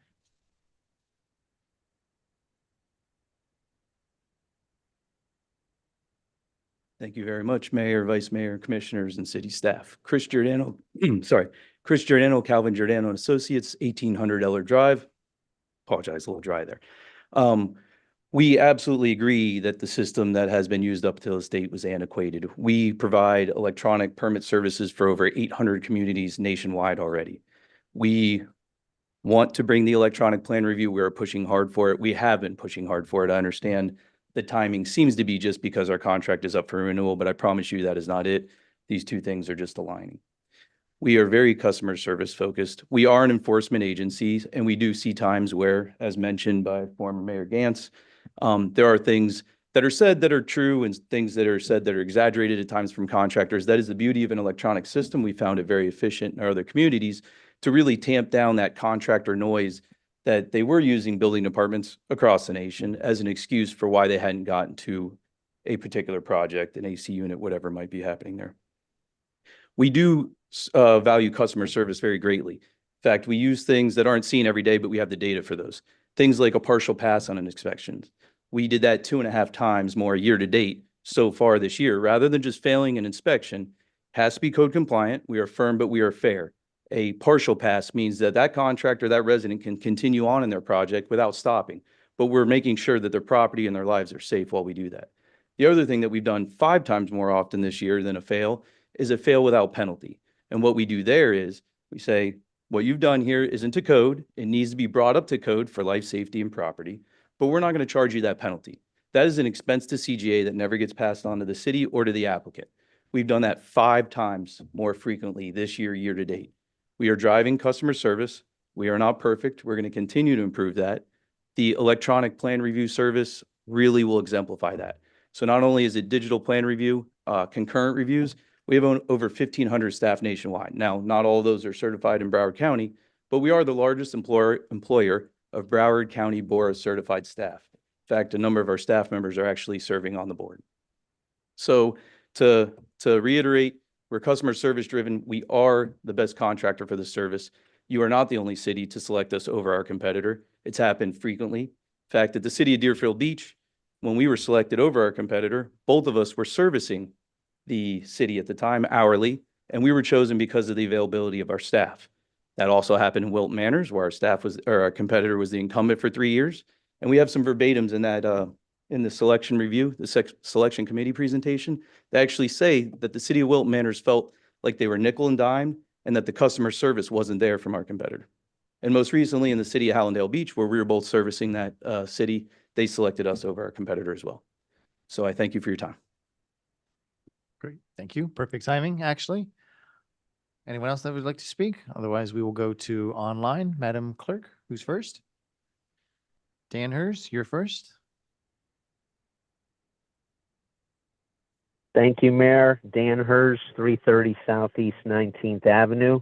I first would like to commend Mr. Power for being a great spokesperson for CG&A. Now, since dementia has not set in yet for me, I remember the commission explicitly asking that Calvin Giordano and Associates give the presentation at the next commission meeting when you all would be deciding on whether to renew the contract or not. Not a 3-minute commentary, but they were supposed to lead, and the commission then could pepper them with questions. Because as Mayor Drosky mentioned the last time, as him and I went across the city and had the advantage of going everywhere, all districts, I can't tell you the amount of complaints that we heard about Calvin Giordano and Associates. And even if you say that 50% of them were sour grapes, this and that, whatever, the sheer volume of complaints was just something that you just don't want to reward incompetency and ineptitude. So what do you do about it? So I'd like to suggest what I'll call the David Santucci approach, which I saw him use many, many times. And what is that? Extend the contract on an emergency basis for 3 to 6 months, however long it will take for you to either rebid this or look at bringing it all in-house with whatever the requirements are. But to reward Calvin Giordano and renew this contract for years and years, knowing what you know now, it's the definition of insanity, doing the same thing over and over again. Thank you. Thank you, Thank you, Mr. Hers. Next, Madam Clerk. No one else online? Okay, anyone else here in the commission chamber? Last chance. We're going to close the public hearing then. Commissioner Hudak. Thank you, Mr. Mayor. The first challenge I have is the fact that, oh yeah, now that the contract is going to be renewed, we've got all of these customer service ideas that we're going to go ahead and implement. I've been up here for 6 years. Mayor's been up here for a lot longer. And as the resident just said online, this is the biggest complaint that we receive. It's Calvin Giordano, it's the building department, it's code department. Far and away, largest complaints that we have. I spoke with Mr. Power with regards to the online situation. So I understand why that wasn't implemented before, and it was a city issue. It wasn't with Calvin Giordano. But I am still extremely concerned. I don't know what other vendors are out there. If these are the only 2 vendors, I know that these are the only 2 that we received bid for. And I know that the employees of these organizations have numerous licenses and numerous qualifications in order to proceed to perform those jobs. So it's not like we can just hire people off of the street and get, you know, our building department staffed up. And then, of course, when we have emergencies or we have projects, that's one of the things that, you know, outsourcing this gives us that ability to bring in new people or additional people as we need it. I do have a question for Mr. Power. Yeah, you probably got to get up. Sorry about that, buddy.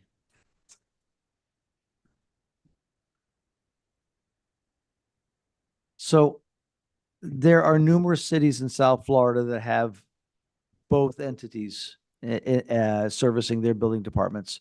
How many cities did we contact to talk about their experiences with each of these vendors? Thank you. Good question. We did not contact anyone. That's not part of the process for the scope.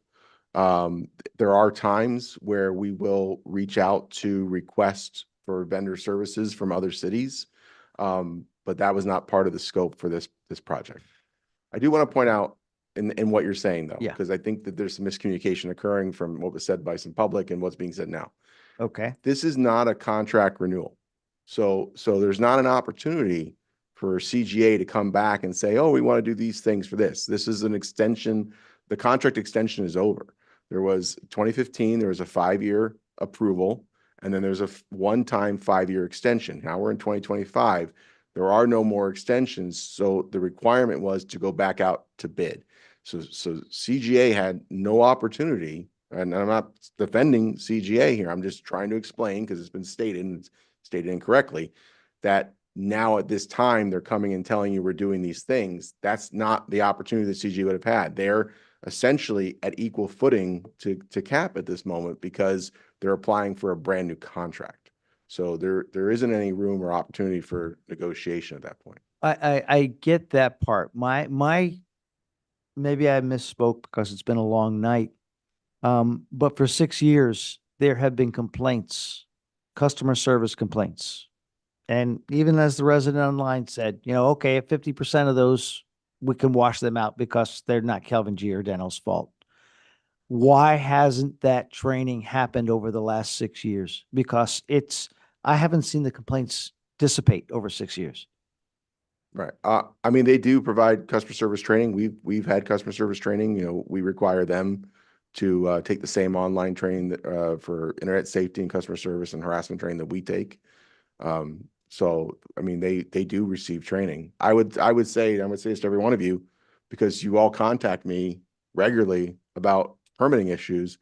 I can't recall one time in which I have had to say to you, yes, this was a CJ employee who did something wrong or had the poor customer service. I've never once had to say that to you. But I can also tell you that this contract, just like a CAP contract would be, that if there was an employee who was not providing that same customer service, not doing the quality that they should be doing, providing problems throughout the community, it's within the city's right to say that we don't want that person being here anymore. And that's part of the agreement. That'd be part of the agreement for either one of them. But I'm not aware of an opportunity or a situation in which that's occurred. So We had a resident here say earlier. Right. I mean, I'm sorry, I wasn't made aware of that conversation. But I mean, I haven't had that conversation with any of you. All right. Thank you. Vice Mayor Preston. Thank you, Mayor. One thing is for sure, and I say this to my colleagues, given the comments, including the former mayor, you would have to say there is an issue. And if there's an issue, how then could you continue forward knowing that there is an issue? And like my colleague to my right, he's right. It's over the years. It's not just this situation right now coming up. It's been a long time over the years that it seems that a problem has presented with no solution. And so now you find yourself in a situation as a voting body that we're going to say, well, we hear all of this, but, we're going to make an exception. There is no way that I can support a 3-year with 3 1-year renewals. No way. No way. Now, to me, I go back to what I said initially. I think if the situation is customer service, you bring it in-house, you control that at that point. You're able to do everything you want at that point. Other than that, you got to hope that it happens from a person who's saying that my company is going to provide that. And think about this for a second. For as long as Calvin Giordano has been in business, don't you find it a little strange when a representative has to apologize for customer service? That tells you something. Customer service should have been taken care of a long, long time ago. You should never have to apologize for that. If the customer, and I'm not talking about the individual people that they deal with, who's their biggest customer? Anybody that extends to you an opportunity, like this city extended to them an opportunity, they should never apologize for customer service, ever, because we extended it to them an opportunity, so we're the bigger customer. And to have the gentleman stand up as a resident of Deerfield Beach and have to go through that, it's just not right. Now, how can we know that and hear that and say, we're going to put it aside and go ahead? No way. No way. I just don't think it's the right thing to do. I'm for bringing it back in-house. Thank you, Vice Mayor. Commissioner Shinetsky. What bothers me is the lack of transparency. CGA and CAP went head to head. We know what kind of game, what CGA, the game that CGA brings. We know we've have a record, a 15-year record, but I don't know anything about CAP. I respect Eric and I respect his abilities, but I want to see for myself, what does CAP have to offer? I want them to go head to head, and I want to see with my own eyes and hear with my own ears what they have to offer so that I can make a rational decision. I don't think there was any transparency in this evaluation. So I can't support this because I don't know anything about CAP. There was nothing in the backup about CAP, no information given about CAP. I want at least the opportunity to know what CAP has to offer going head to head against CGA, because I know what CGA has to offer and I'm not happy with it. My residents of Deerfield Beach, my people in my community are not happy with CGA. I want to look at alternatives. All I'm asking is give me an opportunity to look at what CAP has to offer. I don't think there's anything wrong with that. Thank you, Commissioner. That's kind of a good segue into my comments, because we have four options tonight, at least that I'm aware of. We can, one, and these are no particular order, just the way that I wrote them down through the comments tonight. One, we can approve item number 19, which I hope you all do not do this evening. Number two, we can waive the procurement code and select CAP as our vendor tonight. I'm not a big favor of waiving the procurement code. I just think that's not the right way to do it. So I would not be in favor of that. We can throw out all bids and go back to bidding again, but what is that really going to accomplish? Because we're going to get the same committee and we're going to get the same result, and we're going to be right back where we are right here tonight, that we are a couple months down the line. So rebidding doesn't accomplish anything to me. But what we could do is the commission can re-rank. Commissioner Sinetsky, you were talking about you wanted additional information. The commission can re-rank the proposals tonight. Now, I didn't have the backup either, Commissioner Sinetsky, and maybe I'm behind the game, but I had a work colleague from my day job on Friday, because I was in Orlando for the Florida League of Cities. I had a work colleague print out for me everything with respect to item number 19 that was on the website and put it in a folder, which is right in front of me now, and delivered to my house. So when I got home Sunday, this is the folder that I looked at to finish my preparations. And the folder that I had, based upon what was printed out on Friday, had nothing whatsoever that we sent back to the evaluation committee. We all sat up here and we all had our comments and we sent it back and we said, we want you to look at this. We want you to look at that. I don't even have the scores from the re-ranking that are in here. There's nothing in this backup that tells me what happened at the evaluation committee, except for a comment on the face sheet that talks about it going back to the evaluation committee. They had their reevaluations and they re-ranked, and that Calvin Giordano remained on top.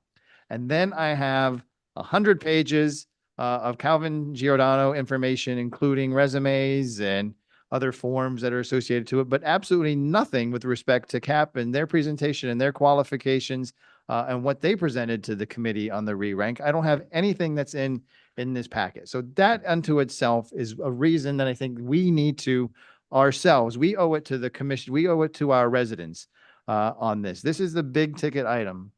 If you don't believe me, believe the former two mayors that are sitting out there that have sat up here for the last 20 some years. Believe what they have to say and their experiences. But I know all of you have had the same experiences that I've had as well.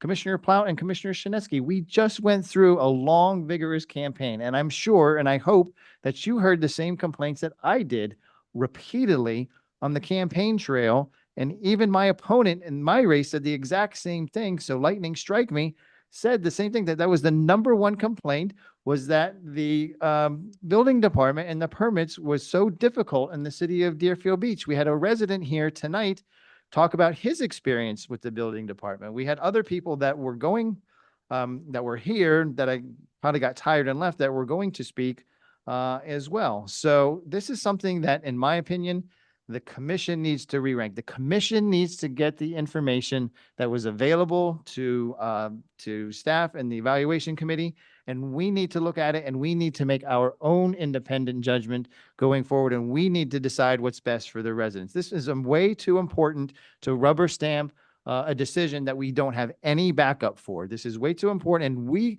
And if this goes south, you guys, including myself, we're going to get the complaints up here. Staff isn't going to get the complaints.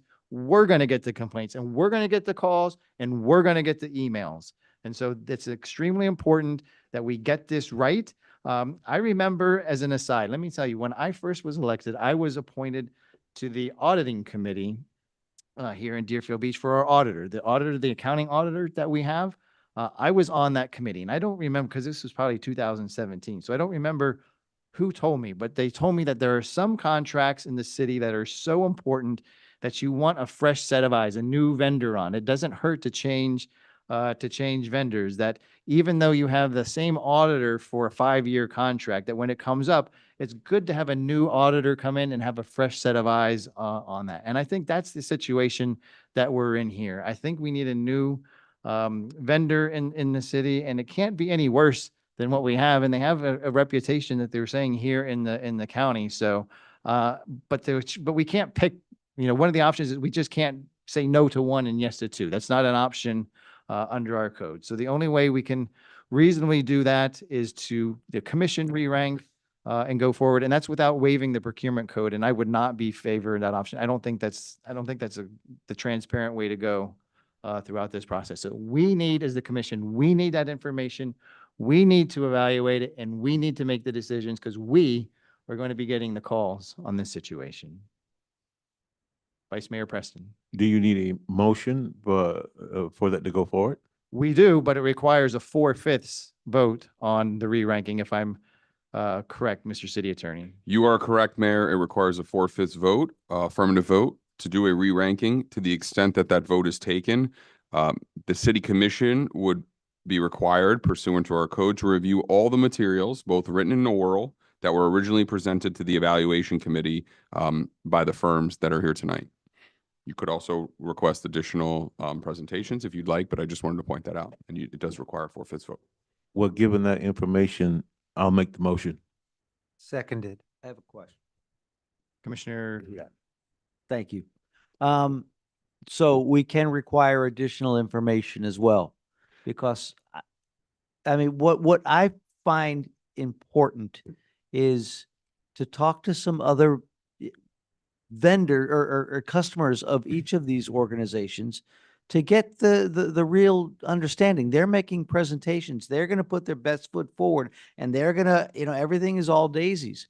But in speaking with other cities who actually are customers of these vendors, we're going to get the real understanding. They may both be great, and you had a bad couple of years. They both be challenging, and then we've got to figure out what we're going to do. But I think that that's also important. They both have customers. They're both large organizations here in South Florida. So I don't know, are we allowed to talk to other cities' building departments to get kind of their opinions of these two vendors? Here's what I'll say. Here's what the code says. It says that you have this ability to re-rank.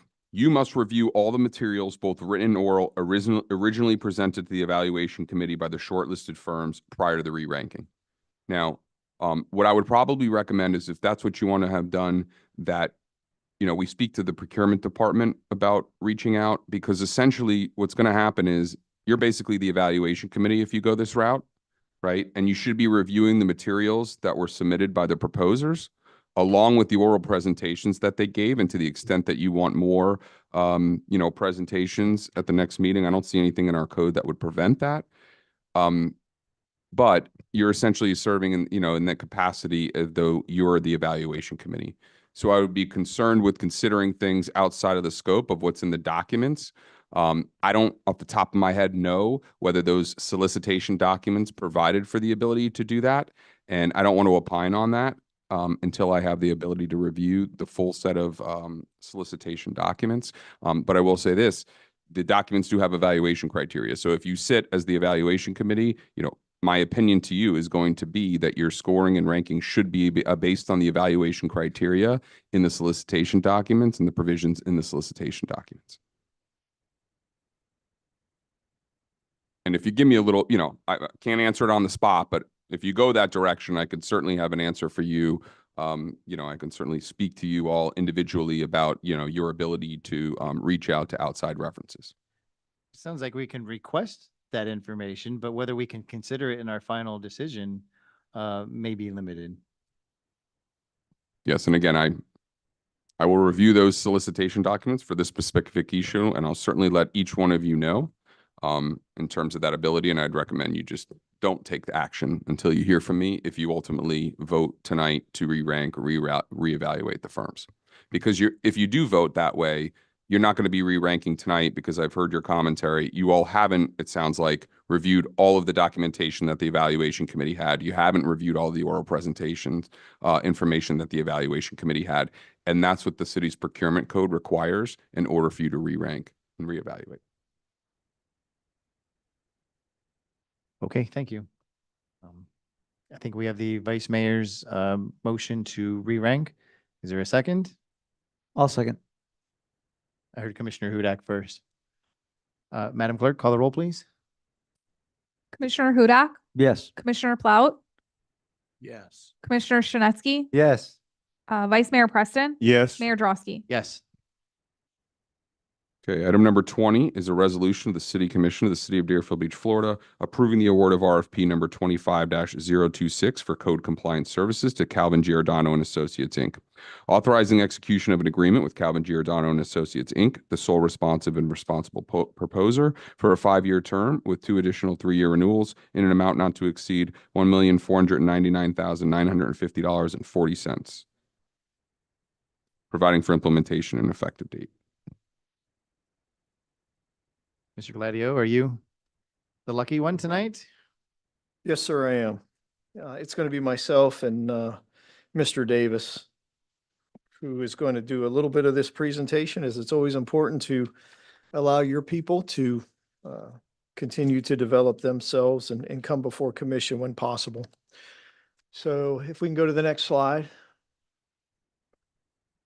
First of all, Mr. Davis is here. I'd also like to thank Mr. David Stambaugh, the Vice President of CGA, for being here, and Mr. Bernard Pita, the Director of Code Compliance, for being here.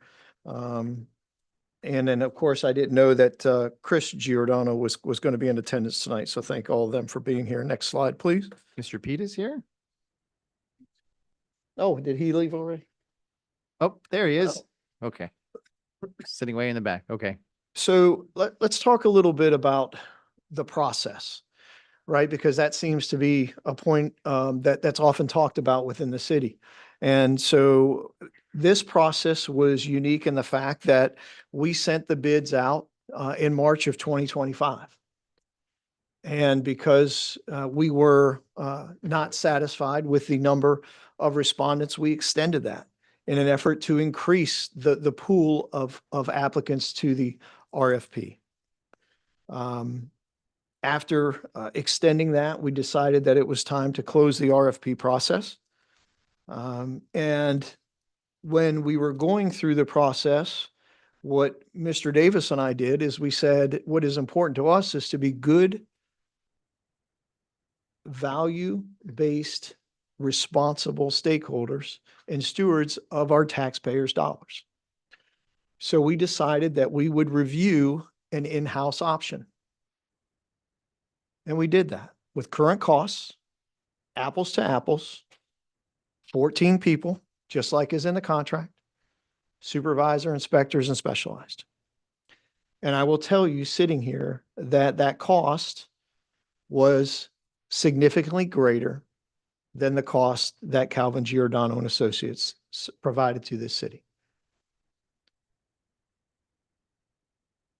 Secondly, to further enhance the terms and conditions of the eventual contract, if approved by the commission, negotiation meetings were held.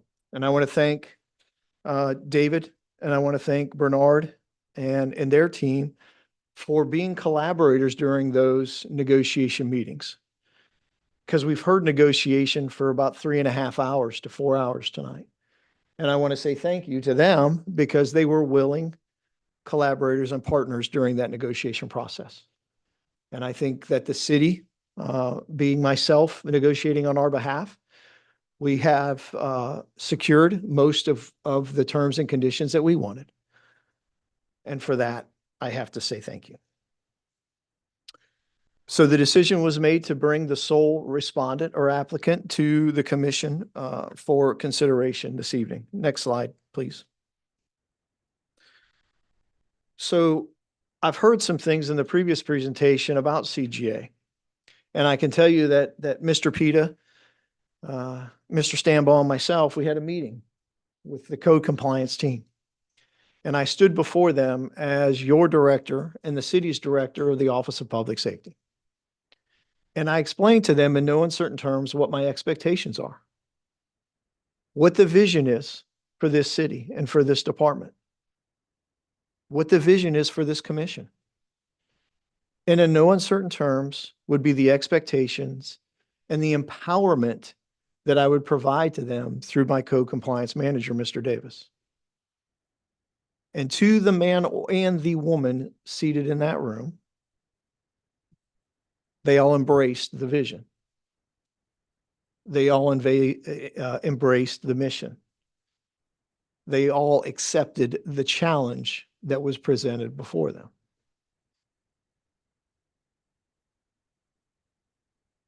I believe in my communications with the staff at CGA and with our code compliance team that they have the same values that we have as a city. And I believe that they go out, and I trust that they go out each and every day to do their best. But when they don't, we have an avenue with which to address those. As a matter of fact, the supervisor and I and Mr. Davis had a conversation in a meeting in my office that lasted more than an hour a few weeks ago, and improved that relationship between those two and the relationship with CGA and our inspectors. CGA has been our code compliance vendor since 2015. Do I believe just because they've been the vendor, they should continue to be the vendor? No, I do not. And if I didn't believe the return on the investment or the ROI was in the best interest of this commission to our residents and to our visitors, I would not have brought it before you. Next slide, please.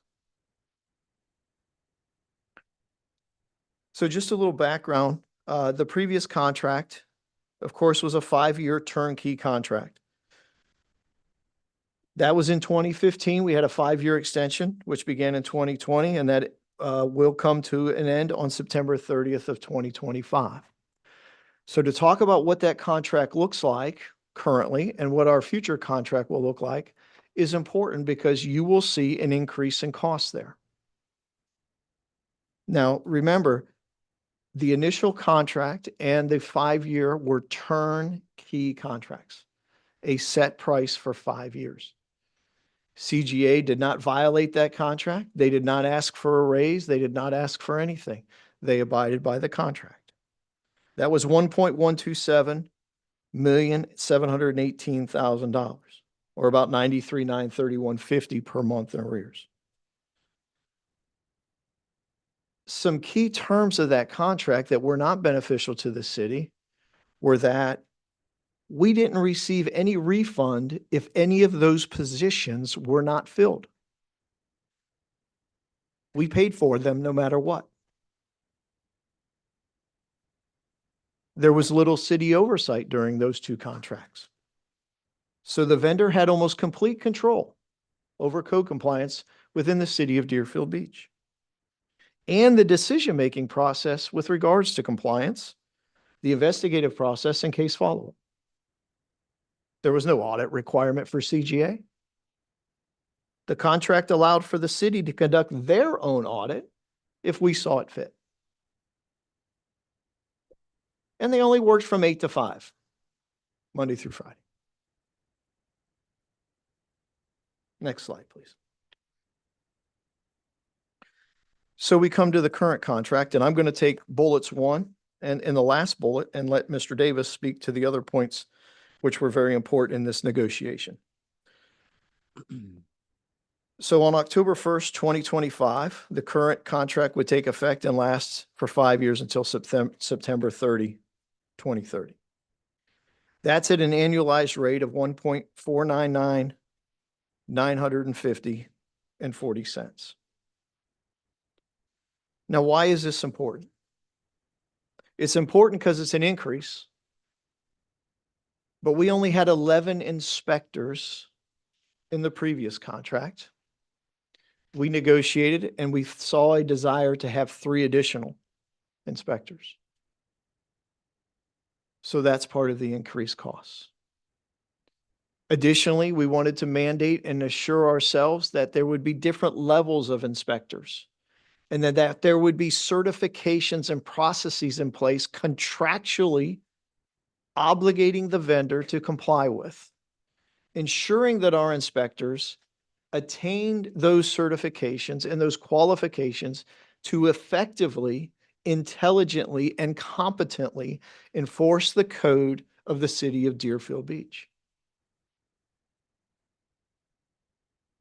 I heard about issues identified and issues addressed. We've identified issues, Mr. Davis and I both, Mr. Stambaugh and Mr. Pita. All of us have. And what happened was Mr. Davis created a standard operating procedure for the first time in the city of Deerfield Beach for our code compliance team and for our inspectors. Why? To be fair. To provide equal treatment for equal infractions and not just allow inspectors to subjectively, depending on a myriad of a number of different circumstances, whether to do one action or another. Those SOPs were embraced by CGA. They were explained and signed off on by each inspector. We do random audit checks of our code compliance inspectors and their work. And when there's not good investigatory notes, when there's not pictures associated with those files, we bring it to their attention. We remediate, we educate, we train, and we document. So when we do see issues within the Office of Public Safety, but especially since that's the topic right now, code compliance, we act. We don't sweep them under the rug. We don't mitigate them, and we don't turn a blind eye. And now I'd like to give Mr. Davis an opportunity to talk about the other enhancements of the current contract. Thank you, Director. Mayor, Vice Mayor, Commissioners, thank you. Just going over the 3 other there, Director spoke about increasing the team members to 14. Currently, right now, there's 11. We took a look through City Manager Brimlow when I worked for CGA, and we found that basically Deerfield, as it grows in population, was going to need more inspectors to better handle the code compliance concern as it arose, as well as taking on things like the amnesty program, some other special programs that we're looking into down the future. So we've increased that to 14, but how are we going to utilize the 14? So we've created a new team structure. Basically, the team structure is going to split the city right down the middle based on the solid waste map. And we're going to create 2 zones. Each zone will have dedicated regular day inspectors as well as senior inspectors. There'll be a dedicated supervisor from CGA to look over both zones. And then we'll have 4 specialized inspectors. The 4 specialized inspectors are kind of new to us, which we're excited about. One is solid waste that's already there. We've realized over the last 10 years, solid waste is a concern in Deerfield. They've asked for and received their inspector. They'll continue to keep their inspector. We're going to dedicate one to zoning, planning, and landscaping, specifically for the larger incidents like maintenance and development. We're asking for an inspector to be dedicated directly to them to work with landscaping to better assist them in the larger process and to actually assist the zone inspectors as they go through it. The other two that we'll have is the commercial inspector. Commercial inspector will deal directly with commercial property throughout the entire city, as well as building tax receipt and those types of situations, finance. And then finally, we've created what we're calling a seasonal inspector, which basically deals with 7 individual code compliance concerns that we've seen arise. For one example is like the turtle situations, right? It's only from October to March. So a single inspector will be dealing with turtles. They'll be dealing with the building 25, 40, 50. They'll be dealing with short-term rentals and some other individualized codes that are specific to that one person. The more training and certification. So as of right now, there is no certification requirement for a hiring of an employee from CGA. So they can hire somebody who, for instance, has no code experience at all, is coming from a different field. They come in, they get their training and experience working for Deerfield.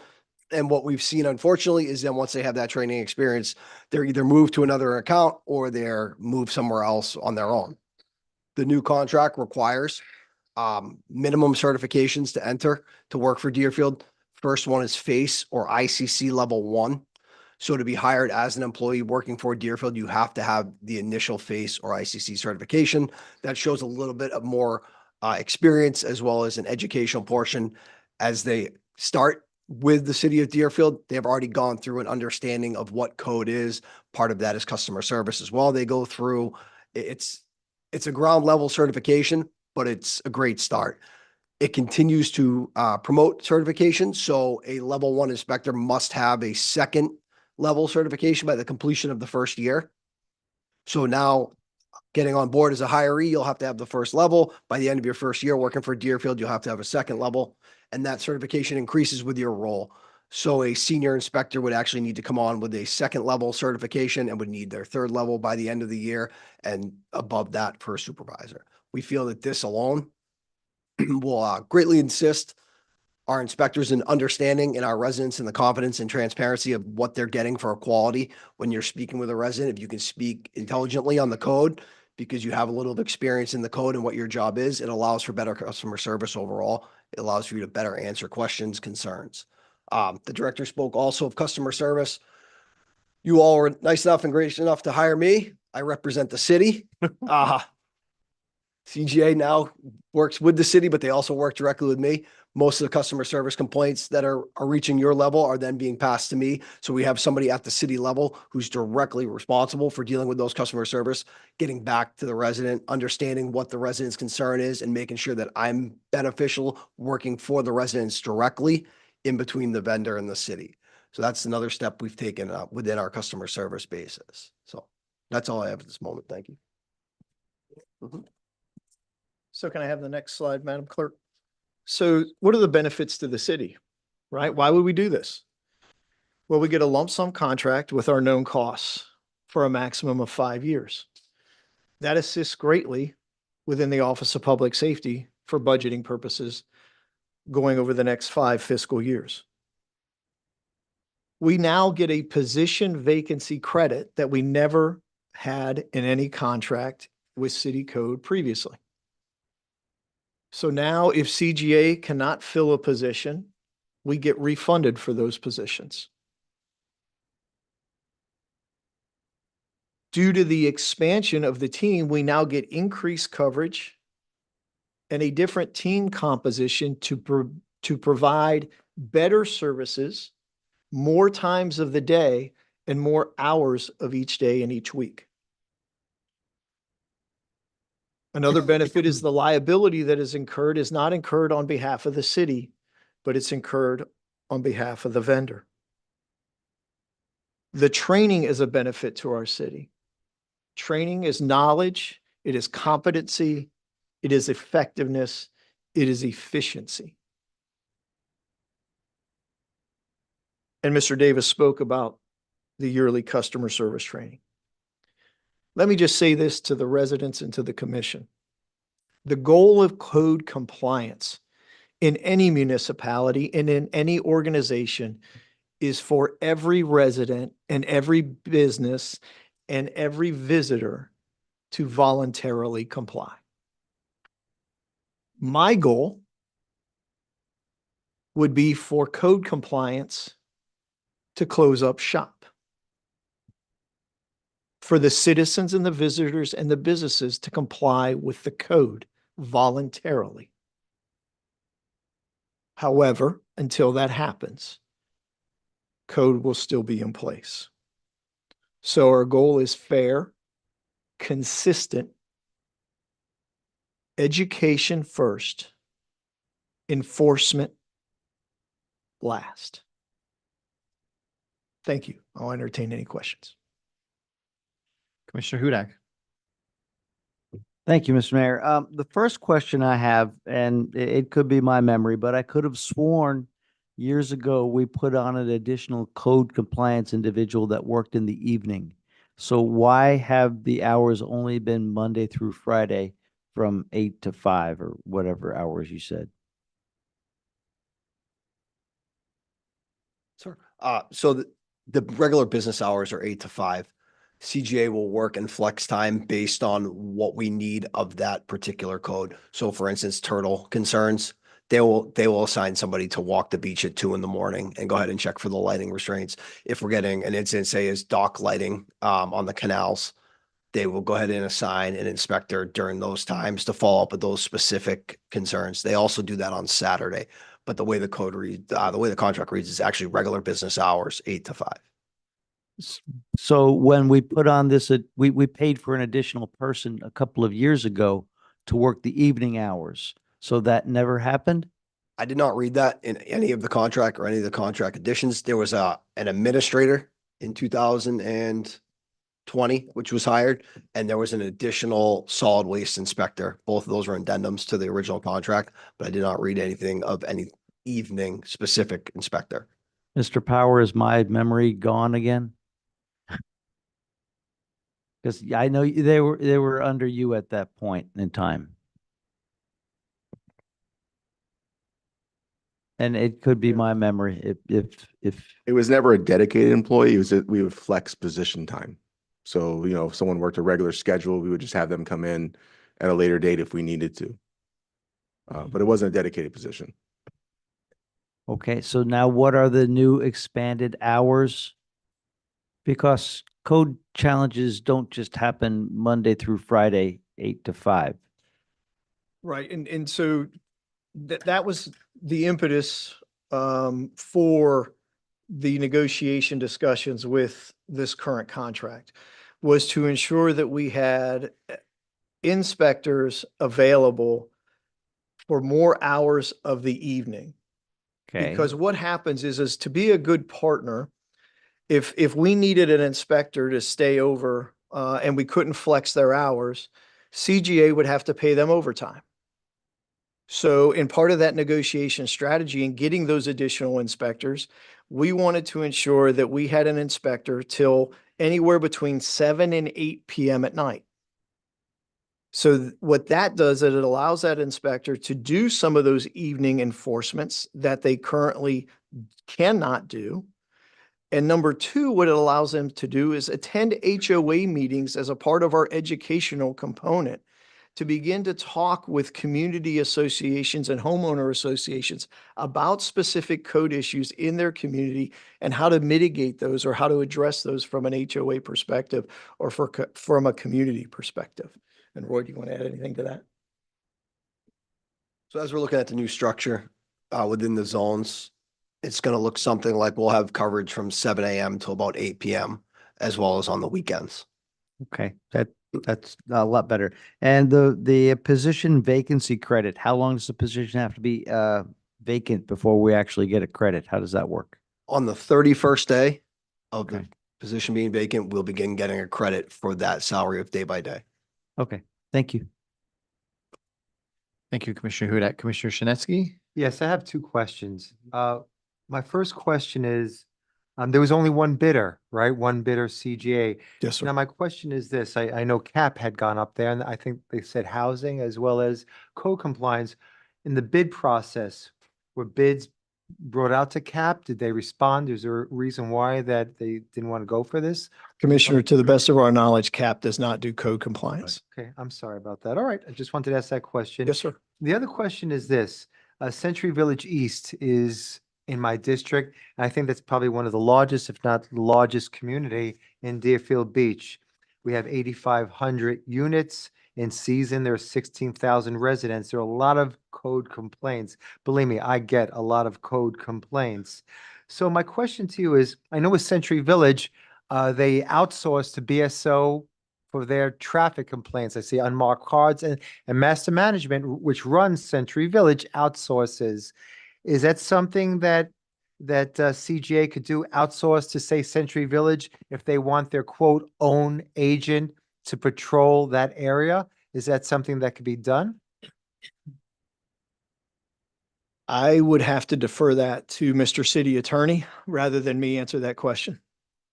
Yeah, I'd have concerns about that, based on Chapter 162 Florida statutes and what's provided under there. So I'm not sure that we can outsource the city's code enforcement obligations to a private entity. No, they do that with BSO. The Century Village outsource and gets BSO. I've seen them myself, police officers, and they put them in certain positions, but Master Management, who runs Century Village, is in charge of that. So is that something that they could also do, to get agents? Yeah, so I mean, and you, within Century Village, you probably have your own regulations outside of the city code, right? So it's not uncommon for certain, HOAs, community associations, to hire their own security, maybe do enforcement of their own regulations. But when it comes to enforcing the city's code, I'm not sure that you can outsource. And keep in mind, you did just do a competitive process as well. I know you only got one respondent, but you did just do a process and you didn't have private companies participating in that process. So I think that's also something for you all, to consider, given that you have a process that you went through and you have a proposed vendor before you. Thank you, Commissioner. Ask you guys just to step aside for a second while we do the, don't go far, we'll do the public hearing. And then we'll bring you back if necessary. So is there anyone in the commission chamber here tonight that would like to speak on item number 20? Ricardo, come on down. Just name and address again for the record, please. Ricardo Cook here, 1221 Southwest 46th Avenue.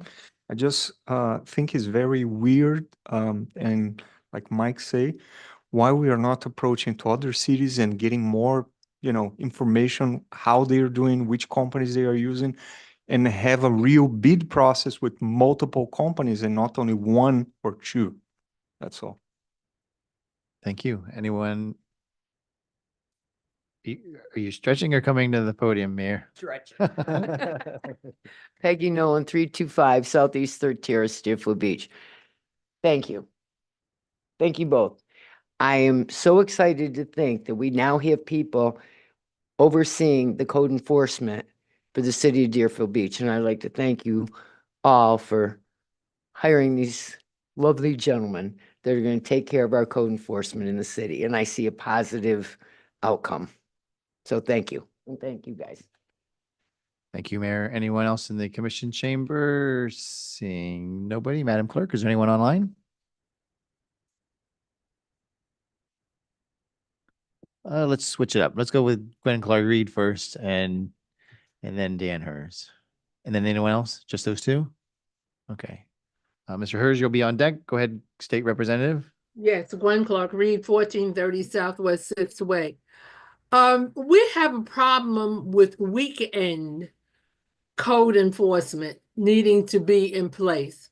That is a problem. Code enforcement is not available on the weekend. And if you're talking about flex time, you need to be doing some flex days. That code enforcement is available 7 days a week and to us, because a lot of our problems happen late in the evenings and particularly on the weekends is when you notice what's really happening with issues around code enforcement. So talking about flex hours, I'm looking at flex days also, that we could get code enforcement 7 days a week and here in the city, because we need it. Thank you, State Representative. We'll go to Dan Hers, please. Thank you, Mr. Mayor. Can you hear me? Yes, we can. Thank you. Dan Hurst, 330 Southeast 19th Avenue.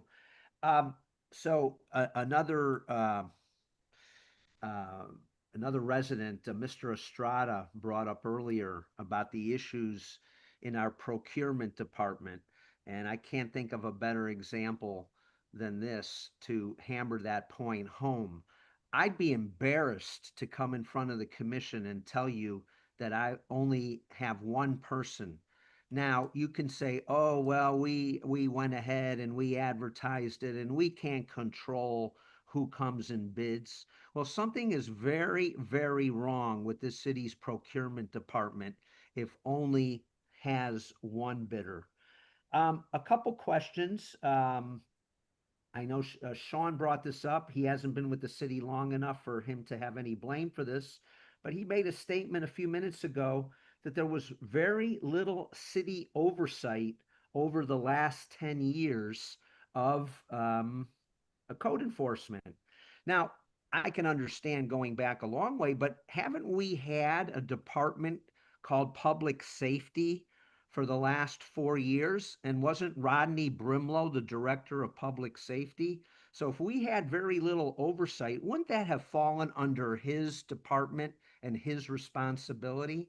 The next question I have is, I did a Freedom of Information request and I did receive expense sheets showing what it currently is now and what would happen if we hired 4 new people, and that was dated April 10th of 2024. But where is the other half of the equation? Where is the income side of things here? I've sat in on code compliance cases in front of the magistrate, and it's almost as good as a slot machine. $80 admin fee, $250 fines, sometimes $500 a day fines. How come we don't have any information whatsoever on the income side? Now, it's interesting also to me that Calvin Giordano and Associates is the one the city turned to answer, how much will the 4 new inspectors cost? The city just believed whatever CGA had to say. So of course, CGA told the city the cost was $155,000 per new inspector. And Commissioner Hudak, I often don't agree with you on anything, but your memory was 100% correct. This was pre-COVID, and we were promised at a cost of $60,000. I remember the cost for that employee to work at night, not on flex hours. Not only was he supposed to work at night, he was supposed to come and give periodic reports to the commission because it was a new position and there was controversy whether we Go ahead should and finish, spend the Mr. money. Hurst. Thank you. I'm sorry, Madam Clerk, was there anyone else online? Last call for anyone inside the commission chamber. Seeing nobody. No lights from my colleagues, but Mr. Gladio, Commissioner Schnetsky, go ahead. I just want to say that I've gotten very good response. You know, I have 3 major communities in my District 3. I have Century Village, I have Crystal Lake, and I have the Meadows. I've gotten very good response from Roy Davis and his agent, Patricia Johnson. They've been very helpful, and I want to say thank you. I like the fact that they're increasing the team members, more coverage. That was always a big complaint. So I'm very, very happy that there is more coverage. I know that we were looking at in-house, possible doing it in-house. And in fact, at the budget hearing a few months ago, I asked the city manager, how much would it cost to do in-house, to bring in our own agents? And he said $2 million. So here they're charging 1.5. So that is a savings. So I just want to say, and I'm also very favorable that there is a new team and organization structure that shows that there's a plan. And that's the most important thing. Anytime you're doing a battle or war, and this is what it is, a war, we want to make sure that Deerfield Beach is as safe as possible. It's really up to date. I'm very happy that there's a plan there. When you have a plan, it's winnable. So I'm very in favor of this. Thank you, Commissioner. Mr. Gladio, I have the same recollection that Commissioner Hudak does as well with respect to having nighttime hours as well. So that's something we're going to need to, I don't think that's going to hold anything up for tonight, but we need to clarify that. And also, is the bulk waste inspector part of the 14? Is that one part of the 14 going forward? Yes, sir, it is. And does that individual work night and weekends? Because I remember I was on the dais when we approved that addendum to the contract. And most of the people are doing their dumping at night. They're not doing it in broad daylight. All the people dumping their tires and construction debris, they do it at night, and there's some hot spots. In fact, we don't get the updates like we used to, but they used to come in and give us updates, and there'd be a map, and it would show us the hot spots where the illegal dumping, excuse me, is occurring. It's getting late. Where the illegal dumping is occurring in Deerfield. So we actually chased a lot of those dumpers out of Deerfield Beach, and our sister cities were complaining they're getting the illegal dumping because we were doing such a good job. So I just want to make sure that we continue to have those irregular hours, if you will, for the illegal dumping or the solid waste inspector, because that's when most of the activity occurs. Right. So thank you, Mr. Mayor, and also for the community for asking those questions. And number one, we do have weekend coverage. Currently, it's on Saturday.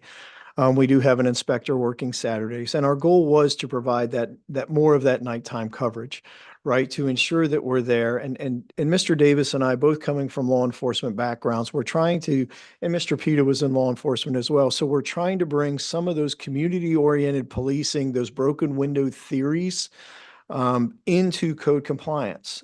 And then we also, in order to ensure that the Office of Public Safety effectively addresses code compliance issues, we're working on those heat maps, and we're also working with our GIS team in order to produce some of those types of metrics to where we can then deploy our resources effectively and as efficiently as possible to get the most return on that investment.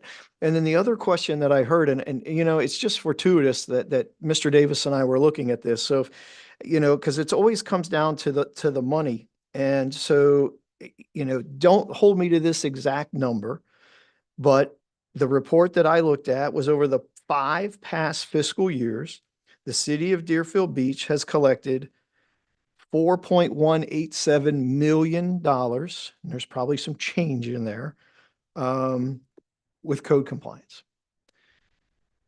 So you ask, and I try to provide. Great, thank you. I don't see any more lights. Commission, is there a motion on item number 20? Is Motion to approve. there a second? I second. Item number 20, motion to approve by Commissioner Hudak, seconded by Commissioner Shinetsky. Madam Clerk, would you call the roll, please? Commissioner Hudak, Yes. Commissioner Plout, Yes. Commissioner Shinetsky, Yes. Vice Mayor Preston, Yes. Mayor Drosky. Yes.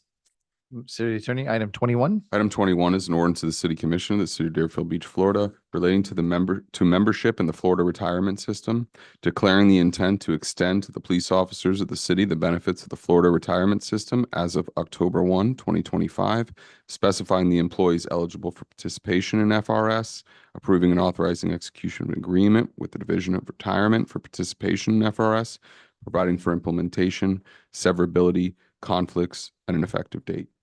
This is first reading. Do we know who's speaking on this, Mr.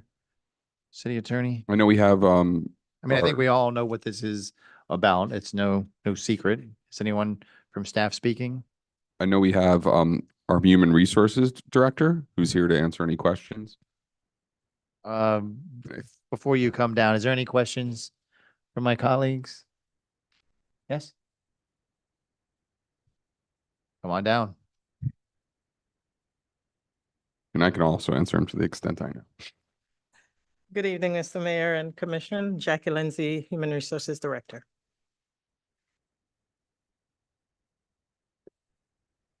Do you have any presentation for us or some comments, and then we'll get into any commissioner questions? There's no lights right now, so. Okay. I need you No to- presentation, just that we've been contacting the FRS just to understand what the process would be for the join process. And so we've had several conversations, understanding what the processes are, what the paperwork that would be necessary. just for some due diligence and kind of preparing ourselves, kind of being proactive in that sense. Okay. Vice Mayor, let's not live. Would you Yeah. have any questions now? Yes, I do. Okay, go ahead. I don't really have any specific questions for Ms. Lindsay. But what I would say is that this is more to my colleagues. There is a multiplicity of questions. FRS, do we really understand? As you said, Mayor, we know where this is going. So let's just say down the road, if we were to pursue getting our own fire department and police department, what does this mean in relation to the people that are in the city plan, plus all other kind of questions that could come up? There is a lot to understand about this when you're making that type of transition. And I don't know that we know all of the answers. So this is only first reading. And, I just hope that we can have a clear understanding of what that would mean versus pension plans. Because right now, there are some people in the city's plan. If they were to come to the city, my understanding, they would have to come as an FRS employee. Yeah. So what would that mean if they were already in the city's plan? So there's a lot of questions, and I'm just hoping that by the time that we have to look at this again, that whatever question might come up could be answered. So. And that is exactly what we're doing, kind of just doing that proactive due diligence, understanding what answering questions like that would be. And so we are gathering that information. We do have a contact person that we've been consistently using so that we try to minimize speaking to too many different people, and then the information may be different. And so we do have one point of contact that we've been using so far. And to some degree of the information, they're not sharing too much proactively, but they've pretty much guided or will guide our steps from point to point to point. And so we're getting that education. I see the city clerk's light on, so. Is your city manager?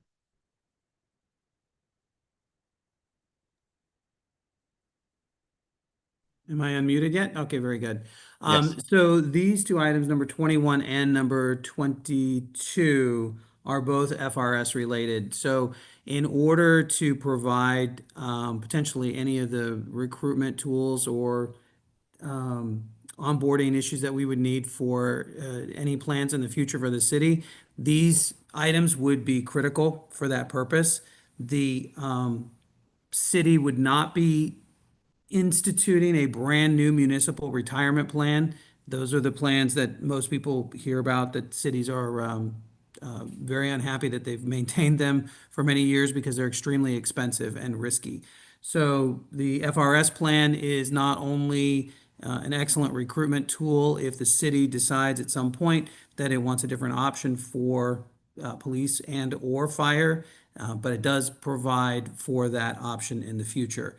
This takes a while. Not only do we have to have resolution through 2 readings, but then there is what Ms. Jackie was referring to, is that there are a lot of other steps that would have to take place. So this is not, once these resolutions or these ordinances are done, it doesn't mean that it's in place. There's still time and other work that has to be done on the back end with FRS, because FRS is a very complicated retirement service to have enacted.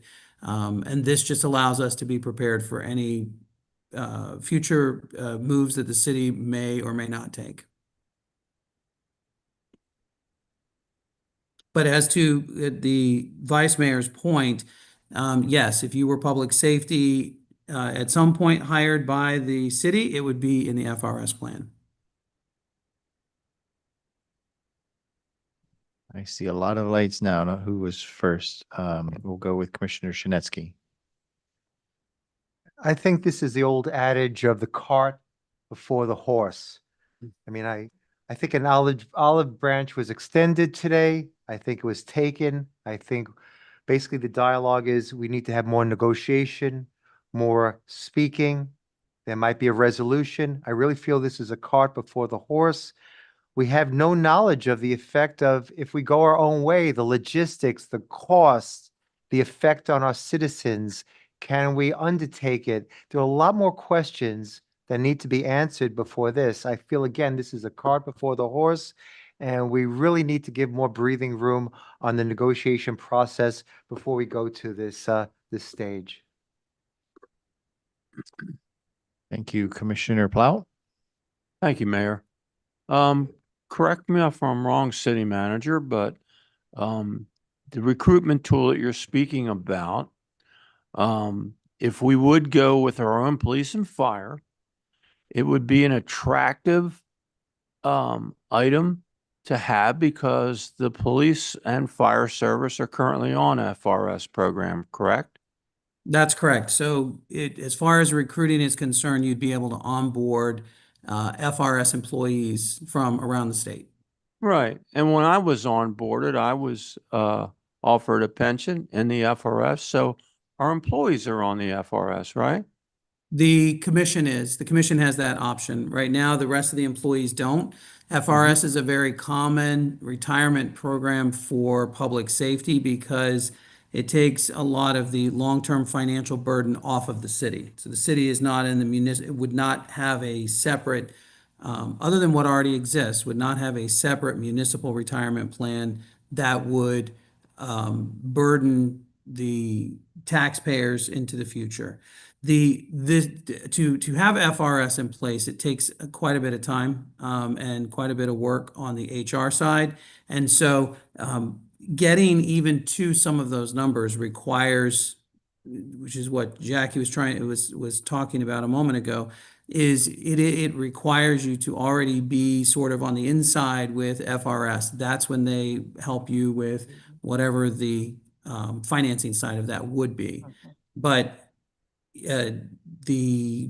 depending on what happens after October 1, the city would be best poised from a negotiation perspective, I would say, by having these ordinances in place. Okay. So in summary, the FRS, my understanding was, because I used to do some work with that in my prior business, it's primarily an investment and administrative organization for retirement plans in which they have teachers and they have high risk folks. And so it gives most people in regular jobs are familiar with the 401k program, but it's kind of like a 401k program for teachers and for firemen, policemen, and judges, in that they have different compensation percentages. Like a teacher may be compensated, I think, 12 to 15%, but a high-risk person would be at a 20% contribution. So the city would pay that contribution, and then they have the ability to put money in there, similar to a 401k program, in that maybe your company has a match of like 3%. So if you put in 3%, the company puts in 3%, and now you got 6% of your salary going away for your salary. So on the public safety side, there is a 3% contribution that the employee makes, and then the city makes the remainder of the contribution, depending on what class the person is. Okay. So if we had that program in place, or at least had the knowledge of what it would cost to do in there, it would be much more attractive for people to work with us because they would already be in the FRS system, and they wouldn't have to roll over their FRS money into an IRA and seek out an investment representative and all that other kind of stuff. And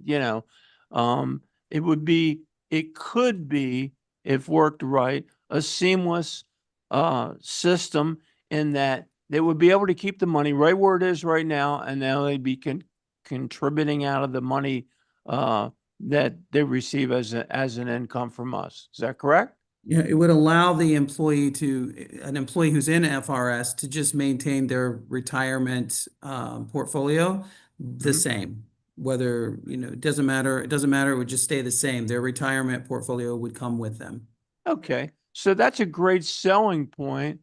And what we're doing right now is gathering information, what that would take, because if we move to that route eventually, this year, next year, whenever, over the two-year period, we have to decide about it unless something else happens with a negotiation change, then that would be considered one of the first building blocks that we would have to provide a security base for anybody that would come into a department that we would be running, correct?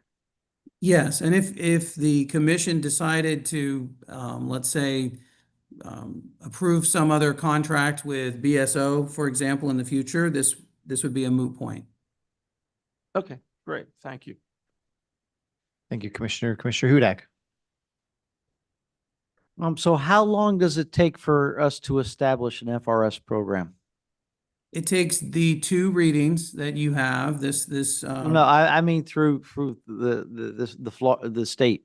Not, I understand we have but you said there's the.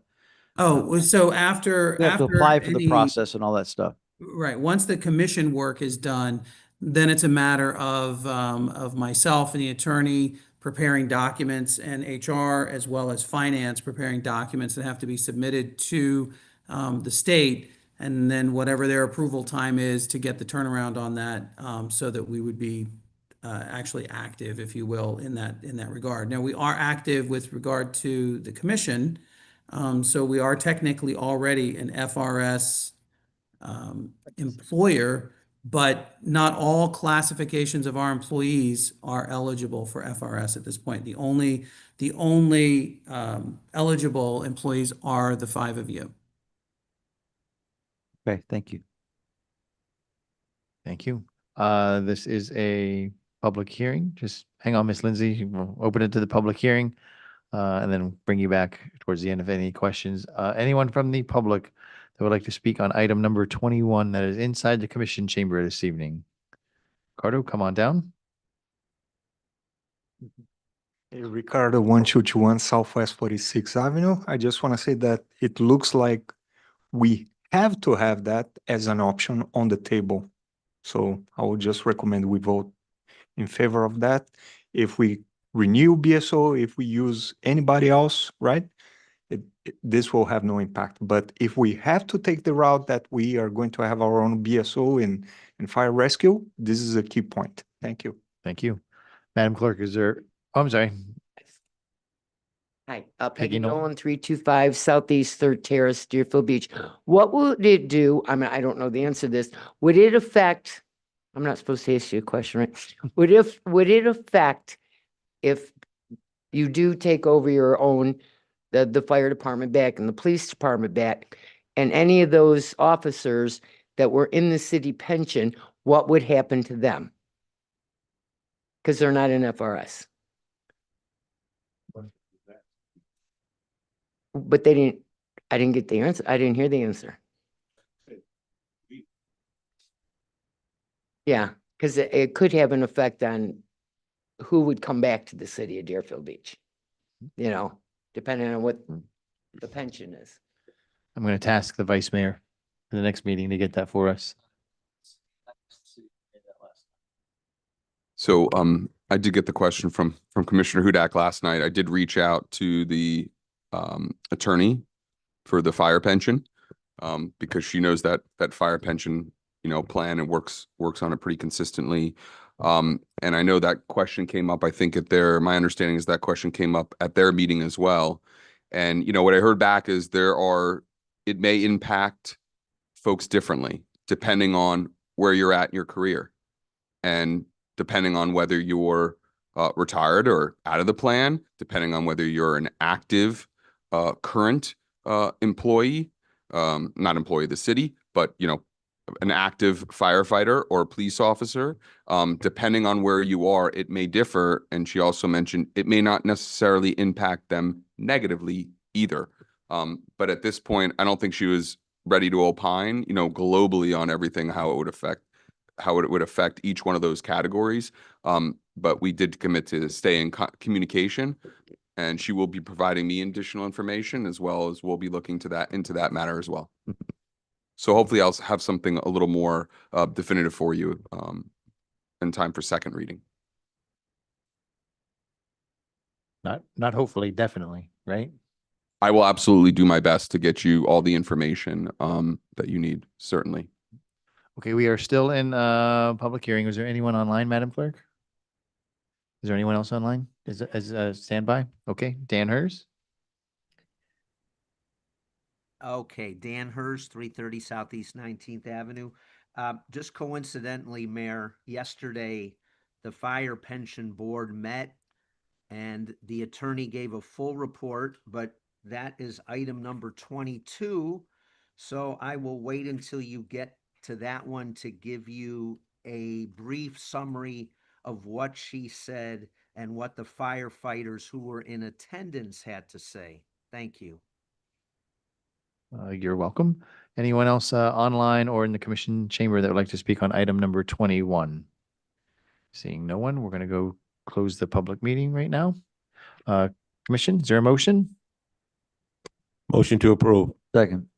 Motion approved by Vice Mayor Preston, second by Commissioner Hudak. Could you call the roll, please, Madam Clerk?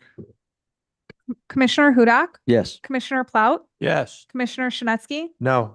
Vice Mayor Preston, Yes. Mayor Drosky. Yes. Item Item number 22. Item 22 is an ordinance to the City Commission of the City of Deerfield Beach, Florida, relating to membership in the Florida Retirement System, FRS, declaring the intent to extend the firefighters of the city the benefits of the Florida Retirement System as of October 1, 2025, specifying the employees eligible for participation in FRS, approving and authorizing execution of an agreement with the Division of Retirement for participation in FRS, providing for implementation, severability, conflicts, and an effective date. Again, this is first reading. So Lindsay, is there anything different you need to tell us other than this is fire as opposed to police? No, Mayor, nothing different. Okay. We'll go straight into public comment, if that's okay. Madam Clerk, if we could call Mr. Hers first. Thank you, Mayor. Dan Hurst, 330 Southeast 19th Avenue. So as I said yesterday morning, the $170 million-ish Fire Pension Board met at the DoubleTree Hotel. There were no elected officials there. Sean Gladio was there for about an hour. I don't know whether he was still there when the female attorney gave a very comprehensive overview of what this would potentially mean. And the way she put it is that every single firefighter would be affected by this because there would be no more BSO closed pension fund. Some of them, as Anthony Soroka said, some of them are affected differently. Some of them are in the drop. Some of them are still working towards their retirement, and all of them would be affected differently. But a number of the active firefighters spoke, and I'm not speaking out of turn when I tell you that they were extremely nervous and scared about this, because if they have to leave the closed-end fund, it's pretty well known that their benefits will not be anywhere near as generous as what they are now. So I just thought I'd report to you that your actions, whether you stay with BSO or not, have far-reaching consequences that I don't know if anybody in the city has taken the time to consider properly. Thank you. Thank you. Madam Clerk, since we're online, is there anyone else online? Is there anyone inside the commission chamber that would like to speak on item number 22 this evening? Anyone? No? Okay, we'll go ahead and close the public hearing. Commissioner Shinetsky? When you're talking about the retirement system, that's something that's extremely, extremely sensitive to first responders or the police or fire. I mean, this is something very, very sensitive. Again, an olive branch was extended. I really believe in the negotiation process. I think it's so important to get all the information out, to get all the options out. I really feel this is a cart before the horse. I feel that during this delicate negotiation process, basically putting a red flag to a bull and inciting. So I don't think this is the time to put this out now.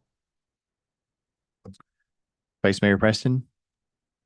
Some of the concerns that Mr. Hurst had is why I said what I said. I'm not so sure that we know enough about this. But at the next commission meeting, or when this comes forward again, all of those concerns in detail can be answered to the satisfaction of the commission. And I think at that point we can began to think about how we could address those things that we may find challenging in a way that would affect our firefighters. And then we can vote on whatever we need to do to be able to correct those things. Thank you, Vice Mayor. Seeing no more lights, is there a motion on item number 22? Motion to approve. Is there a second? Second. Motion to approve item number 22 by Commissioner Plout, seconded by Commissioner Hudak. Madam Clerk, call the roll, Commissioner please. Hudak, Yes. Commissioner Plout, Yes. Commissioner Shinesky, No. Vice Mayor Preston, Yes. Mayor Drosky. Yes. We are now at comments by administration and legal. No additional comments from legal tonight. City Manager, any comments by administration tonight? I just want to say thank you sincerely to the commission, and thank you to all of the residents and the people both on the fire side and the law enforcement side that came tonight. Everybody knows that this is a very important part of the city and a function of the city. And I'm very grateful for all of the staff time that was put into the work that happened this evening, as well as all of the people that actually came and participated in that and gave input. It shows a lot of interest from the city, and that's wonderful. Thank you. Thank you. Mr. City Attorney, item number 23. It's supposed to be discussion and potential action regarding Pier admission fees. The sponsor city commission, who's speaking on this tonight? That would probably be me.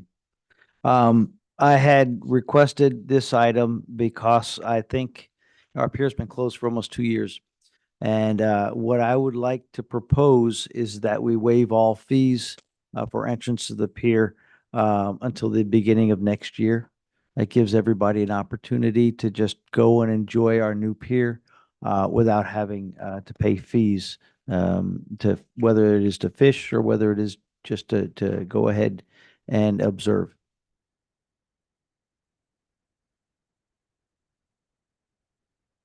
Commissioner Plout?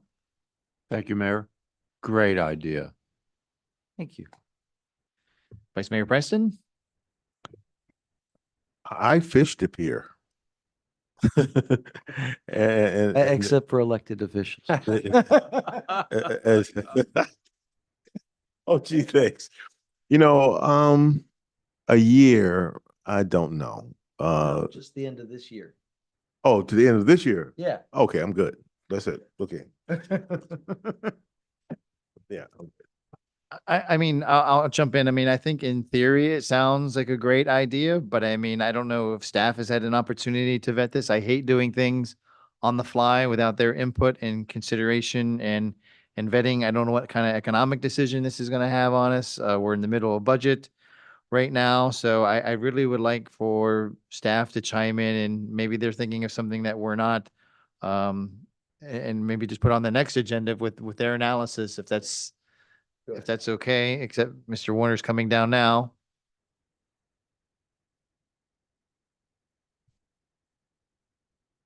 Good morning, Mayor, Vice Mayor, members of the commission, Greg Warner, Director of Parks and Recreation. We have discussed this on the staff end with the city manager, and we are preparing for these few months of no admission. So staff has been made aware that this was being proposed to the commission, and we are ready if it is approved. Okay. Do you need any you're good as far as you're concerned with what you need. If we were to approve it tonight, you would be okay with that? Yes, yes. Okay.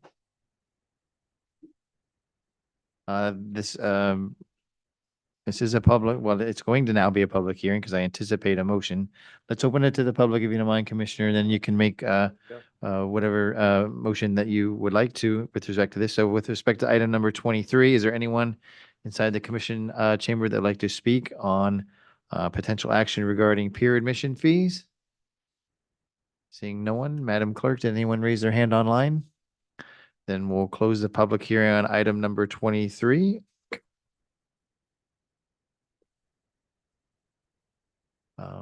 It's late or early, whichever way you want to look at it. So we'll, if it's okay with my colleagues, we'll reopen the public hearing to State Representative Gwendolyn Clark-Reed. Yes.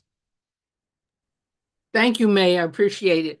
I just want to know that, do we know what the approximate cost would be that we are not going to be having in our budget for these next few months that you are closing the pier? Do we have an estimate of what the revenue would have been, and that we're not going to get? Thank you, State Representative. I'll actually ask that for you. We normally don't do question and answer from the comments because it's public comment. But because this is because there was really no backup to this, we'll bring Mr. Warner down. If you know the answer to that, do you know how much revenue that, I believe the question is how much revenue will be lost if we don't charge fees for the remainder of the year? I can estimate. I don't have exact figures, but I know on an annual basis, the last full year of operation at the pier, we brought in about, I believe it was around $60,000 to $70,000. So with this, it would mean October, November, December, and so about a 3-month period, so a quarter of that, possibly about $10,000 to $15,000 as an estimate. Great, thank you. Appreciate you doing that on the fly this evening. Can I help you? I guess I didn't technically close the public hearing, so come on down, Mr. Lane.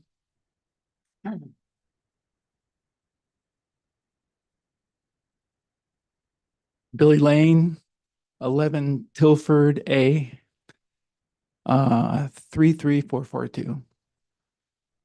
Since it's 100 years that Deerfield Beach was here, I think 100 pennies is $1. And how about $1 to go out on the pier? I know it's kind of crazy, but it is the 100th year. Thanks. Thank you, Mr. Lane. Anyone else? Otherwise, I'm going to officially close the public hearing this time to anyone inside the commission chamber or online. Madam Clerk, one more check online. Okay, Dan Hers. Thank you, Mayor. I couldn't resist raising my hand one last time. I just want to make sure, actually, that the CRA director had said that the pier is going to reopen on August 30th. So I hope that's still the case.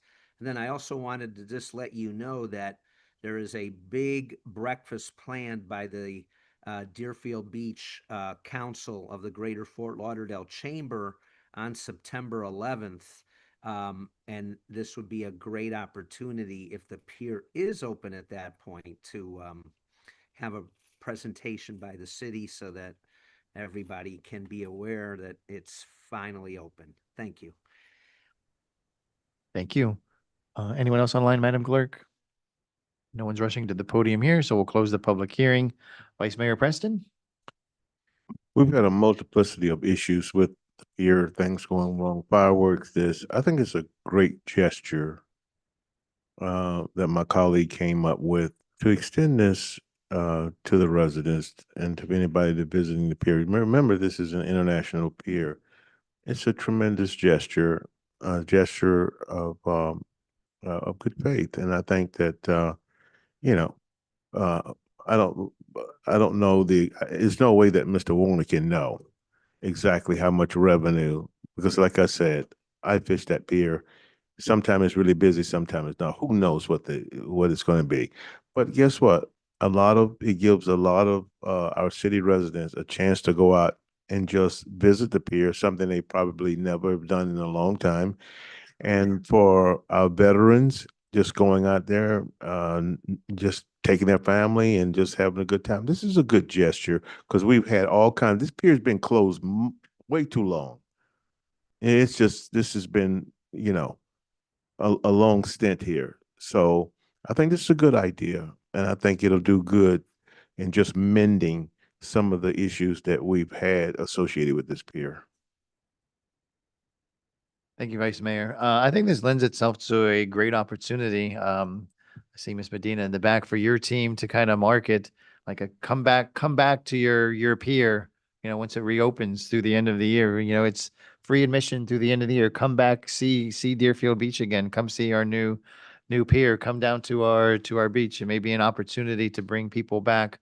Everybody likes something free, so bring them down to the pier, and maybe there's a great opportunity here not only to reintroduce Deerfield Beach residents back to their pier, but also to cap off the 100-year celebration as well down there at the pier. So I think there's an opportunity if we take advantage of it. Commissioner Hudak, I presume you're Are gonna make we a going to motion? have a ribbon cutting or something to open up the pier? My understanding is we will, yes. Oh, good. But I would like to make a motion to again waive the fees for access to the pier for the remainder of this year. Second. Is that good enough for you, Mr. City Attorney? It's the remainder of the calendar year, right? Yeah, through the end of December 31st, That's correct. 2025. Okay. Yes, sir. Okay. Madam, was there a second? Okay. Motion by Commissioner Hudak, seconded by Vice Mayor Preston. Madam Clerk, could you call the roll, please? Commissioner Hudak? Yes. Commissioner Plout? Yes. Commissioner Shinesky? Yes. Vice Mayor Preston? Yes. Mayor Drosky? Yes. We're now at comments by mayor and city commission. Okay, we'll start with District 1. It's late, gentlemen, so please Yeah, be I'm good. concise. I've spoken up tonight. District 3, Commissioner Sinetsky. Where I'll be brief. District 3 is in fine shape. In Century Village, within about 2 weeks, the wall on Hillsborough should be completed. So we're looking forward to that. The main gate is way ahead of schedule. It's almost a month ahead of schedule. Probably be opening sometime in October, which is ahead of schedule. So they're very happy about that. And right now, this beautification of Century Village they want to make like a central park. And the first step is to put in a bridge, a beautification bridge, and that's already going before the permit process. So Century Village is really blossoming. In terms of Crystal Lake, I know it's late, but I have some really great news. Basically, and this was approved by then acting city manager Eric Power. He sent out a correspondence on that, and I brought it over to Crystal Lake, their HOA. They're going to begin a sidewalk work in October of 2025. This is something for decades. They wanted to put a sidewalk. This way would protect when the children are dropped off near Green Road. Instead of being dropped off on the street or waiting on the street, there would be a sidewalk. So basically the sidewalk will begin at Green Road. It'll be on the east side of the street or cross over to the west side. The existing sidewalk will go to the parking lot near Water's Edge Towers. They're also going to remove speed bumps and make it speed tables, and this should curb speeding there. And they plan on installing new signs to make it more difficult for vehicles to drive around the speed tables. So Crystal Lake is very, very excited about that. I want to say thank you to the city. Thank you to Eric Power. Thank you to our city manager for approving that. And finally, at the community at the Meadows at Crystal Lake, right outside the entrance, there was some FPL poles. There was foliage blocking when they leave the entrance on Military. for the meadows at Crystal Lake. And in doing an examination, they found that there was an exposed wire. And basically they found out it was not a live wire, it's just an internet cable. So everything worked out. And other than that, everything is fine in District 3. Thank you, Commissioner. District 4, Commissioner Plow. Thank you, Mayor. I'll be brief as well. I think everybody should attend the ribbon cutting at the Aquatic Center being renamed this weekend. I believe it's Saturday morning at 10 o'clock. The Peggy Nolan Aquatic Center, and she just left. But that's fantastic. It's a little quiet out in District 4, and I did enjoy my time at the Florida League of Cities meeting in Orlando for the last couple of days. I've learned a lot about how the Broward League of Cities and the Florida League of Cities operates to help people understand how municipalities operate, train new folks, and they do wonderful work for us with their communications with Tallahassee. So I'll be a part of a committee meeting this next week, just about. We're going to look at legislation that's going to hit Tallahassee, and I'll sit on a committee to see what are the most important things in relation to municipalities that the state government might take a look at on the next session. So I won't go on and on about it, but the Florida League of Cities does a lot of great work, and I'm glad that the city supports it. Great. Thank you, Commissioner. Vice Mayor Preston. Thank you, Mayor. I've been checking online and we're within a time frame that we could go for the world record in the longest city commission meeting. We only have to stay 2 more hours. I just want to tell you that the Packer Rattlers are doing really well. I've been going out to some of the games. I just want to report that to my colleagues. They're doing really well. And I'm just happy with the way that things are being run there.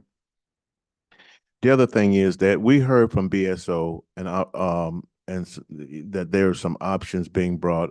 I would like to urge our city staff to explore those options so that they can be brought back to the commission so we can understand them in detail, and so that whatever decision that we make will be an informed decision. So I encourage to keep going back to the table and going back to the table and going back to the table until we can get this resolved for our residents, because this is what this is all about.